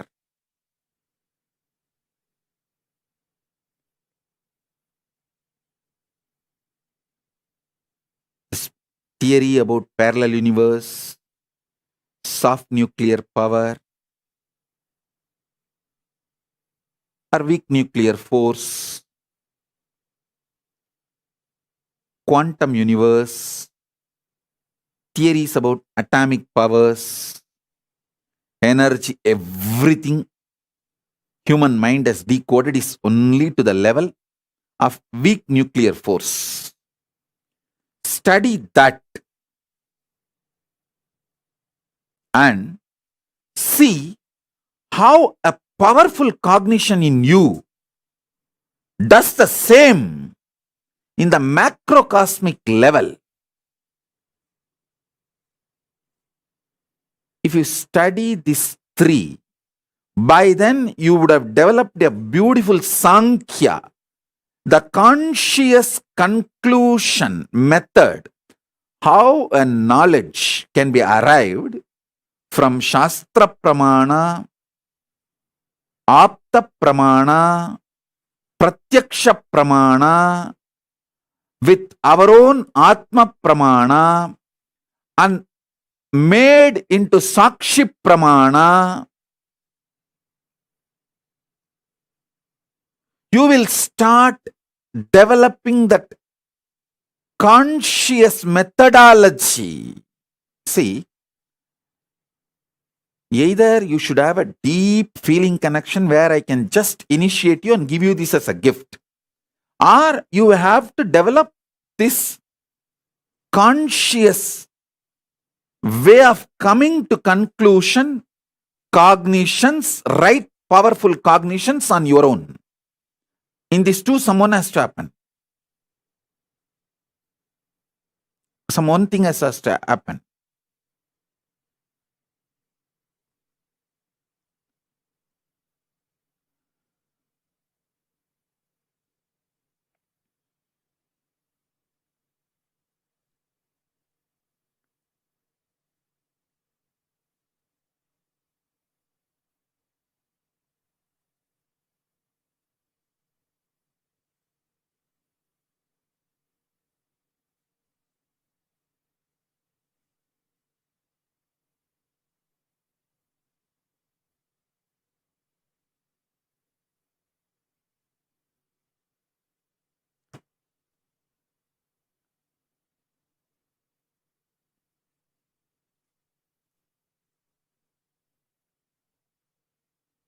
Each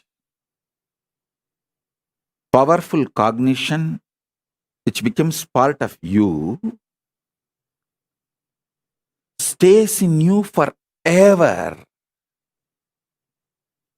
It never leaves you.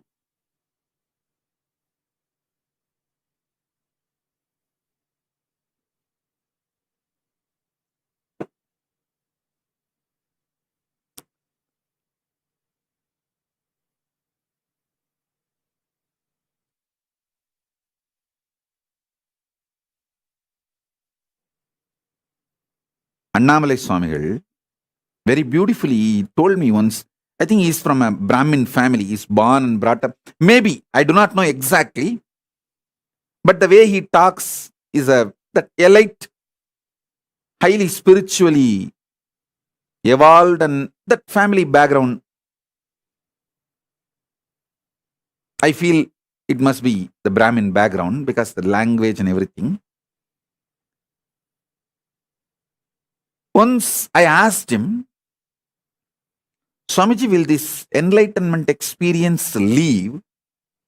He just patted on my back and said, "Eh, தொட்டு காட்டினது சுட்டு போட்டாலும் போவாதடா, போடா போடா." I'll translate in English. He says, once that touched you and shown as a revelation, even if you are burnt, it will not leave you. தொட்டு காட்டினது சுட்டு போட்டாலும் போகாது, போடா போடா.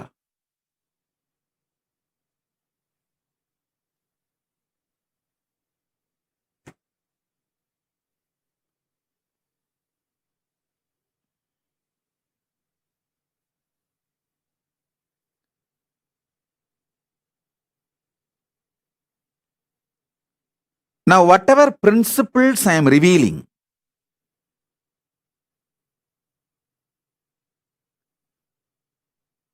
take this and do little homework. Enough we wasted our time in criminal negligence,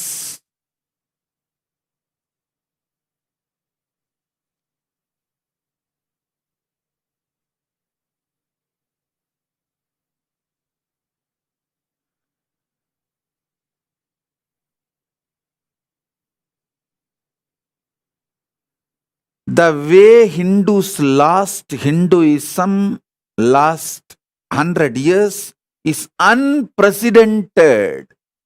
Listen, unprecedented.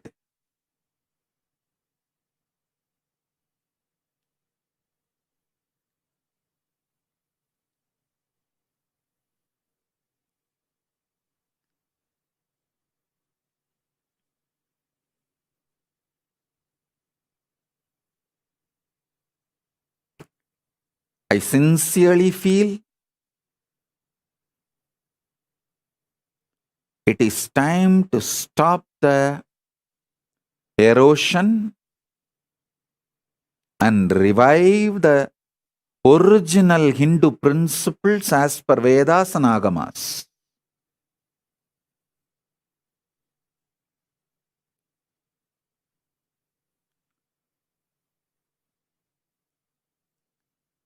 So these three principles today, you start internalizing. I have a lot of references about all these three. I'll upload everything in the Facebook. Take it all and start doing Vakyartha Sadas. Then I'll give you more details about how the initiation and strong nuclear force works. Everything you know about strong nuclear force, collect them. And everything I have revealed about initiation, collect it and see how exactly this is the way your experience is.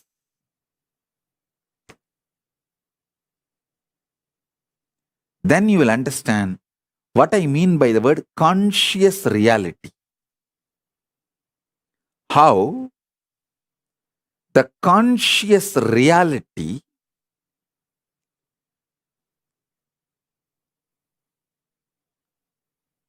in macrocosm manifests as consciousness, and in the microcosm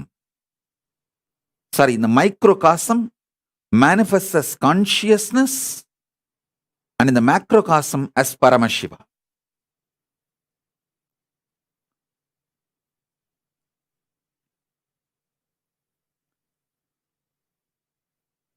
You have to see my body language also, along with words. When you miss the body language visual and catch only the words, like me, how they missed it, without showing the visual, when you use only that word verbal, me, you will never understand. Because in that video, I'm clearly showing the cosmic me manifesting through this body, me, who stays in this body as me, through that me, and the me each one of you are feeling in you as me, in each one of you. is talking to that me. Through visuals, I am showing very clearly the cosmic me is manifesting through me, which is in this body as me, and talking to all of you who are feeling the me in you. The me you are feeling in you, to that me, this me is talking. If you miss the visual and just get the verbal, you will miss the essence.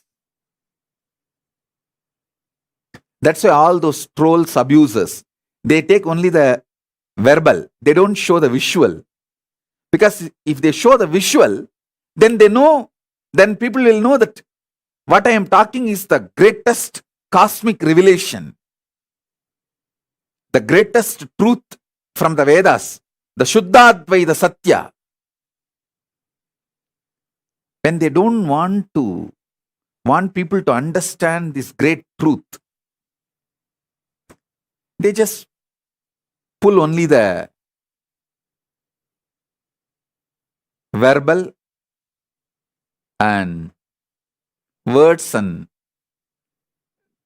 that also they distort it and cut and paste and misuse, abuse. Anyhow, forget about them.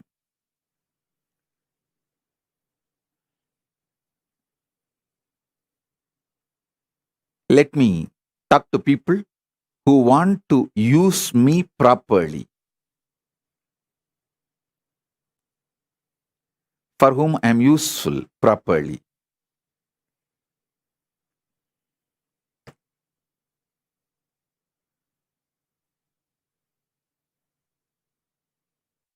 Fifth force, reality. It's actually like a awakening, sudden awakening. Yes, the reality is Paramashiva. Anyone awakens to this truth, understands the larger life.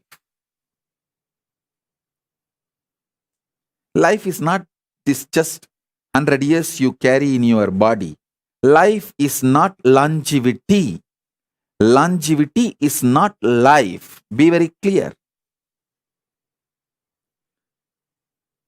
I saw the news article that Corona has reduced the average lifespan of the whole humanity by 2 years.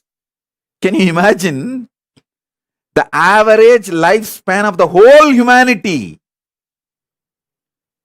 is reduced by 2 years. It is not just only the people who suffered with Corona. Corona and all the side effects of Corona has reduced the whole life expectancy of the human beings on planet Earth by 2 years. Oh God, can you imagine? I was shocked when I read that. But the report is very authentic by the people who are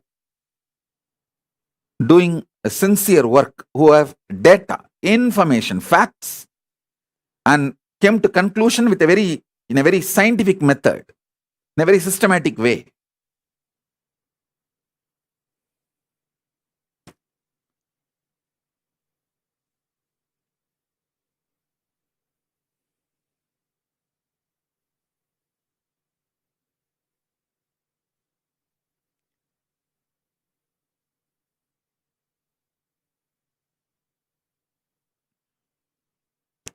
Reality. Reality. Listen. Reality is beyond deep sleep, dream, waking state. It is just real. Just few days before, I saw real. I was walking in the streets of New York. Somebody told me this is the street Prabhupada used to do kirtan, and he used to walk in the streets and do kirtan. I immediately bent and touched that road and bowed down and put that dust on my head. I saw it is reality. So I know very soon I'll be visiting New York, especially that same street I'll be walking and touching the road in which Prabhupada used to walk and have kirtan.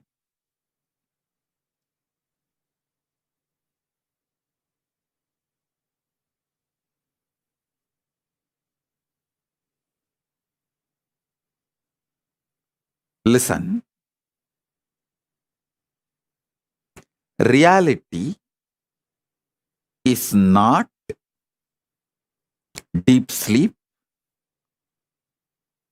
dream state, waking state. It's beyond these three. I can say all these three are included in reality, but all these three does not complete reality. See, you can't say just that deep sleep, dream and waking state, all these three put together as reality, but in reality, these three are included.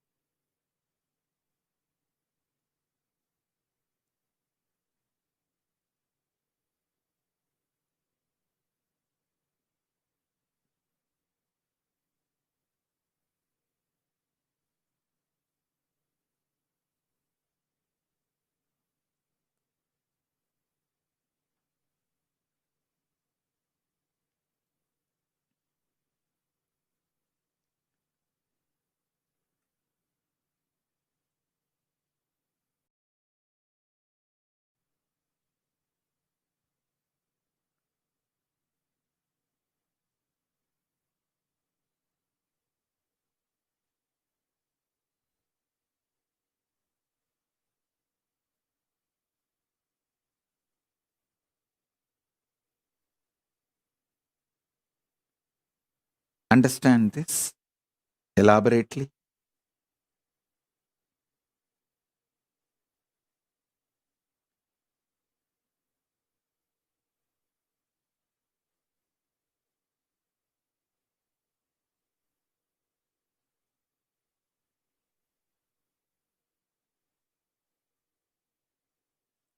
If you walk through the Sankhya, the conscious cognition process, that's the exact translation I will provide for the word Sankhya. Sankhya is not mind building method, it is conscious cognition building method, conscious cognition conclusions building method.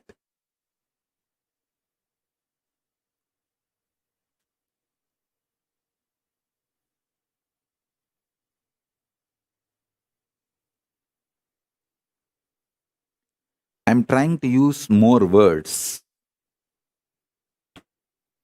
to point the space. Actually, it's like a silver lining of the cloud. The silver lining defines the cloud because the cloud cannot be described or defined.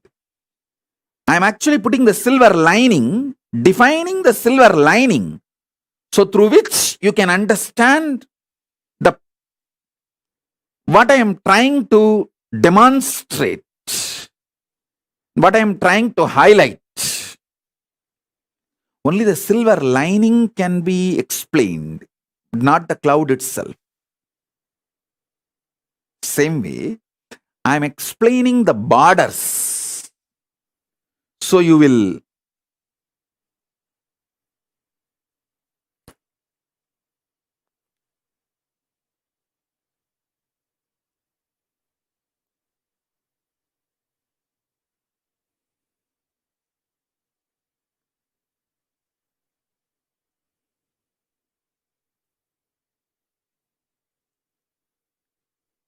Understand what I am trying to explain.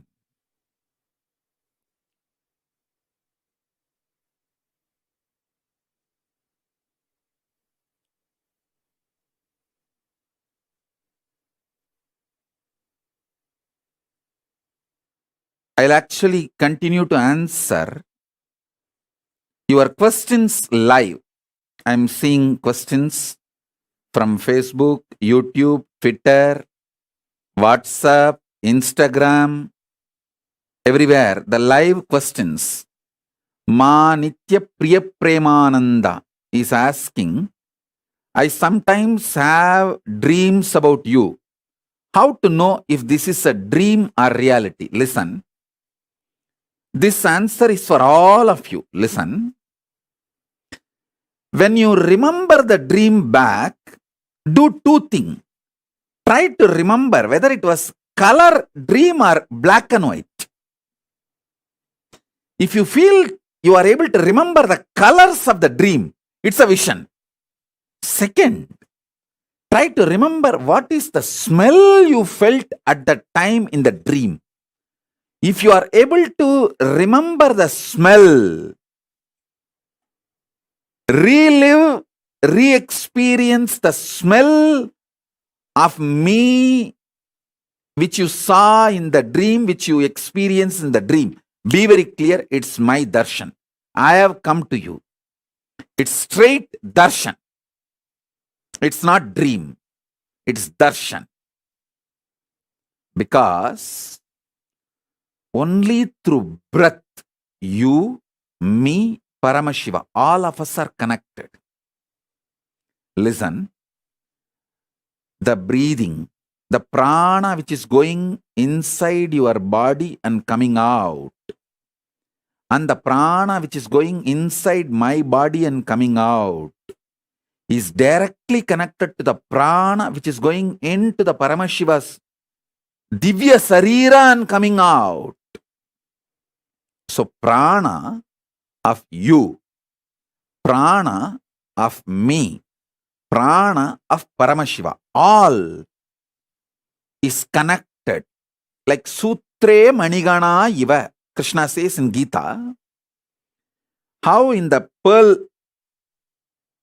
mala, necklace, the thread, center thread connects all the pearls, like this mala. Paramashiva, this Rudraksha, pearl, everything is connected by one center thread. Same way, the prana in you, the prana movement, the breathing happening in you, and the prana movement in me, breathing happening, inhaling and exhaling, and prana movement in Paramashiva, all three are directly connected. All three are one and the same. So, if you can remember, re-smell the smell you felt in the dream when I visited you, then be very clear, it's a darshan, not just dream. So this too is the scale. Try to see whether the dream you are able to recollect in multicolor, was that in color or black and white? Are you able to remember that smell or not? That's all.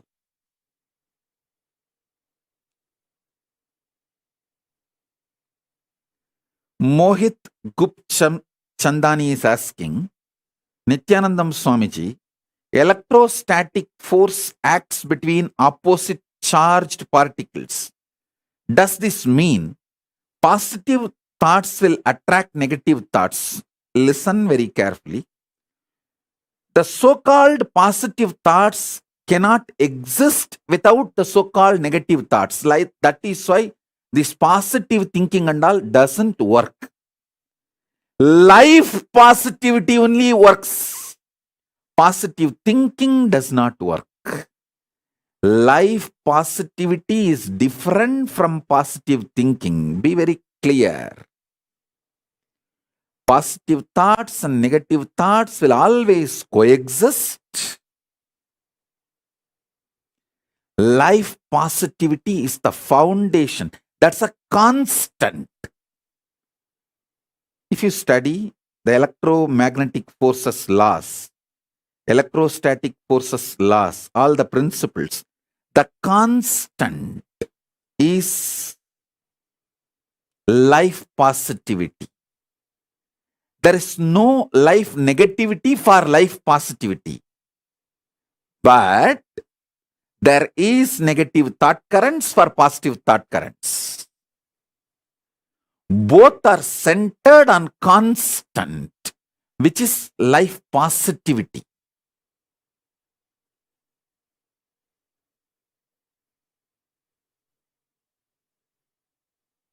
So please understand.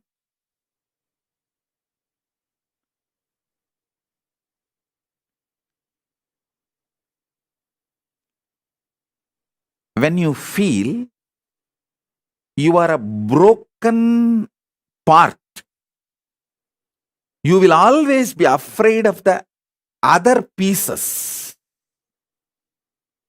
If you know there is a constant which is in you,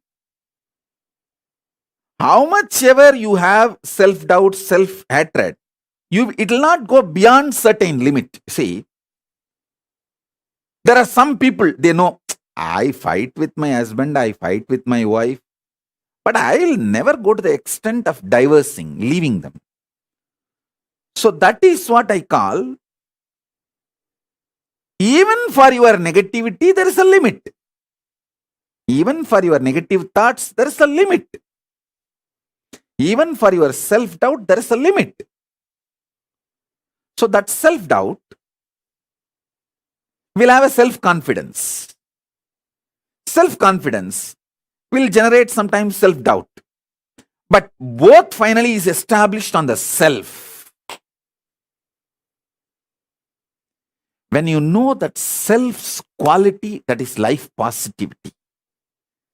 Self-doubt or self-confidence is like a self-doubt is negative thoughts, self-confidence is positive thoughts, but self is constant. If you know the self is rooted in consciousness, it is like a constant rooted on infinity. The constant, the principle of constant, rooted on the principle of infinity. Understand? Any one of you do little research, spend 3 months on this one principle. Principle of constant established on the principle of infinity, you will get Nobel Prize.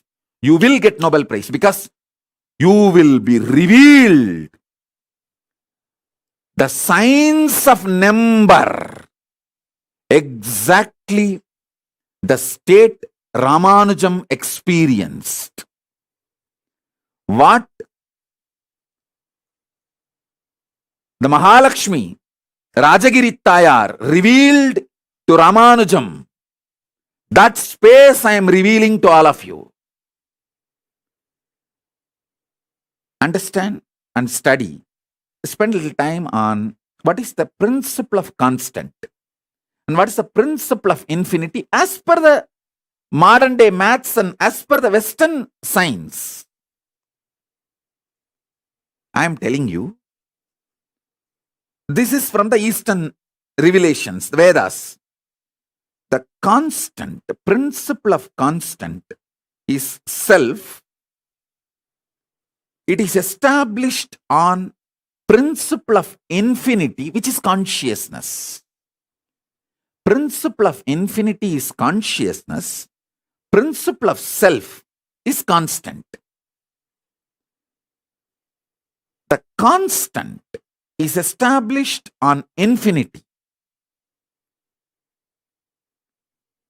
If this clicks in you, you will master number. Whole universe is nothing but number. Whole universe is just number. Number is a living God. Whether human beings, siddhas, rishis, Devatas, all is just number. Number, that's all. You may be one, the code number for the human beings, like how the unique code. Number is there all over the world. Same way in the cosmos, there is a unique code. For human being, there is a code number. For Siddhas, there is a code number. For Devatas, there is a code number. Just understanding the number, you will have the revelation about the number. The moment constant is established on infinity clicks in you. Self is established on consciousness. Constant is established on infinity. Constant cannot exist unless it is established on infinity. Self cannot be self unless it is rooted, founded, sitting on consciousness. What Namagiri Tayar, Mahalakshmi Devi, revealed to Ramanujam, I am sharing with you all.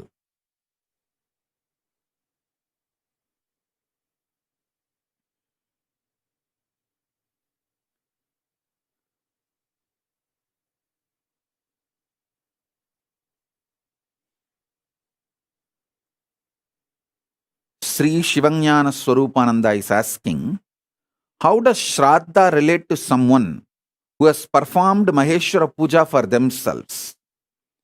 Shivanyana Swarupa, listen. All Hindus listen.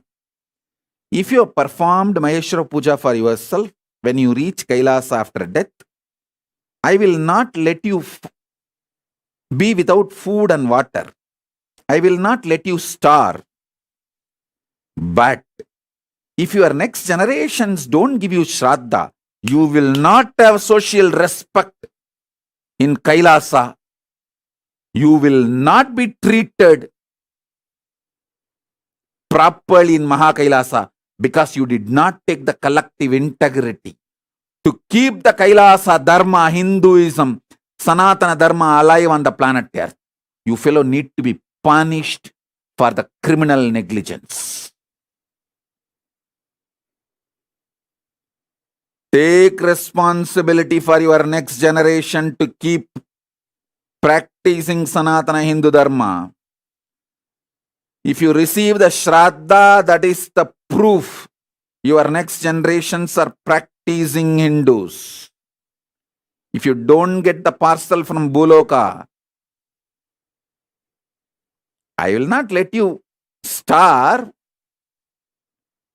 It's like in old age home, when you get gifts from your kids, how among the oldies you get little respect. Wow, still my son cares about me, still my daughter cares about me. I got a flower bouquet, I got a iPhone, I got a muffler. My granddaughter stitched some clothes for me and sent. How you feel the pride. Same way you will be respected in Kailasa if your 7th generation sends you Shraddha properly. I will not let you starve because you have done Maheshwara Puja to yourself, but you will not have the social respect if your next generations are not giving you the Shraddha. You have not taken the collective responsibility, then why should you enjoy the respect in Kailasa? Rot. I'll make the Chandala colony and you be in the Chandala colony in Kailasa. Irresponsible, criminally negligent. You will not be starved, but criminally negligent Chandalas did not bother to inspire, bring up the kids to live the Sanatana Hindu Dharma. Just gave birth like a pig.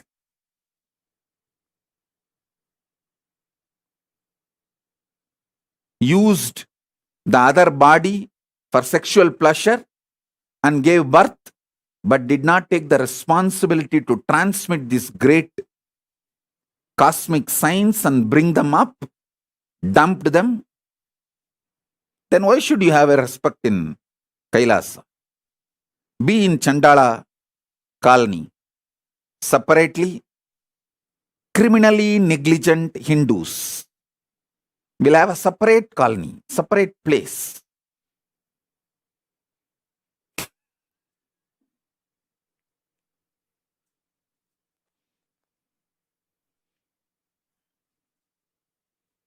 Deepa Satish is asking, Swamiji, if a person did not marry and did not take sannyas also, then how to get Shraddha? Just rot.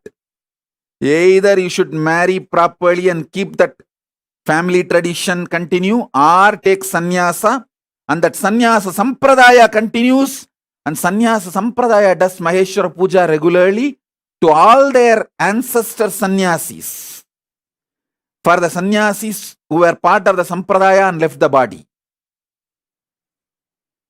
So either one way you receive the Shraddha. If you have not done both, then rot. You have no liberation, you have no mukti, and you have no place in Pitruloka. Be in Batala, dark worlds, and rot. And don't try to use me or try to get any support from me for your criminally negligent lifestyle. Don't try to be like a neo-Hindu. Oh, Swamiji, please don't be so harsh and strong on us. You just tell us, give us some consolation. It's okay. You can chant Rama Rama 2 times. You can chant Krishna Krishna 3 times. You can chant Shiva Shiva 4 times. That is enough for your liberation. Actually, you don't even need to chant the second time Shiva or second time Rama. Just one Rama is enough for liberation. If you have that kind of an initiation and conscious reality. And when you don't have that conscious reality and initiation, don't try to use those statements to justify your criminal negligence. The shitty neo-Hindus using all the great Vedantic principles to justify their criminal intelligence and trying to teach me Hinduism.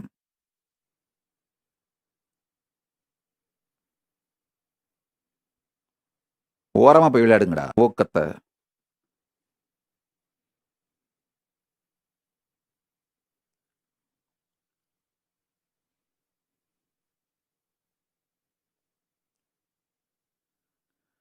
Kela Browserd is asking, what if you don't have a children and you are the only Hindu in your family? Either get married and have children, bring them up as proper practicing Hindus, or take sannyas. So that sannyasa sampradaya gives you the Maheshwara Puja forever. It's your responsibility you do any one of this.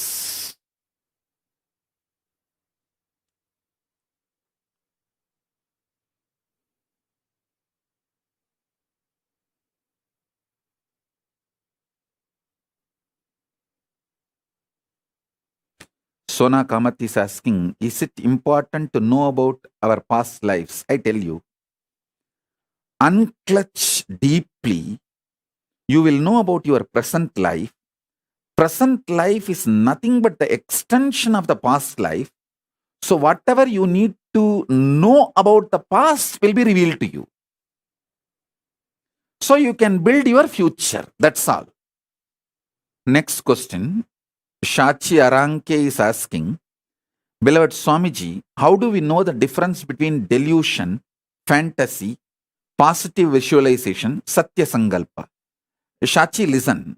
Shachi, are you there? Listen. Delusion means just intensely packed negativity. Not even a ray of positive hope. Fantasy means a pendulum between this reality and greed.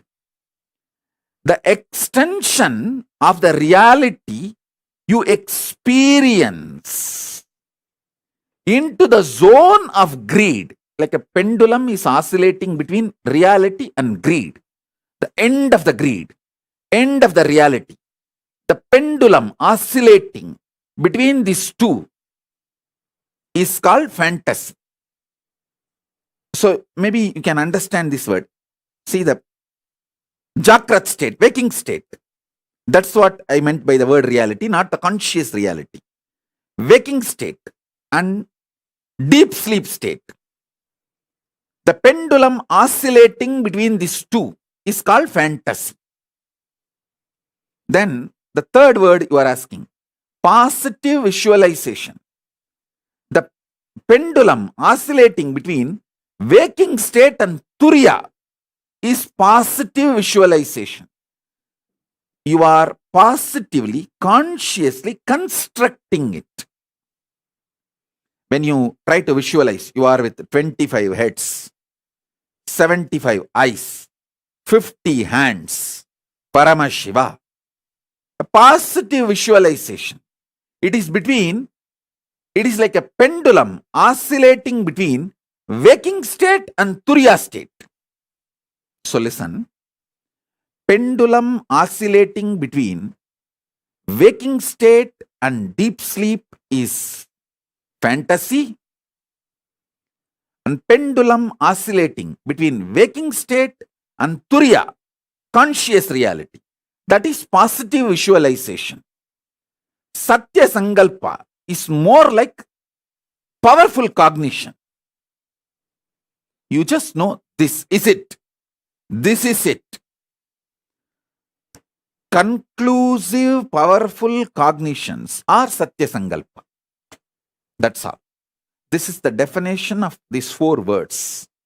So with this definition, you can see very clearly the difference.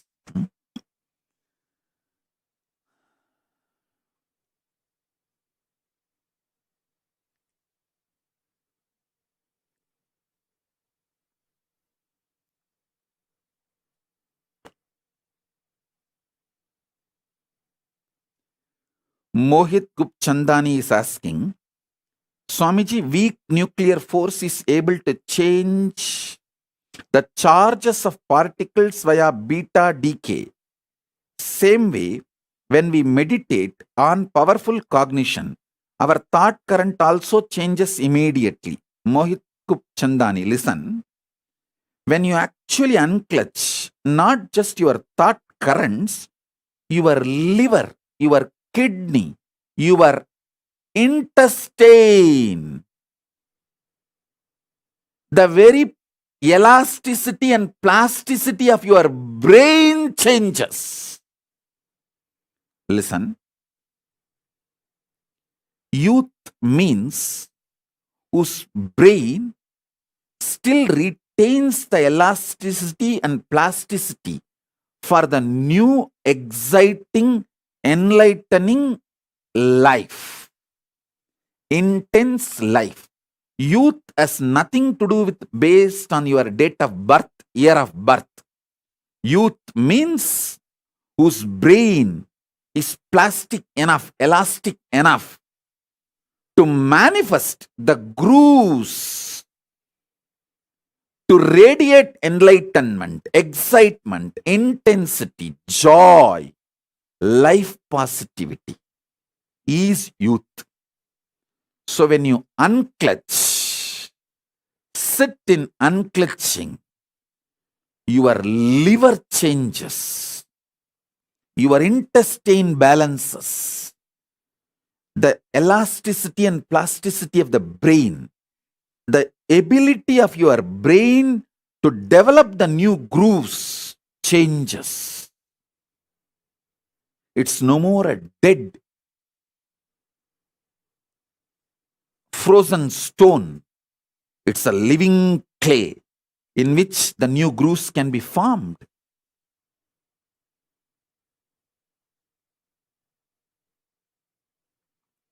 Youth is a person who can get inspired, who can get excited, who can really awaken himself for developing the grooves of enlightenment.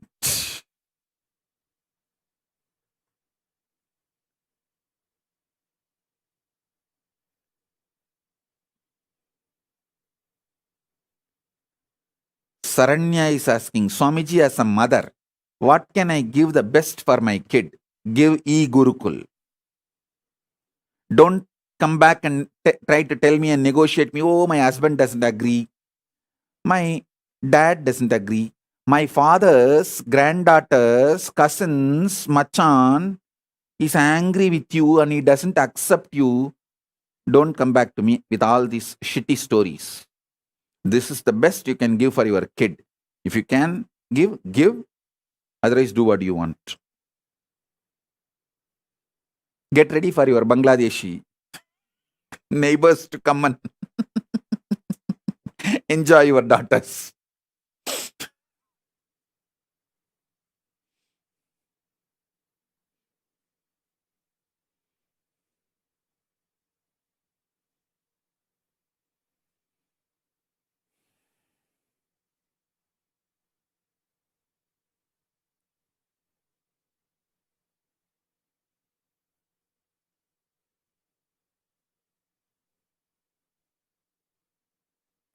It is so sad. Even though Hindus lost the whole Akhanda Bharat, shrinking in such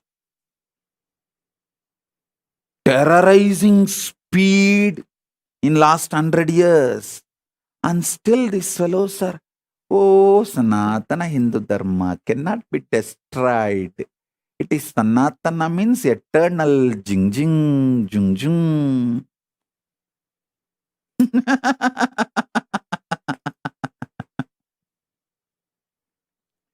And they are trying to console me. Hey.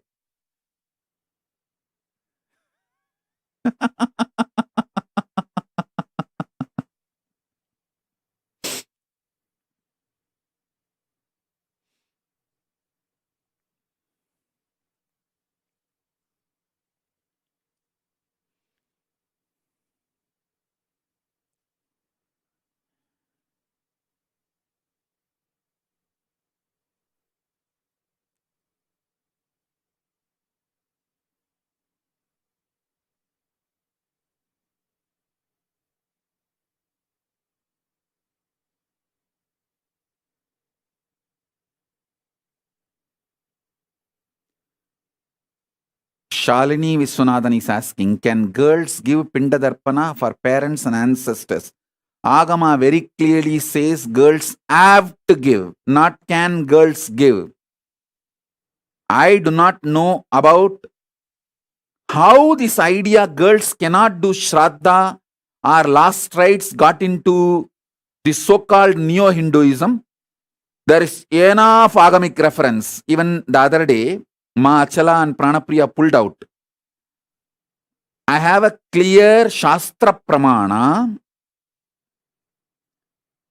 Daughters, wife, sisters, girls, women can do last rites as per Agama. I'll upload that Shastra Pramana. I'll tell Ma Pranapriya and Achala to upload that Shastra Pramana. It is available. So be very clear. Women can do even the last rites like a cremation or keeping samadhi, all these last rites, and can give Pinda Darpana, Shraddha, should give. And how these Neo-Hindus have started believing this shit. Women should not do last rites or women should not do Shraddha and Pinda. I don't know how this has happened. But original Agama says very clearly. We have Agama Pramana, Shastra Pramana. Women can do last rites, and should do Pindadarpana and Shraddha for ancestors and parents. These neo-Hindu intellectuals destroy the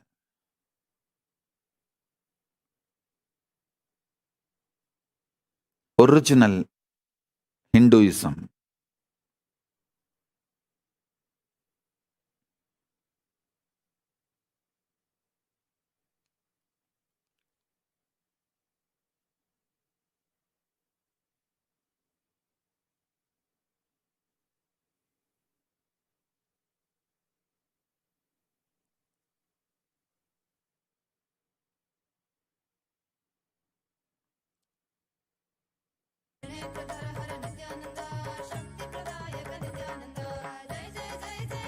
Kim Ki Lee is asking, Swamiji, what exactly do you mean when you say to someone that you will remove their karmas? I just remove their karmas, that's all. Their past activities and the bad, negative sins they collected, the pain they created in others, comes on them as the karma. I just burn them away, that's all. All the effects of their past is burnt away. They are freed from the past and the influence of the past and sufferings of the past. That's all. Sharmila Rajendran, how to convert the fear energy to my advantage in everyday life? Simply decide to unclutch. Ferociously unclutch. Arrogantly unclutch. You see, how arrogantly you fight with your spouse, husband. How you don't give up. Same way, just don't give up to your fear. That's all. Treat your fear as your spouse. That's it. How you sit and plan even when he or she is not there. What all arguments you should throw when he comes back, when she comes back. See, you spend certain time fighting with your spouse. All the remaining times you spend in preparing mentally for the fight. Same way, don't give up. Don't bend in front of your fear. That's all. Treat it like your spouse. You will suddenly see the fear disappears and it loses power over you. That's it.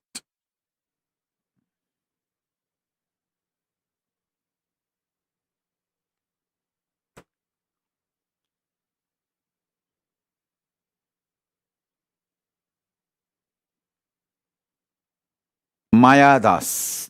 What is the vrata which should be observed for Skanda Sashti to create collective integrity? For that 6 days, all of you who want to do Skanda Sashti vrata, gather in one place. Cook together. Have only one meal during the sunset. Whole day don't eat anything. Do Skanda Sashti Parayanam 36 times.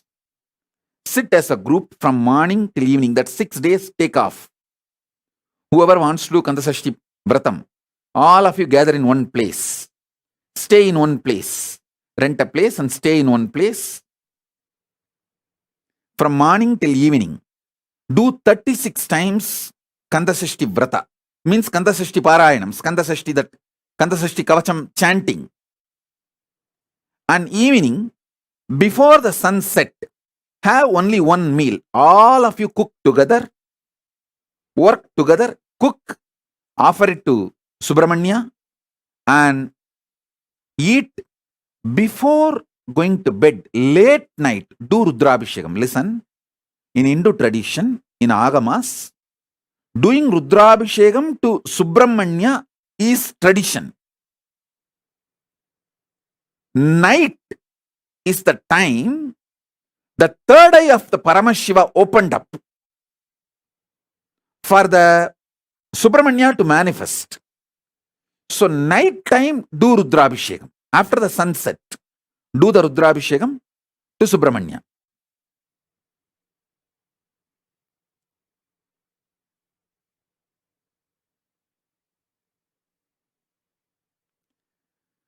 Ma Shuka Yoga is asking, girls can go to temples during menstrual time. No.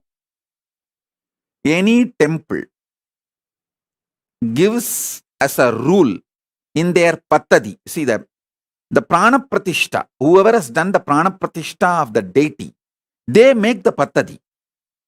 If that temple's pattadi does not allow women during the periods 3 days to come into the temple, you should not go. And if you ask me, I will tell not only you should not go to temple, even inside the home, you should isolate yourself. You can go to your personal puja room, like a Atmartha puja, you can do. You should do Atmartha puja. That is okay. But you can't go to the place where Parartha puja happens. If that pattadis ban you entering, so you should follow the pattadi of those temples. In the house also, you should take rest for the 3 days, should not do anything other than just isolating yourself, and people should serve you for the 3 days.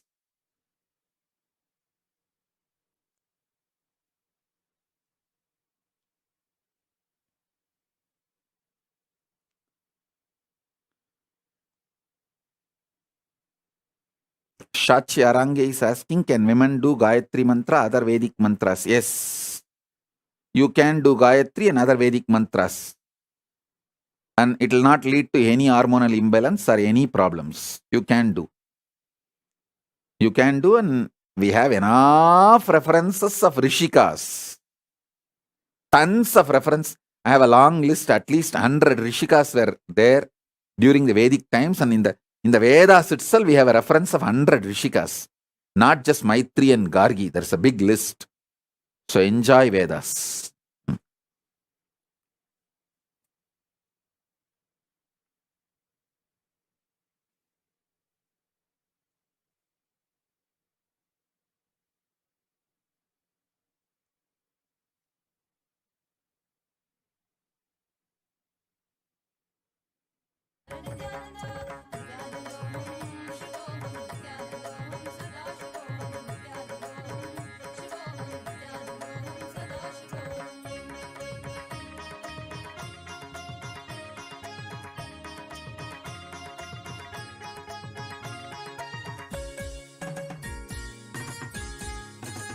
Saranya Tatpurusha Shivashakti is asking, give me spiritual name. Tatpurusha Shivashakti is a spiritual name for you. You took the Samaya Diksha, you got that spiritual name. If you want the spiritual name with Nithyananda, take sannyasa, I will give you. Without taking the responsibility, why are you trying to have the spiritual name? If you say, oh, I can't take a sannyasa, then just be happy with the spiritual name you got with the Samaya Diksha. That's all. Samaya Diksha people, be happy with the Samaya Diksha spiritual name. If you want the spiritual name with Nithyananda, come and become Adinavasi, take sannyasa, then I will give you the spiritual name. See, I do not expect anything from you. But if you commit, stand with that commitment. If not, it is Guru Droha. Because of your commitment, I build the collective integrity to save the humanity from delusions and sufferings and pralaya. You commit and become a part of the ship, and then suddenly you try to switch off the engine, saying, oh, no, I am going. I am not interested in fulfilling. Then it is crime. Not just criminal negligence, crime. See, if you don't commit at all, then it is just criminal negligence. If you commit and don't fulfill, it's a crime. So don't expect the higher things without committing and fulfilling. That's all.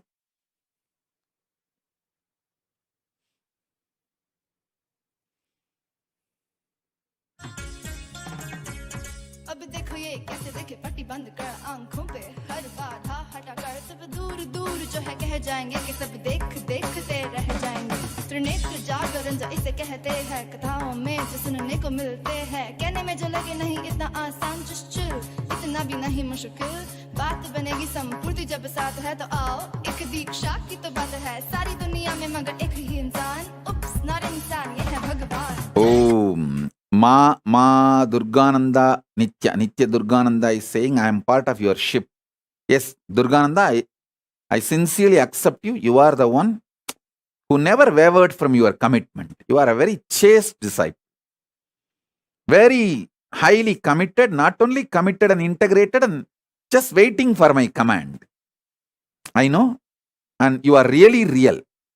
And chaste disciple. True. Not hypocritical. Very true. And you are part of my ship. I'll call you to Kailasa soon. See, many people like Durgananda, I have not called them to Kailasa due to logistic reasons. But there are some other just hypocrites. Oh, I give myself to you, Swamiji. I want to cook Kanchipuram idli and feed you physically. Can you come, Swamiji? All of you come to Paramashiva Darshan, Devi Darshan and get answered.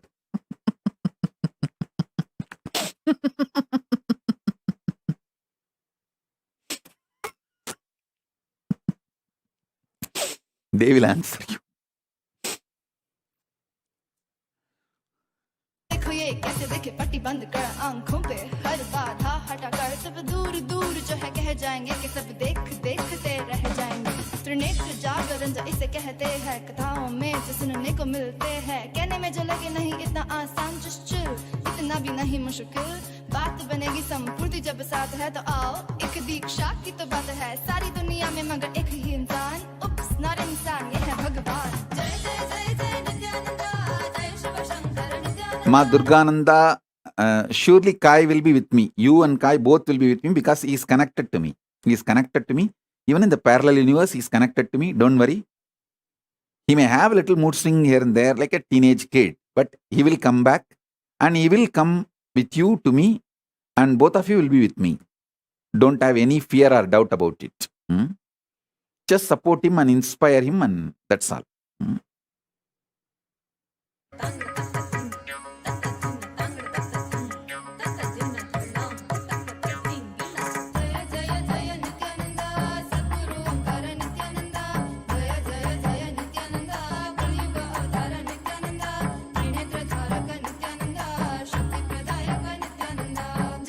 Yes, I think. Okay. So, my blessings. I'm planning for every day.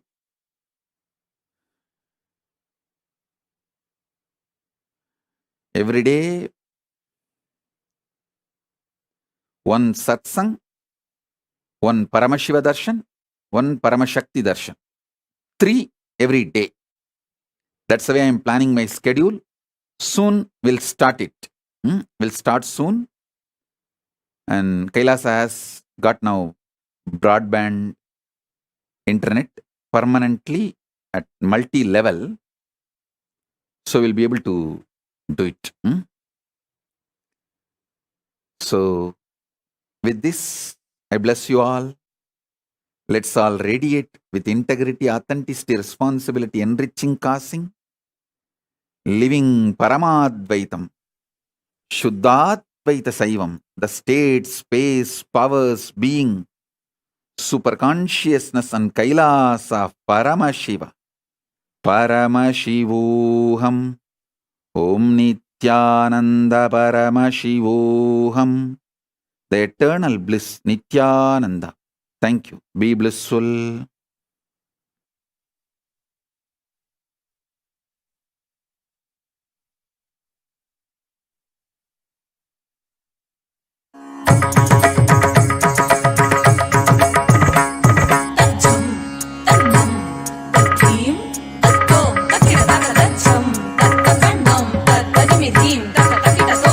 जय जय जय जय Nityananda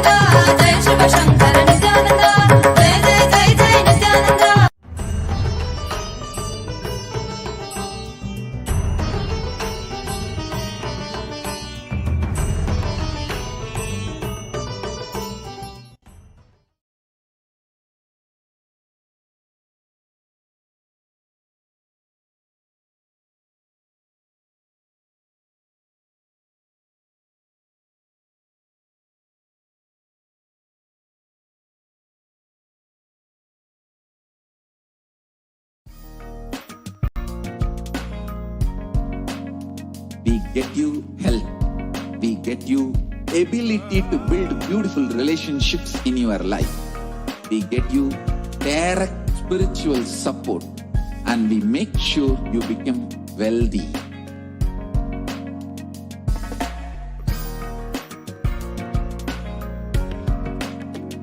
We won't stop giving you just good life.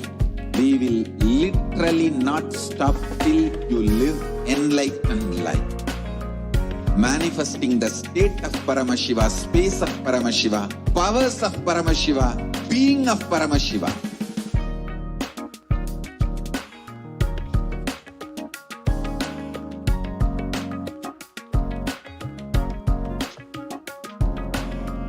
Whole world should become Kailasians. I want the whole world to know Hindus have something great to contribute to the world.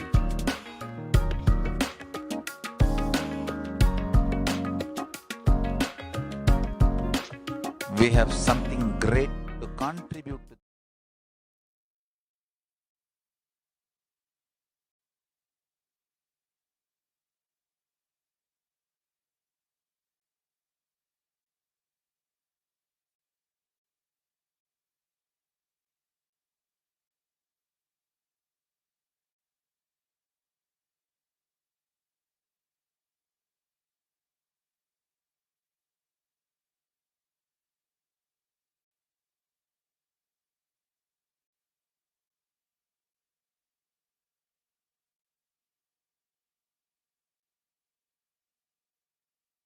Supreme Pontiff of Hinduism, Jagadguru Mahasannidhanam, His Divine Holiness, Bhagavan Nithyananda Paramashivam. Let's start with the Sadguru Vandanam. Nithyanandam Paramasukhanam Kevalam Jnanamurtim Dvandvatitam Gaganasadasham Tattvamasya Lakshmam Ekam Nityam Vimalamachalam Sarvadi Sakshi Bhutam Bhavatitam Trigunarahitam Sadgurum Tam Namami. Let's go through the disclaimers. Security measures. No photography, video, audio recording. Important cautions.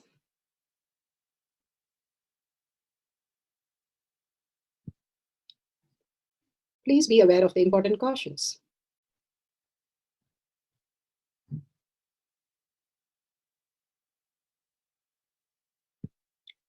What is power manifestation? Let's hear from Bhagavan himself explaining what is power manifestation. All the 25 states of consciousness, when they happen in you, due to your chemicals and hormones, ups and downs, it is powerlessness. When it happens in you, out of your free will and consciousness, it is powerfulness. That's all. When you fall into sleep, it is powerlessness. When you enter into sleep, it is powerfulness. When you fall into dream, it is powerlessness. When you decide to dream, it is powerfulness. So I have added the ultimate powerfulness, Turiyatita, in your whole being and doing, manifest all the powers. Understand, power manifestation is nothing but cognitive shift. It is not work. It is cognitive shift. Understand? It is just cognitive shift. It's not work. Work is a 4-letter word. Power manifestation is cognitive shift. Playing with life. Playing with being alive.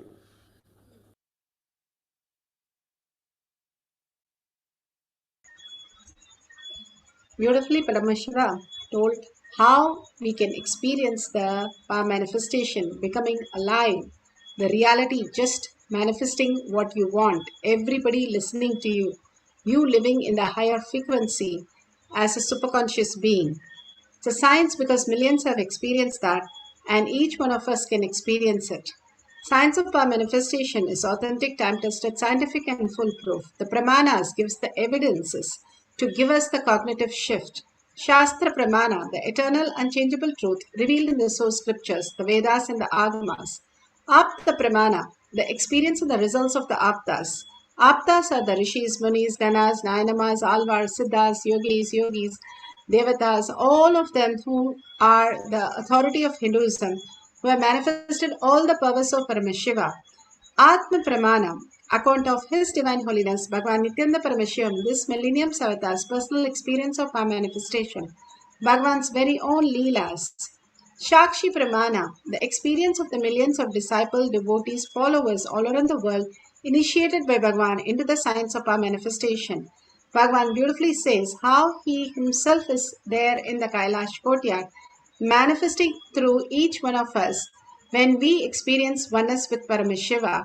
Pratyaksha Pramana, the scientific study measuring the effect of being in the enlightened state. Bhagavan Paramashiva has beautifully documented all that in the Avatar Shastra, how the science is reflected in each of these powers that is manifested, and how our brain can manifest the superconsciousness. Paramashiva is real and it manifests in us as consciousness. Let's go to the Shastra Pramana. The Shastra Pramana is the eternal, unchangeable truth revealed in the source scriptures, the Vedas and the Agamas. Here in Vijnana Bhairava Tantra, Vijnana, consciousness, Bhairava, one who experienced the consciousness beyond the mind, and Tantra is the method. How you have methods to assemble a computer or a rocket or an aeroplane, all that is available. Now the science of our manifestation teaches you how you can raise your frequency beyond the gross matter into the subtle and to the subtlest space. Here in the Shastra Pramana for the remote vision is from Vijnana Bhairava Tantra, Sutra 63, Dharana 40.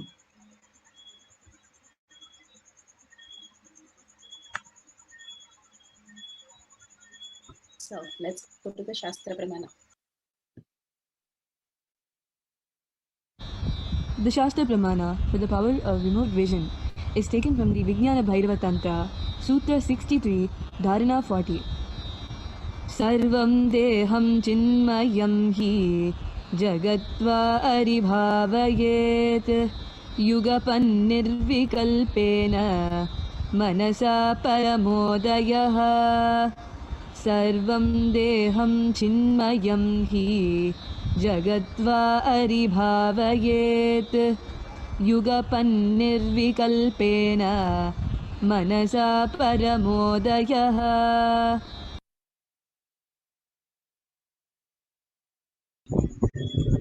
Beautifully, Bhagavan Paramashiva says, one should continuously cognize, keeping the mind beyond the movement of thoughts, free from all doubts or root cognition, that the whole body and even the whole universe, indeed simultaneously, of the essence and nature of consciousness in the space, then the supreme awakening happens. The cosmic body is experienced. All that Bhagavan beautifully says, how you can experience the higher cognition when you continuously cognize the inner space, the higher reality. How Bhagavan said, from the dream state to the deep sleep state to the dream state, to the waking state, to the Turiya state. When we get into the Turiya state, the initiation, the blessings becomes reality. As long as we are deluded in the outer world, continuously, we are only in the sleep state, only the dream fantasy. Only when we decide to wake up the higher reality, Paramashiva is real, then we wake up to the higher reality, that consciousness becomes reality. Simply we experience the higher space. How when somebody leaves you or something you lost or something is missing, if it is such an important thing part of your life and you lose it, how it creates an empty gap in you. That is because of how you have clutched in everything. Every word, every thought, and every emotion, every feeling, we are clutched.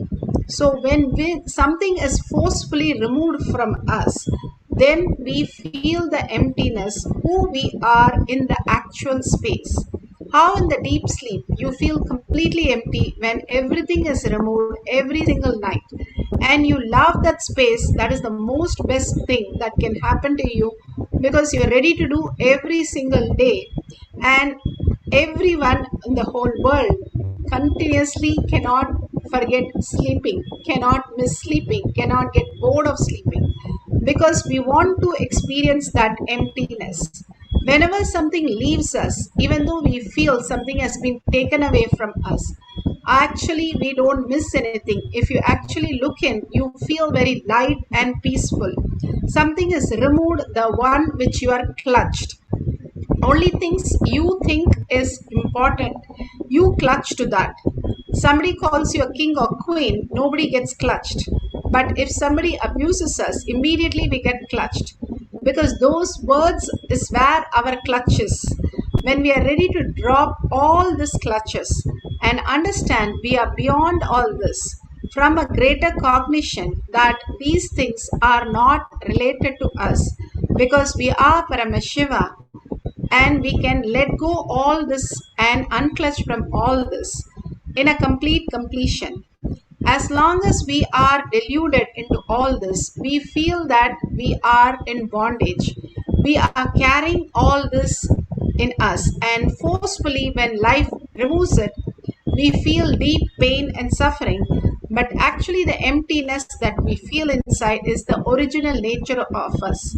The more and more you are unclutched, more and more you have a space between your what you experience as a matrix, Maya matrix, and who you are as Paramashiva. The more and more that gap increases by unclutching, you see yourself completely empty. Nothing touches you, and simply you attract auspiciousness, abundance, and much more. Beautifully, Bhagavan Paramashiva gives the Apta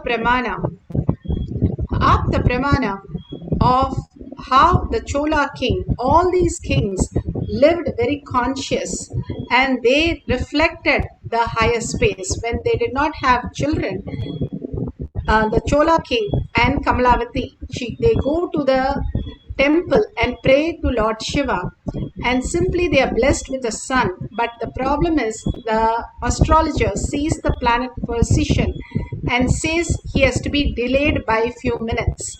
So he will be a greatest king of all times. So they delayed the child, and already she had a problem that her pelvical bone was protecting the child not coming out, and she held it by hanging upside down from a roof and holding the child for a few minutes inside her womb. And simply when she delivered the baby, she left the body, doing the sacrifice for a great king to be born. And because of the few seconds or few minutes inside her womb extra, the eyes of the child became very red. So he was known as Kosha Kannan. That means a child with a red eyes. And beautifully the story goes, he was a spider, and he used to make the webs on the Shivalinga. But there used to be an elephant, and which comes and takes out all the web. And because all the web are gone, he got really irritated with this elephant.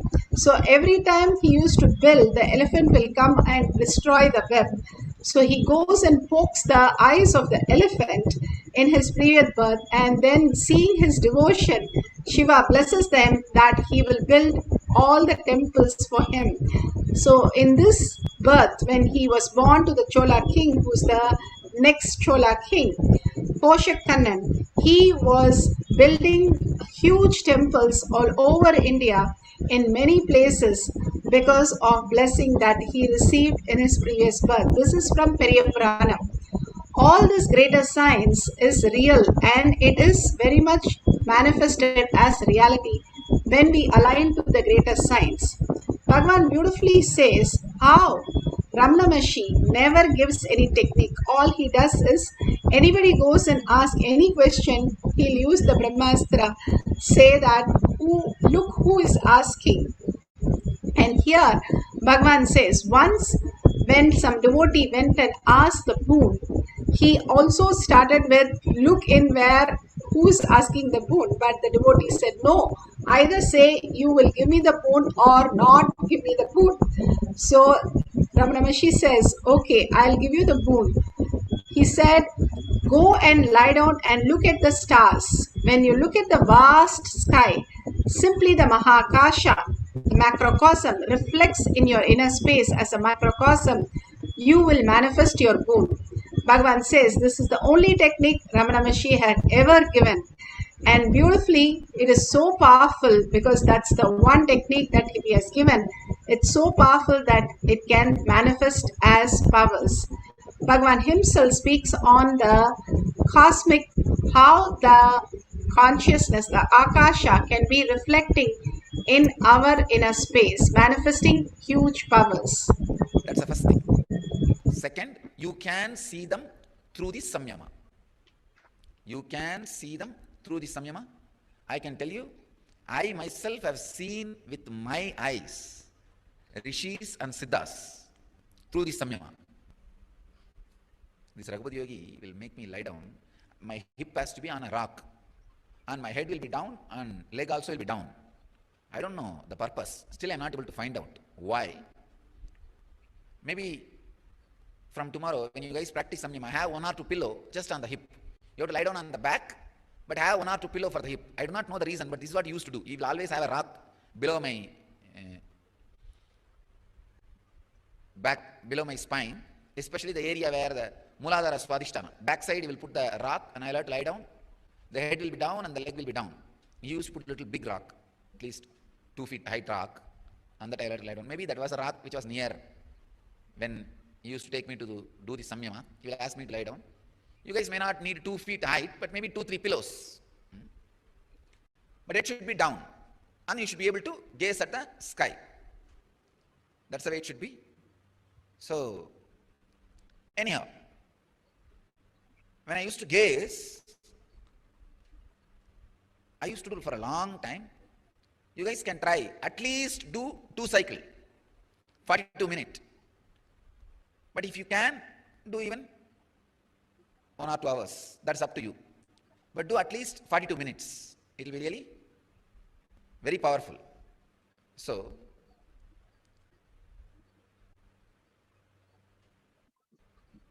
I have seen suddenly the very frequency of the body will change. Especially now you guys are going to fast and do. When you fast, your body changing your awareness, transcending the lower awareness and getting into the higher awareness is very easy. You see, like when you want to change the gear in the car, if the gearbox is lubricated, the unclutching and changing the gear is very easy. Same way, if you are practicing this liquid diet during this samyama, the changing the gear and you falling into the higher and higher consciousnesses, that entering into the transcendental consciousness will be very strong, very quick. That is why the fasting is used as a powerful technique for enlightenment. I want all you guys to know, this is a very powerful process. When you do it along with this with the fasting, you will really be able to enter into the altered awarenesses, altered states of consciousnesses. Only thing you should take care that you should not get ulcer. Drink lot of juice and once talk to your doctor so that you take care of your health also. You should not have any disease, problem, which will create gastric trouble or any other stomach ulcer or anything because of this fasting. That you need to consult once with your doctor. And take neem juice morning. That will take care of everything. That will take care of everything. I have seen in my life. Very easily you can fall into the higher states of consciousness when you fast and practice this kind of samyama. And I myself have seen the siddhas, rishis, munis, not just in this plane, in this cosmos, in the multi-universe, in the different universes. Your system enters into a suddenly different frequency. You will have the vision and darshan of them. They will appear in front of you. They will guide you. They will even talk to you. And many of your doubts can be clarified. Many of your experiences can become inspiration for enlightenment. So actually when you see a Siddha, Rishi or Muni, what will you do? Naturally you will ask for enlightenment, or you may ask for something. They will bless you and it will be a more inspiration. Even if you ask for the worldly things, it will be an inspiration. Once you get it, it will be an inspiration for you to have more and more spiritual practice and samyama and get enlightened. So I wanted all of you to know, there are multi-universes and I have seen them. I even saw some of their infrastructure, how they have roads, how they have traveling systems, how they travel, all those things I have seen. Maybe when time comes, I'll describe all my Akashic experiences, Akashic recordings.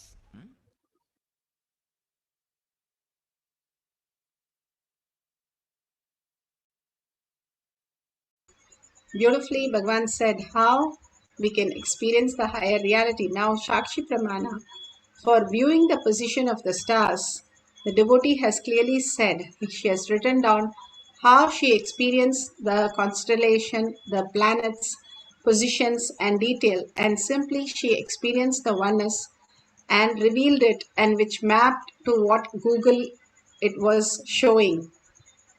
All this greater science is available for all of us to experience the oneness with Paramashiva and manifest as powers. Now each one of us can experience this higher reality when we unclutch. Completely when we become empty, Paramashiva can pour in us as auspiciousness and abundance. Like how you empty a bottle, completely unclutch from every identity that you carry. Instead of life removing all these identity at end of the death, and we are in the root shock and simply in the pain we go into unconscious and then die. We'll be born as unconscious. We won't know when and where we will get this chance again to experience this higher reality, understand this higher reality, or be in the oneness with Paramashiva. Paramashiva, who has come as our Guru, who's initiating and making sure each one of us receive the prasada, receive the enlightenment. So intensely experience the oneness to manifest the powers of Paramashiva. Scan the stars and planets. You can write down the details of the position, location, time, distance, and verify in the Google whether it is matching exactly. The most beautiful space of how Paramashiva is making us understand all these power manifestation is beyond our logical thinking. What we know that is only limited knowledge. But when we connect to the higher reality, simply we understand that we are not just a human, but we are superconscious being living in this human body. More and more power manifestation makes us understand this greater science. Now you can sit straight with your head, neck and spine in a straight line. Put away your gadgets, continuously unclutch and hold Paramashiva in your third eye. Constantly hold that beautiful space of oneness. Absolute unclutching from everything that you know as you.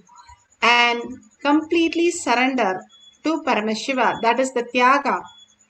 Whatever label you carry, including your height, including yourself, whatever you have, how you unclutch to go to deep sleep.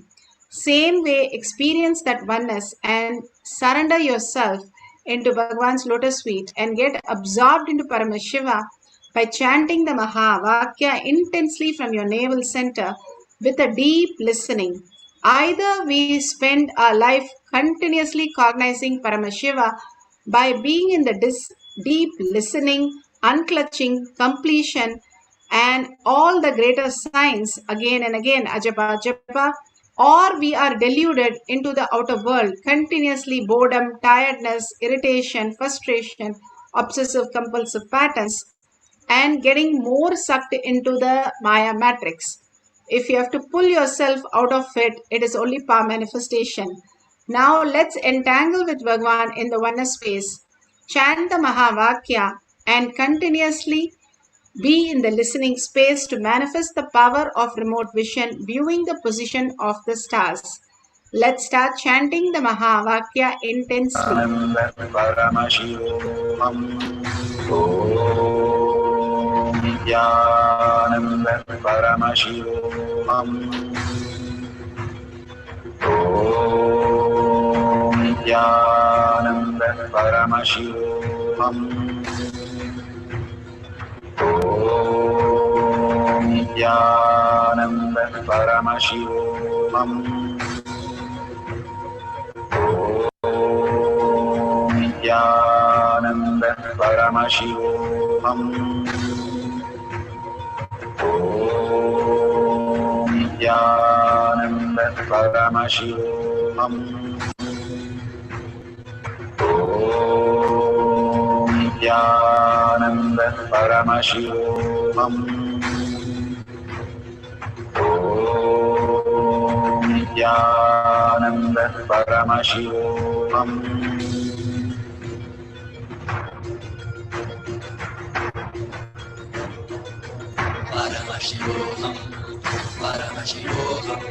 Let Paramashiva's third eye manifest in all our third eyes. Let the Amrita pour, let the Vani open up, manifest in all of us.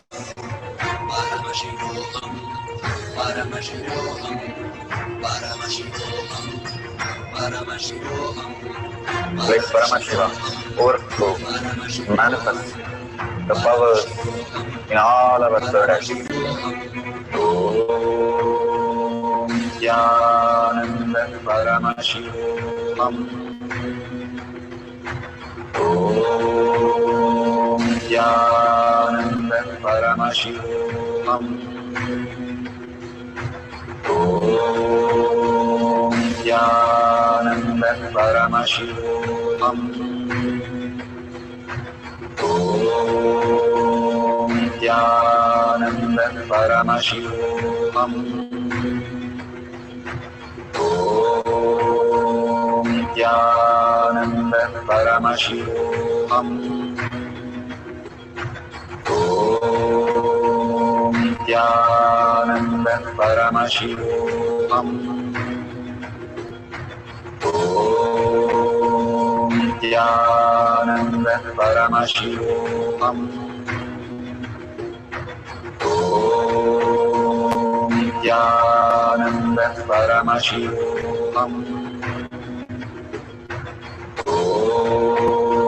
Nithyananda Paramashivam. Om Nithyananda Paramashivam. Om Nithyananda Paramashivam.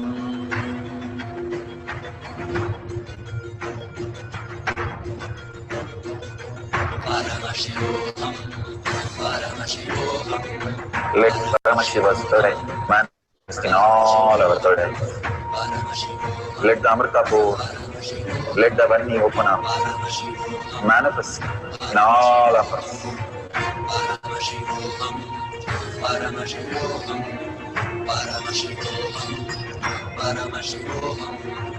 Let Paramashiva overflow, manifest the powers in all our third eyes.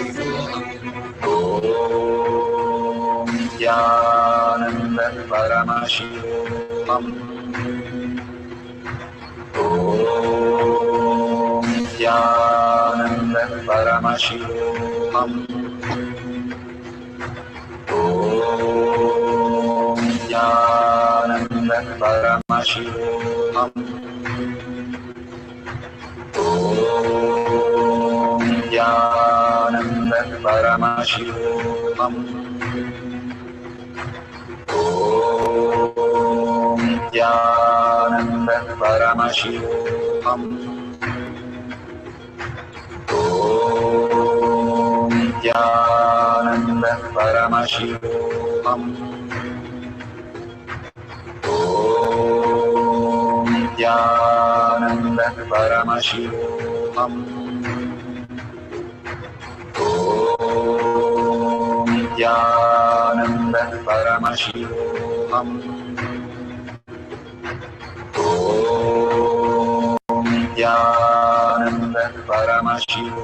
Om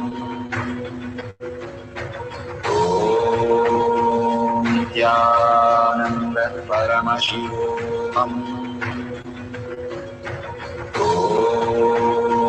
Nithyananda Paramashivam. Om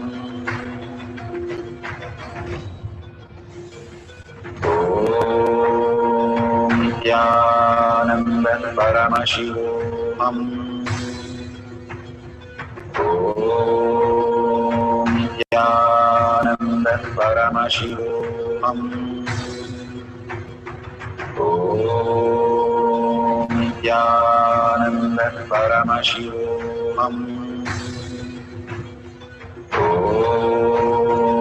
Nithyananda Paramashivam.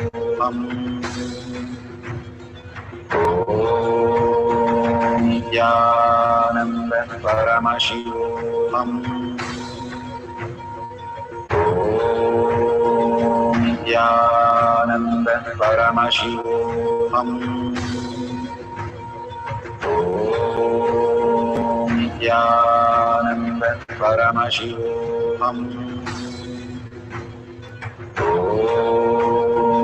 Nithyananda Paramashivam. Om Nithyananda Paramashivam.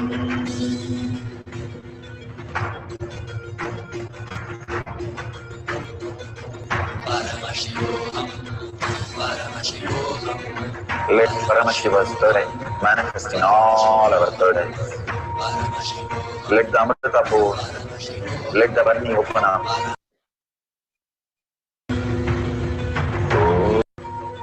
Om Nithyananda Paramashivam. Om Nithyananda Paramashivam. Om Nithyananda Paramashivam. Om Nithyananda Paramashivam.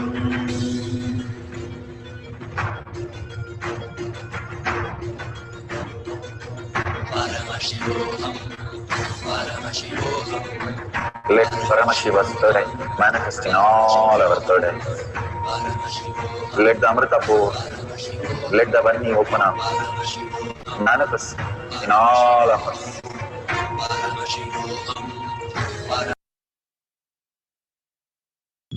So beautiful.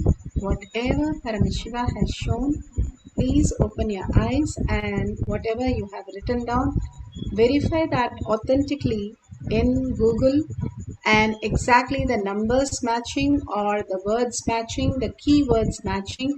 Make sure you mark that and take a picture of the whole thing, and you can share it with the world. How Paramashiva is showing us beyond what we can think of our mind or knowledge that we have. How does these things happen in us as reality? All this is not just coincidence, but something more in us is existing. That is already happening in us, as Paramashiva is real. Consciousness is real, and we are reflected into the space of oneness. Once the soul leaves the body, there is completely, the body does not understand all that you're experiencing. Now you can see who is experiencing, if not the body, all this greater truth as reality. If you're Paramashiva, you already know everything, and simply you can download and manifest as powers. Now we'll have one more cycle. Put away your gadgets. Let's sit and experience the Nirvikalpa Samadhi. Go into the same space how you go into the deep sleep, chanting the Mahavakya and deep listening. Deep listening puts you into the space of no thoughts, and chanting raises your frequency, make you understand how you are a subtle and subtler constitute of universe. You are Paramashiva. Sit as 25 heads and 75 eyes and 50 hands. As Brahmanya Bahuputratam, you are the inheritant of the cosmos. Again and again, hold the beautiful space of oneness and chant the Mahavakya with deep listening, collective integrity, collective consciousness, all of us holding that space simply will manifest even as a glimpse of, Bhagavan says, 1 minute. You can have so much of transformation happen in your body physically, and same thing in your reality. So much of abundance and bliss starts flowing in us as reality. All we need to do is unclutch again and again, making ourselves completely empty. That Paramashiva can simply pour in us as reality. Let's start chanting the Mahavakya intensely, connecting to Bhagavan with a deep listening, and manifest beautiful space of Paramashiva, state of Paramashiva, powers of Paramashiva. Let's be absorbed as Paramashiva, surrender ourselves to Bhagavan's lotus feet. Let's start chanting the Mahavakya for a few minutes.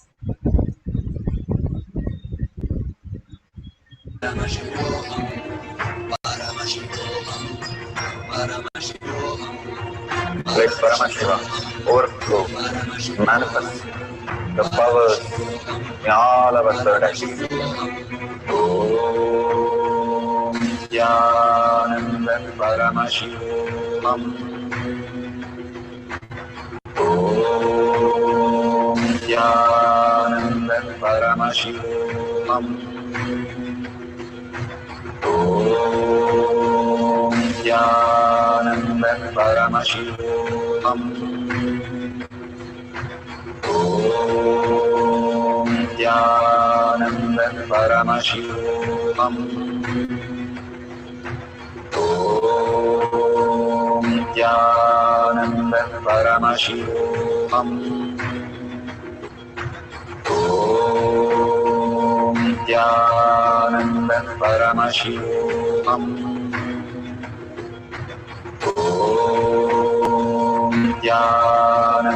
Paramashivam. Om Nithyananda Paramashivam. Om Nithyananda Paramashivam. Om Nithyananda Paramashivam. Om Nithyananda Paramashivam.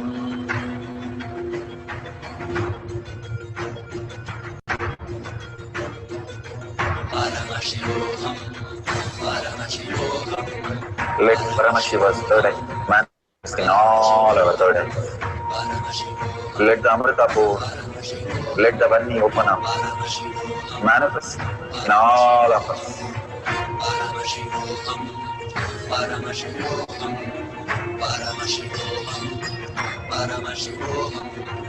Let Paramashiva overflow, manifest the powers in all our third eyes. Om Nithyananda Paramashivam. Om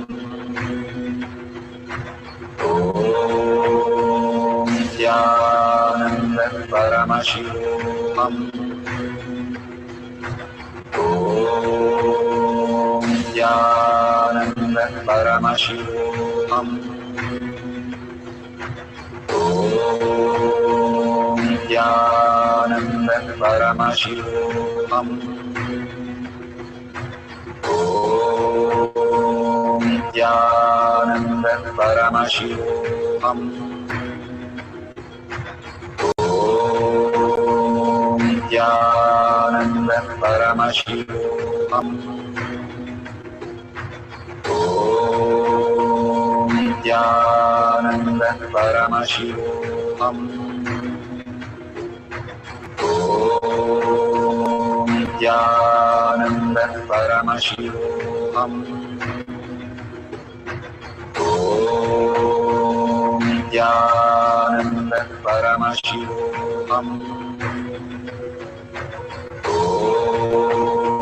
Nithyananda Paramashivam.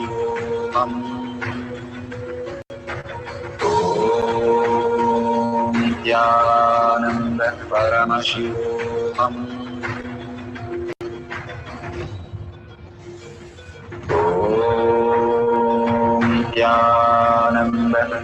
Paramashivam. Om Nithyananda Paramashivam.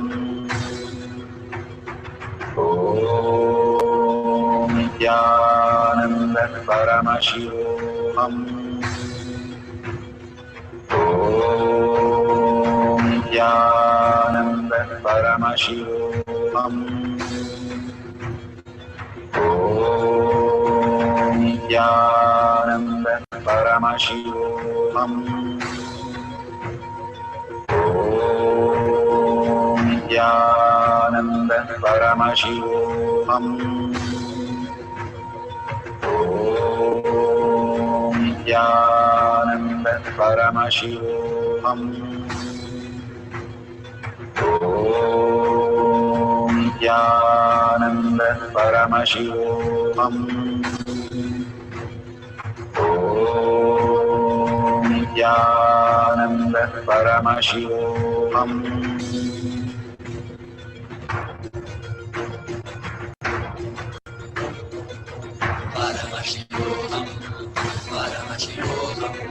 Let Paramashiva's third eye manifest in all our third eyes. Let the Amrita pour, let the Om Nithyananda Paramashivam. Om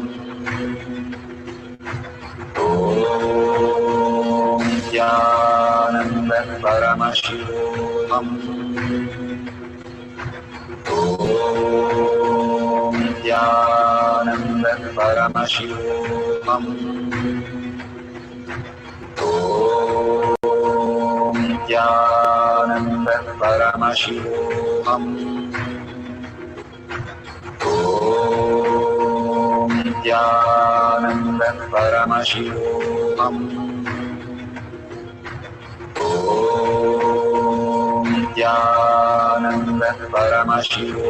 Om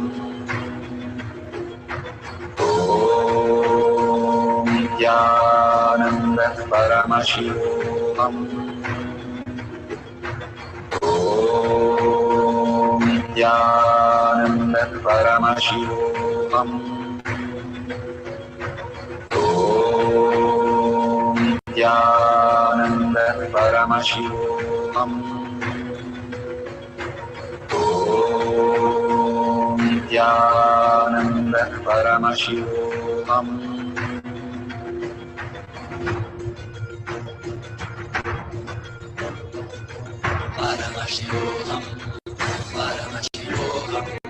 Let Paramashiva's third eye manifest in all our third eyes.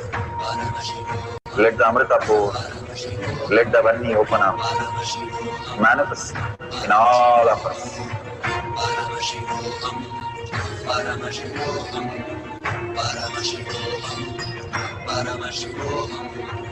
Let Paramashiva overflow, manifest the powers in all our third eyes.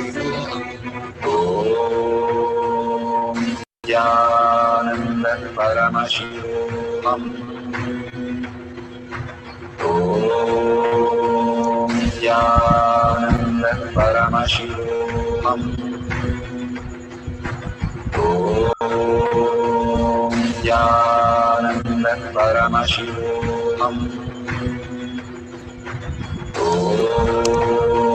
Nithyananda Paramashivam.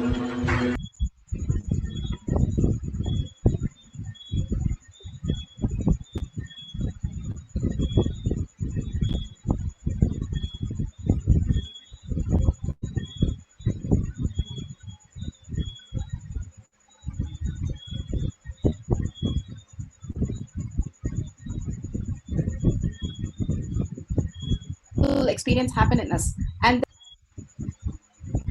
then share with the world that how amazing the temple experience has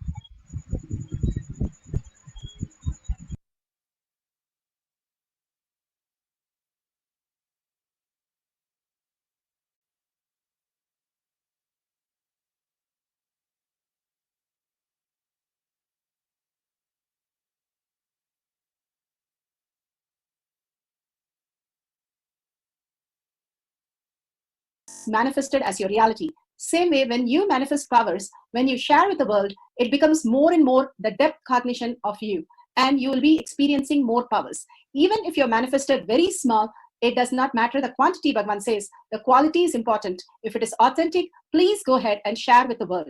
Do not doubt, have self-doubt, self-denial, self-hatred come and block anything. Experience the ultimate in. Beautiful. Let's surrender all this powerful cognition, power manifestation to Bhagavan's lotus feet and share all that in tinyurl.com/power manifestation.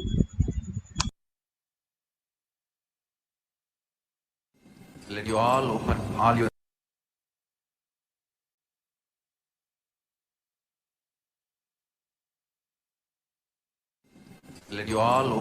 your three eyes. Sorry for the technical glitch. When you go to a temple, we pray and we see that beautiful experience happen in us, and then share. Let's surrender all this to powerful cognition and power manifestation to Bhagavan's lotus feet. Thanking all of you, thanking Bhagavan for manifesting these powers. Authentically verify everything and share it in tinyurl.com/power manifestation. With a deep gratitude to Bhagavan and all of you, and creating a space. Paramashiva is real in my thought, word, and action, and Paramashiva as my reality. And seeing everyone as Paramashiva, more and more cognition, holding this powerful cognition in my inner space, and ending this session with a Purna mantra. Om Purnamada Purnamidam Purnat Purnamudashyate Purnasya Purnamataya Purnameva Vashishyate. Om Shanti Shanti Shanti. Hari Om Tat Sat Sarvam Bhagavate Sri Nithyananda Paramashivam Padukarpanamastu. Om Nithyanandam.